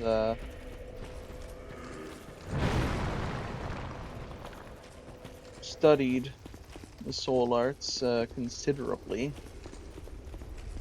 There might just be a cure for the curse, even if only for me.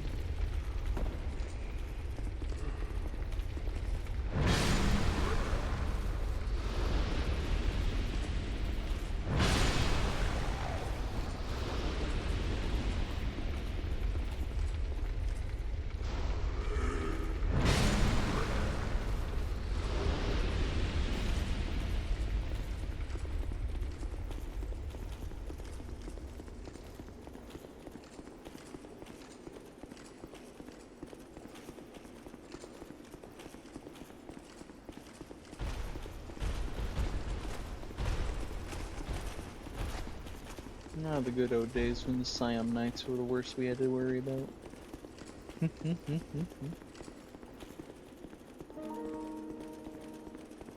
Where are we off to?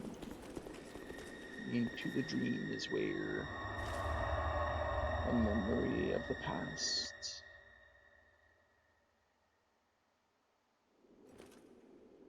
Memory of the king. Seeker of fire, coveter of the throne. I am Vendrick, ruler of Drangleic. Seek. What do you find? The crowns hold the strength. Seek as befits you. I too, with fire, they say, a lie. Seeker of fire, you know not the depth. It grows deeper still. Flame. Seeker of fire, one of the father of the abyss spawn. That confounded quintessence of humanity. The abyss once had form, and yet traced each fragment, thirsting for power. My dear Chandra was a feeble, tiny thing that, driven by insatiable lust. One day fire will fade. Men will be free from death. Dark will again be up. We can bury the false legends of you.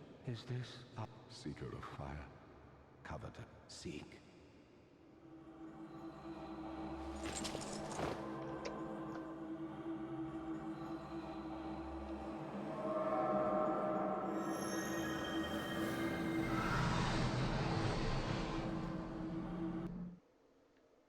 The rest.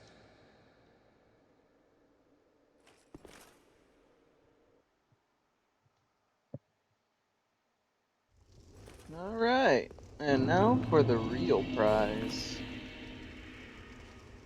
Crowns, so long as I wear them, I no longer have to worry about going hollow at all. The downside is, well, I have to wear them. I don't really have another choice of headwear anymore. The other downside is if I go into New Game Plus, that benefit goes away, and yeah. Anyway, each one does something different. King's Crown is a bonus to Infant Faith. Sunken King gives me endurance, strength, dexterity, and faith.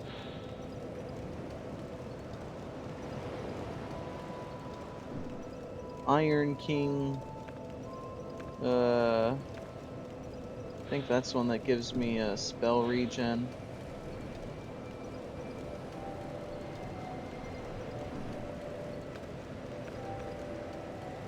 I think Ivory King is a heal over time effect.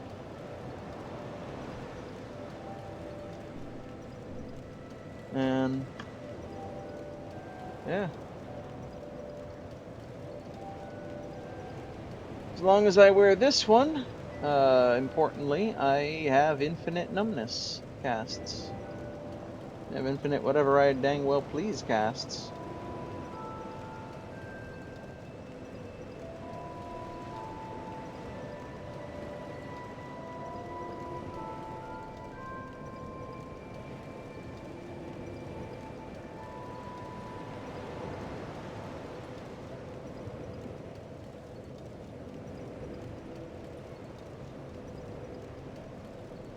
Let me make sure before I upgrade this crown, 'cause I'm gonna want to up its defenses, even though I can only up it a little bit.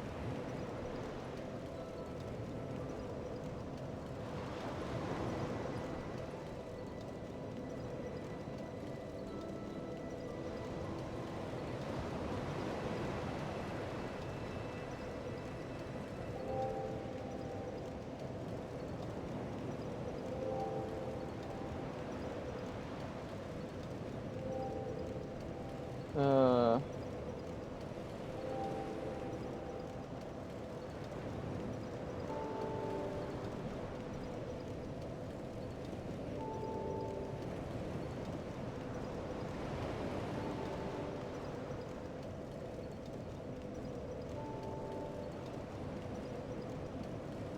There it is. Yep.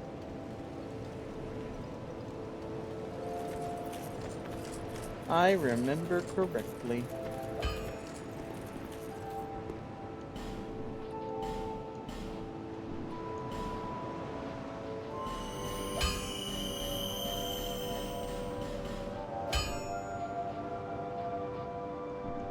I'll be around.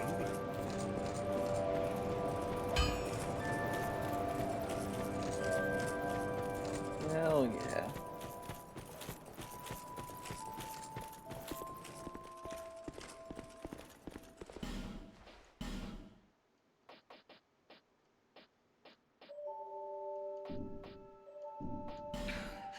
Home. Are you sure?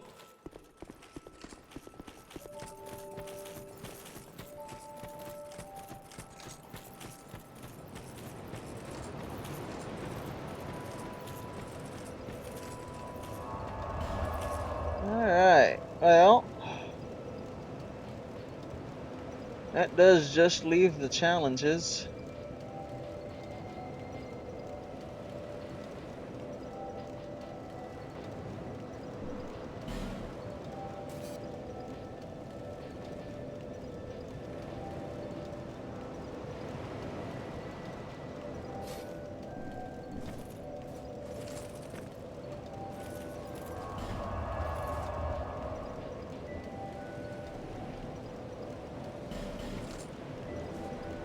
So the challenges are pretty interesting. At the entrance to every DLC, there's a bunch of spots you can put a summon sign down at, and it'll teleport your summon sign over to the challenge area. Thank you, I will.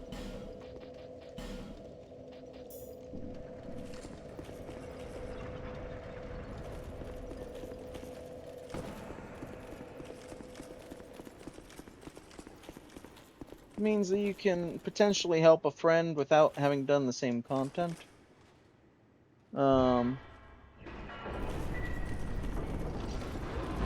Used to mean you could potentially help a friend without even owning the DLC.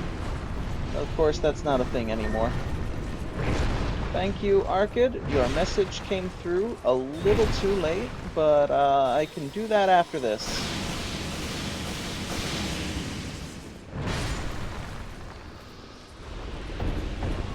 Okay.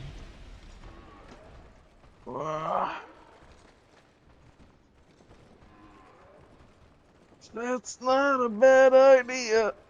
Oh.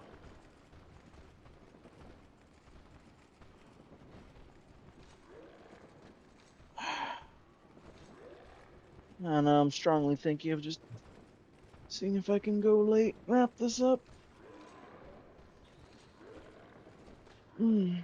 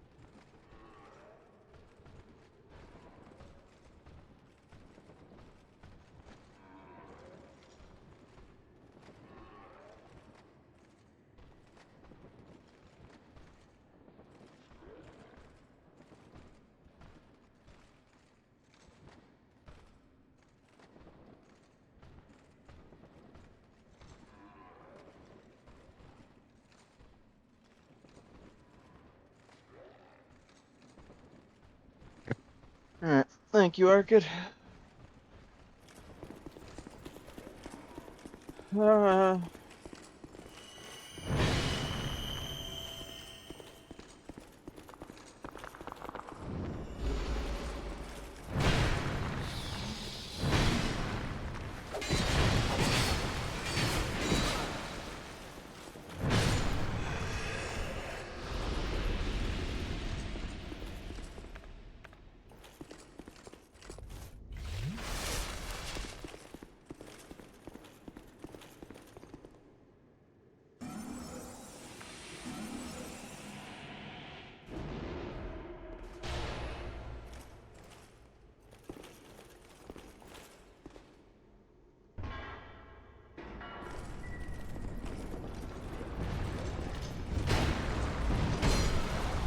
hello? Hello? Oh, bloody hell. Close. Too damn close. Alright, I don't really have much to gain from chasing after that guy. Let's just keep going this way.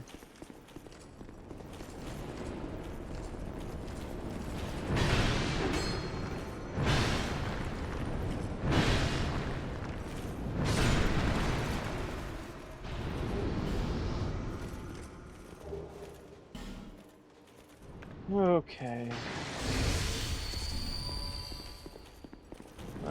So this is the magic smelter demon. We're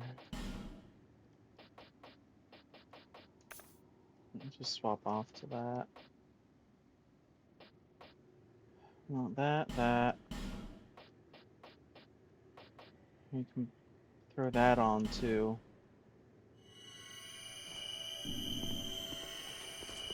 And we can redo that.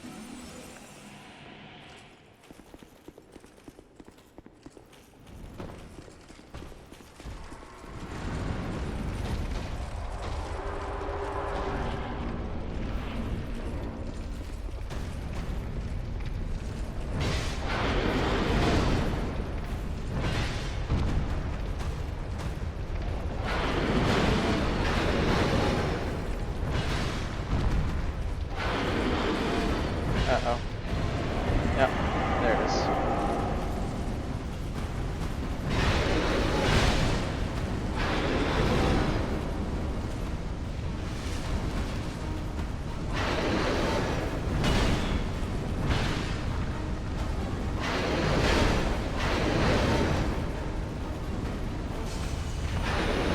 Ow.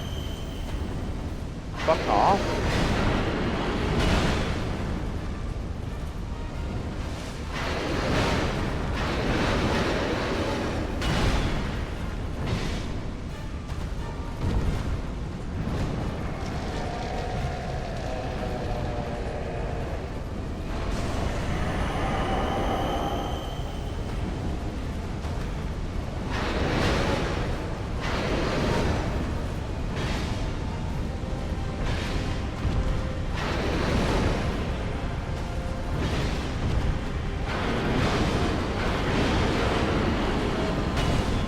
Not only does Magic Smelter Demon have way more damage over time than their passive AoE, and more damage from their attacks, but they also have they also phase very, very soon compared to the OG.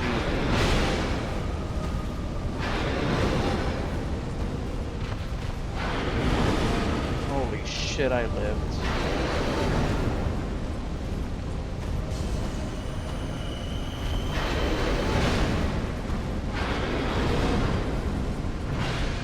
You gotta be careful too, because he kinda can sometimes cut off the end of his attack animations to start the next one. It's not to a drastic extent, not like Elden Ring, but it's noticeable.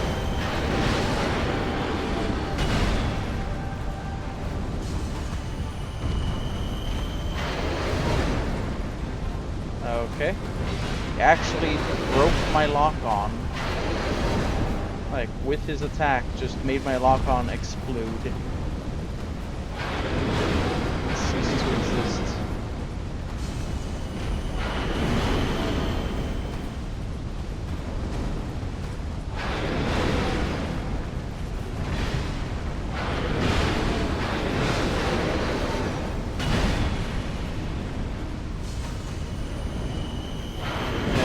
Taking damage over time, your best strategy is to use healing over time. Life gems are good. Elizabeth mushrooms are good. Dried roots are good. There's some spells and items that can help too. As long as your health is going up over a somewhat prolonged span of time, you'll be in decent condition.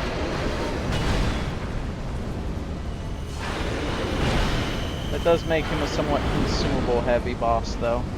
So, you know, stock up.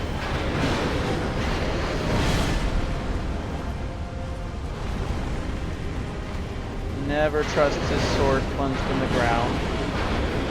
That always means he can transition, there it is, into an explosion. That said, once he has done so, he has no further follow-up, and you're basically home free to smack him. Ah, nope, pain.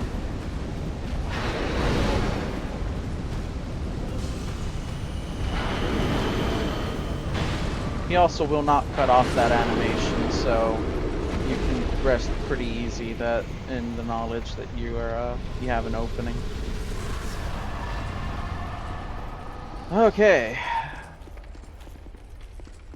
Feels good, man. And one of my favorite helms, the Pharos Mask. Pharos Mask makes you permanently count as if you were wet, reducing fire damage, but increasing lightning damage taken. Stacking with basically every other defensive bonus in the game. It's pretty nifty. But that is one challenge done. 2 to go. Oh, which one do I want to suffer in first? That's the question.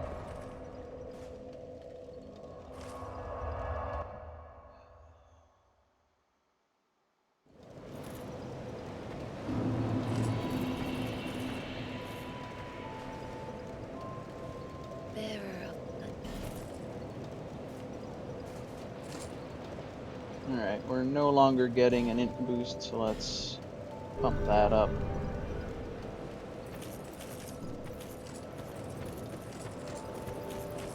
We may need more healing. Let's buy those.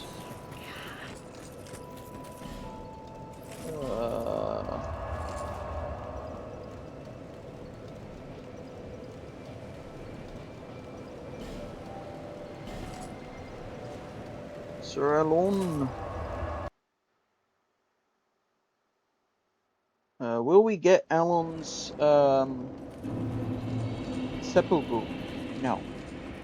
Just gotta get that out of the way right now. You're not gonna see seppuku from this. You cannot do a shield build and get seppuku.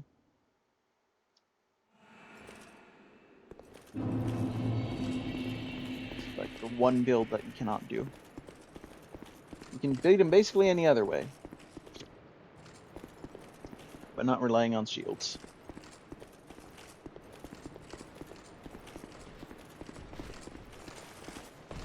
Anyway, welcome to one of the 2 zones in the game where I frequently, heavily consider, and sometimes actively do, consider killing every creature here until they stop respawning.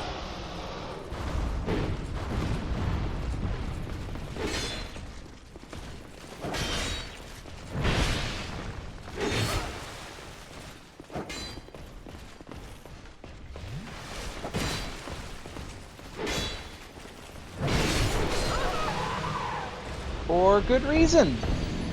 This DLC sucks ass. Or, I'm sorry, not the DLC. Actually, this is my favorite DLC possibly they've ever put out. This area of the DLC, though, fuck it. Hard. With fucking Mesmer's spear.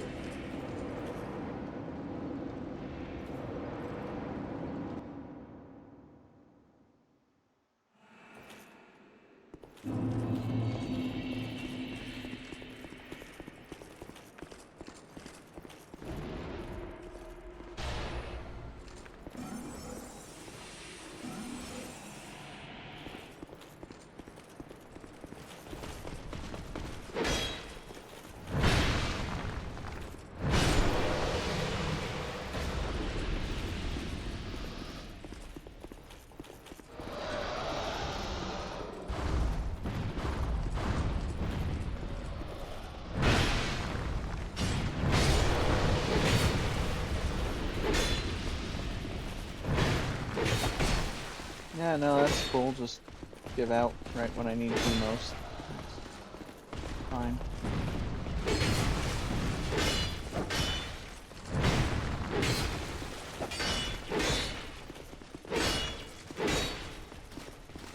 Fucking numbness saw these enemies and went, nah.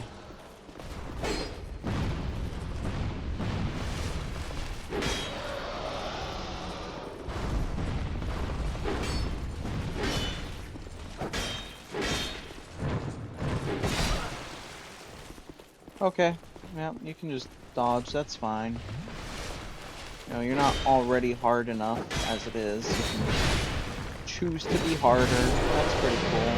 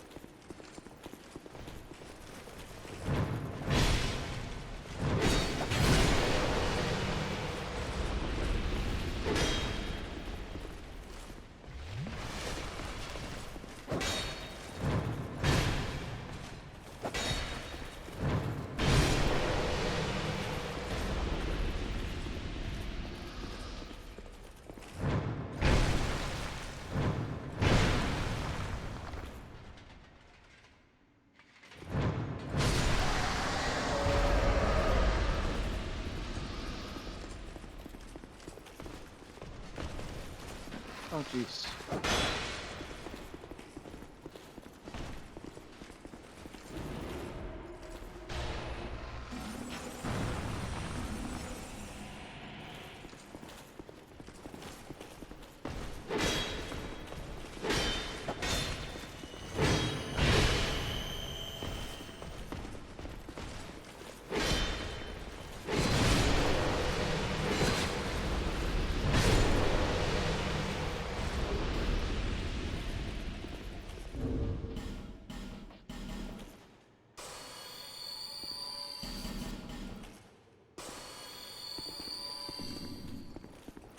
Okay.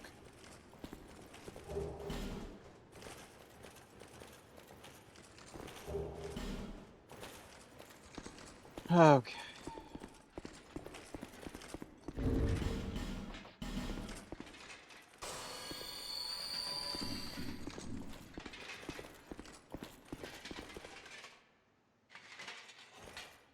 Okay.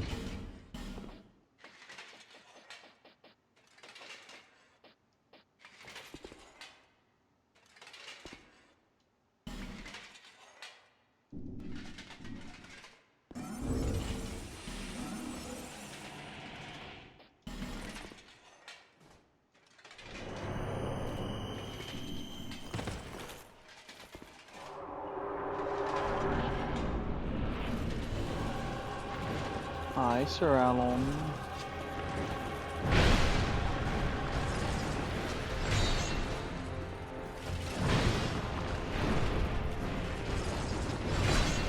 Wait, what?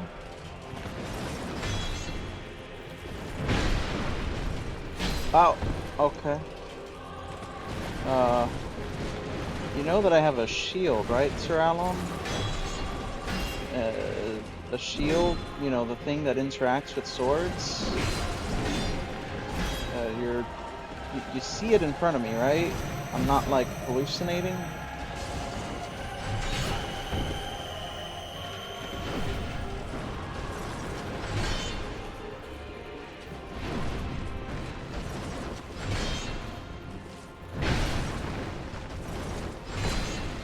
Okay, I guess I'm hallucinating.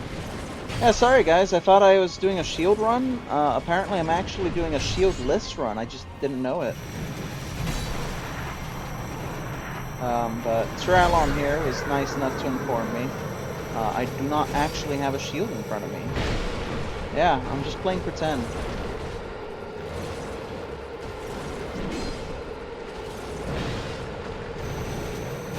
Oh my fuck you! Actually, fuck you!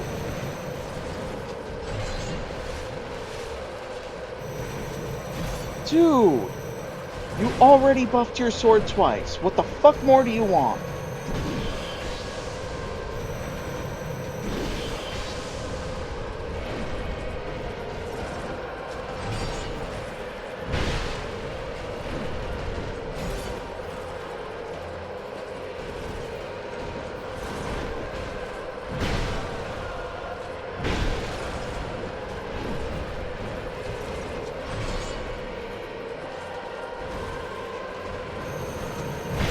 Oh, come on, really? Being on the hilt means I get impaled? Being near your fucking hilt? Really? Would you like to explain the physics of that one to me? The fuck is your hitbox, man? Can we get Babe 1, Babe 2 on this one? Because I'm pretty fucking confused right now.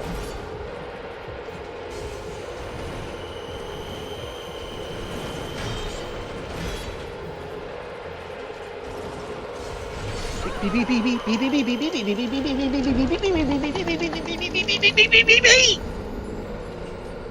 you know what B is? It's fucking dodge! Why didn't you dodge?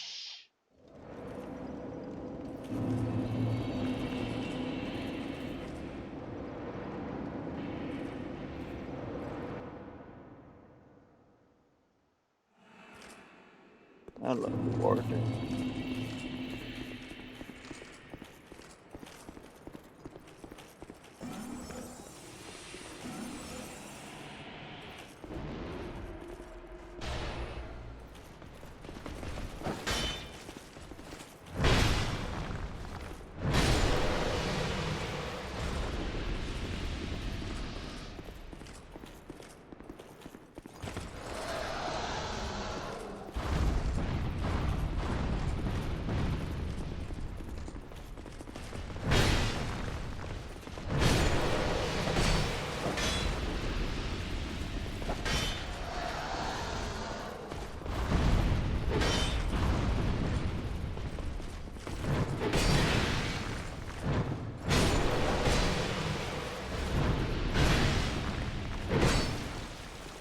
okay. I guess this time it can break my poise. Didn't last time, but it can this time. Because who the fuck needs consistency, right? Not you guys. Definitely not you guys. You're too cool for consistency. You're too cool for that. Oh my god, you're so cool. Oh, wow. Look at you.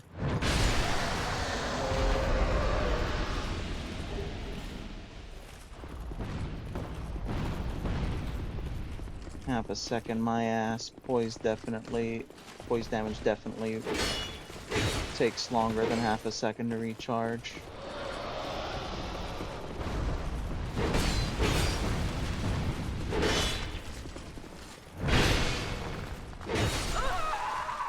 Oh, that's cool. I'll go fuck myself, thanks. Fuck you too, by the way. Fucking pieces of fucking shit. I'm gonna fucking genocide your fucking entire faction off the face of this planet. All of you are gonna die permanently.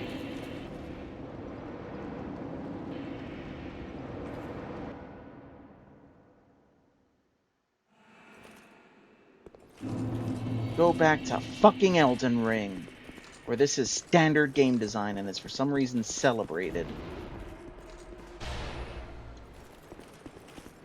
Dark Souls 2, I have a swarm of really tough enemies that will just dance around your attacks and rip you to shreds and ignore everything you do. Oh my gosh, Dark Souls 2, how dare you? You're such terrible game design. Elden Ring, I have a swarm of enemies that will gang up on you and basically beat through all your attacks, and they're tanky as fuck and have all the poise possible and are super fast and are super hard hitting and can attack from every possible range. Wow, Elden Ring, you have such great game design. I love you. Okay.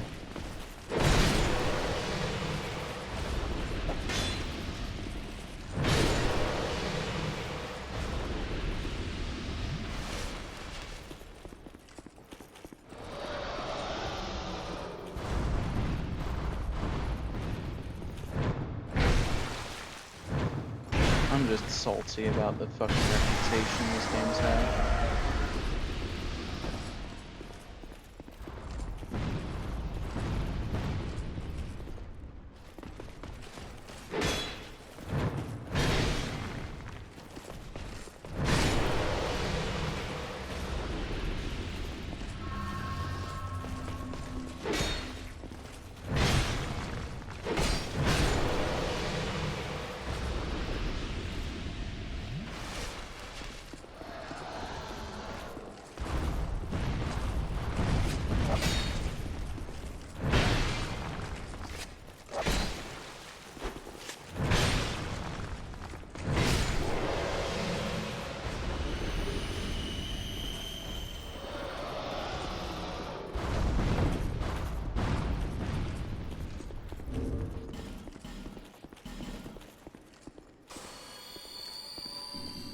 I appreciate what they're going for with this challenge area idea, but I'm glad they didn't ever continue it again.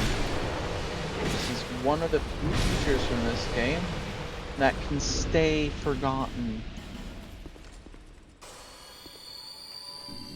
Yes, I said hello to Warden. I don't know if it came through. I'm sorry if it didn't.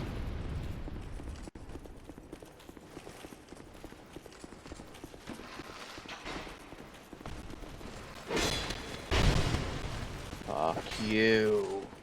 You wanna fucking pincer me? I'll rip you out of your armor and beat you to death with it.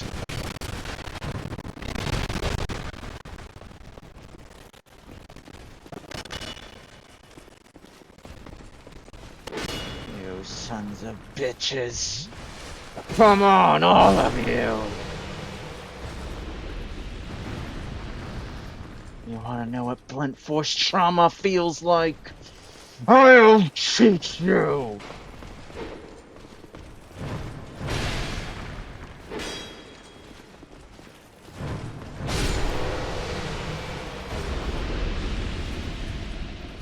You! Your turn. Lesson now. Learn.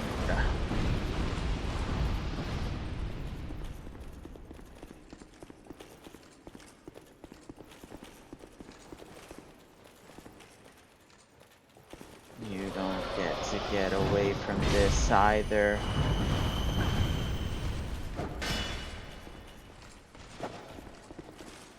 Die.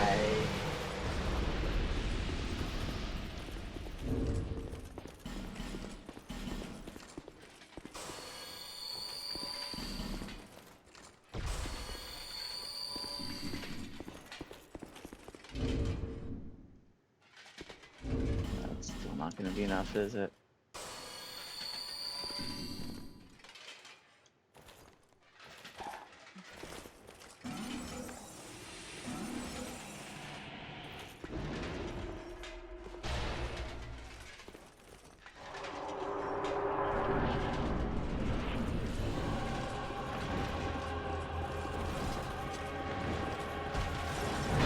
Okay.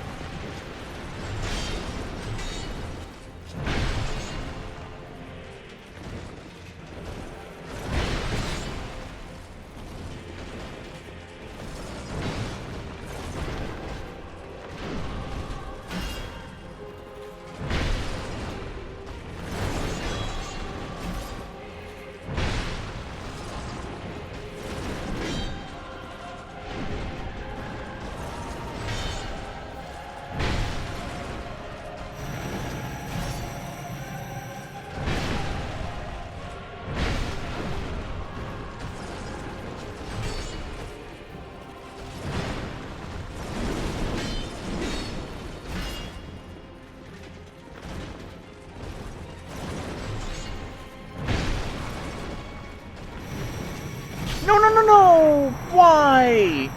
Why can you turn in place? Why are you the only fucking enemy that can turn in place in this stupid game? You special fucking snowflake.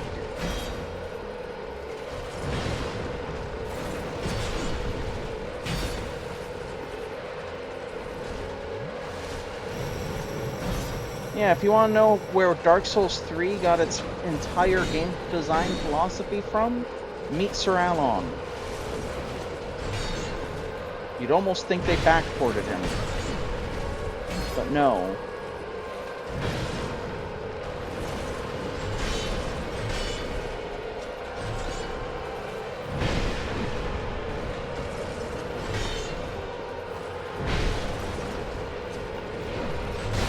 What?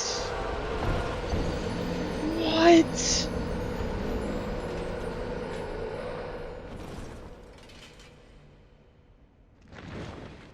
I'm not getting to play Dark Souls 3 tomorrow, am I? I'm not getting to play Dark Souls 3 tomorrow. So I'm gonna have to fucking finish this bullshit because it's gonna take me 2 fucking hours to kill these fucking assholes because every fucking time I die, I have to endure an entire 5-hour fucking gauntlet that is also timed for some reason, by the way, just to get back to a boss who's just gonna kill me again.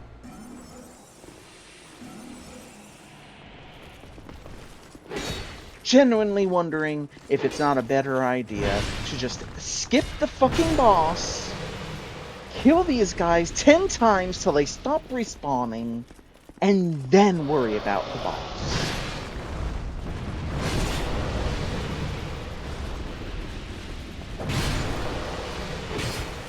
Sure, I'll reach the boss each time, but it doesn't fucking matter because I'm not gonna kill it.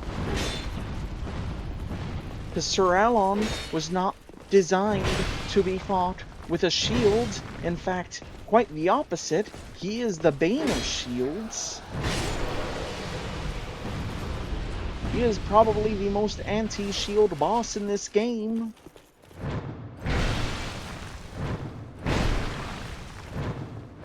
I need to just fucking accept that fact and finish this tomorrow. This is my last try. If I fucking die again, I'm not doing this until fucking 3 a.m.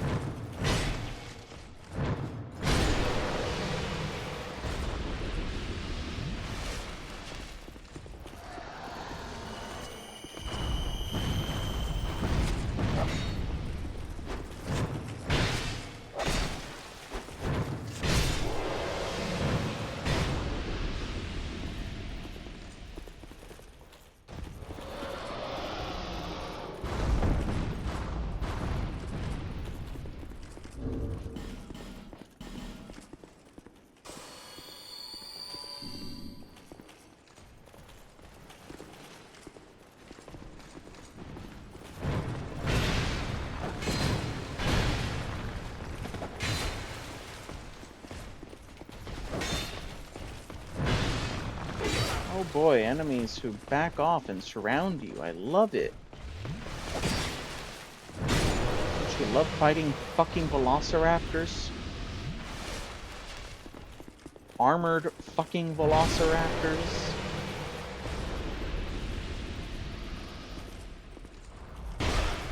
Fuck you. Fuck you. Fuck you.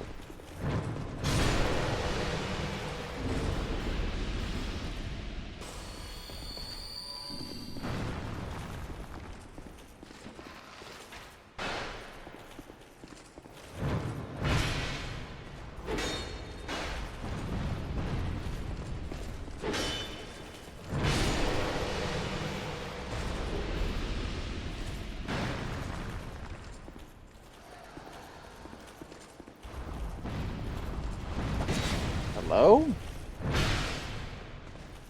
How much do I have to hold the right bumper in order for my shield to be raised? Riddle me fucking this.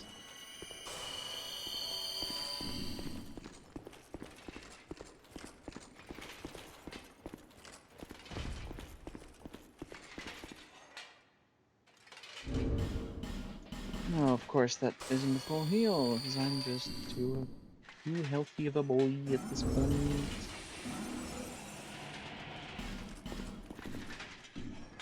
Yes, that's what I want to do, is just leave it. I definitely don't want the use option to exist.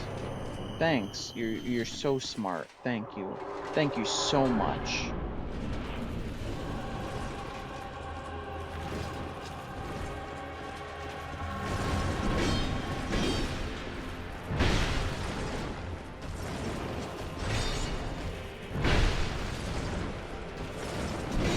This is for all the marbles.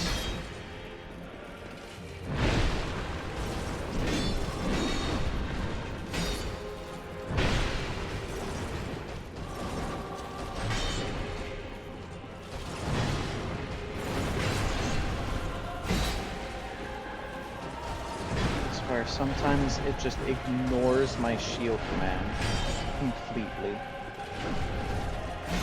It will just randomly go, nah, I don't feel like blocking today though.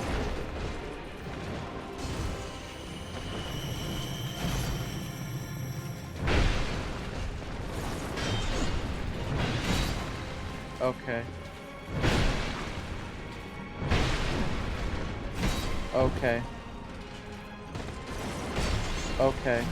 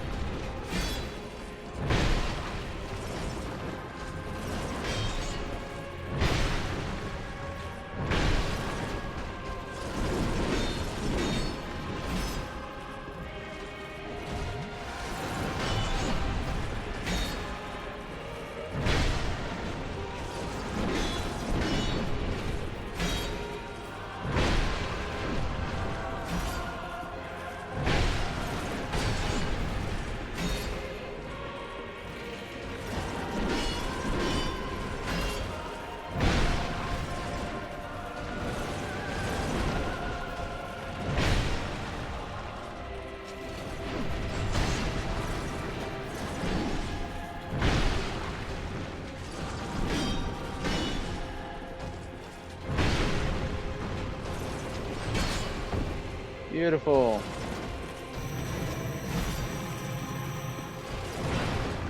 Son of a fucking bitch. You son of a fucking bitch! I was holding the block button. Damn you to hell!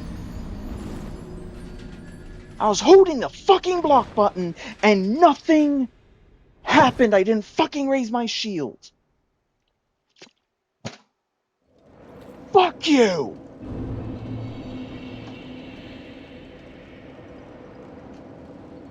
We're done. I'm not keeping y'all up till 3 fucking a.m. when this asshole decides he's finally capable of dying.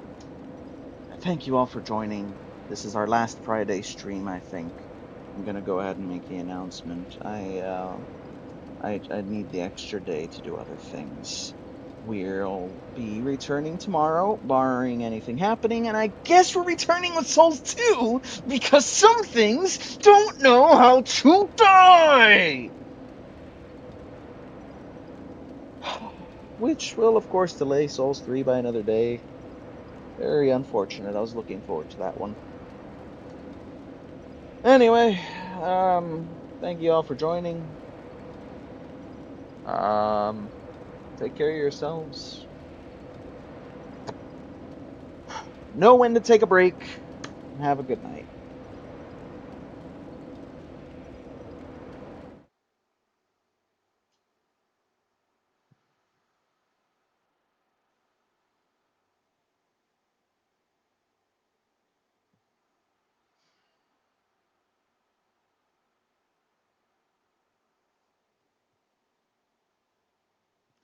Snake Eater.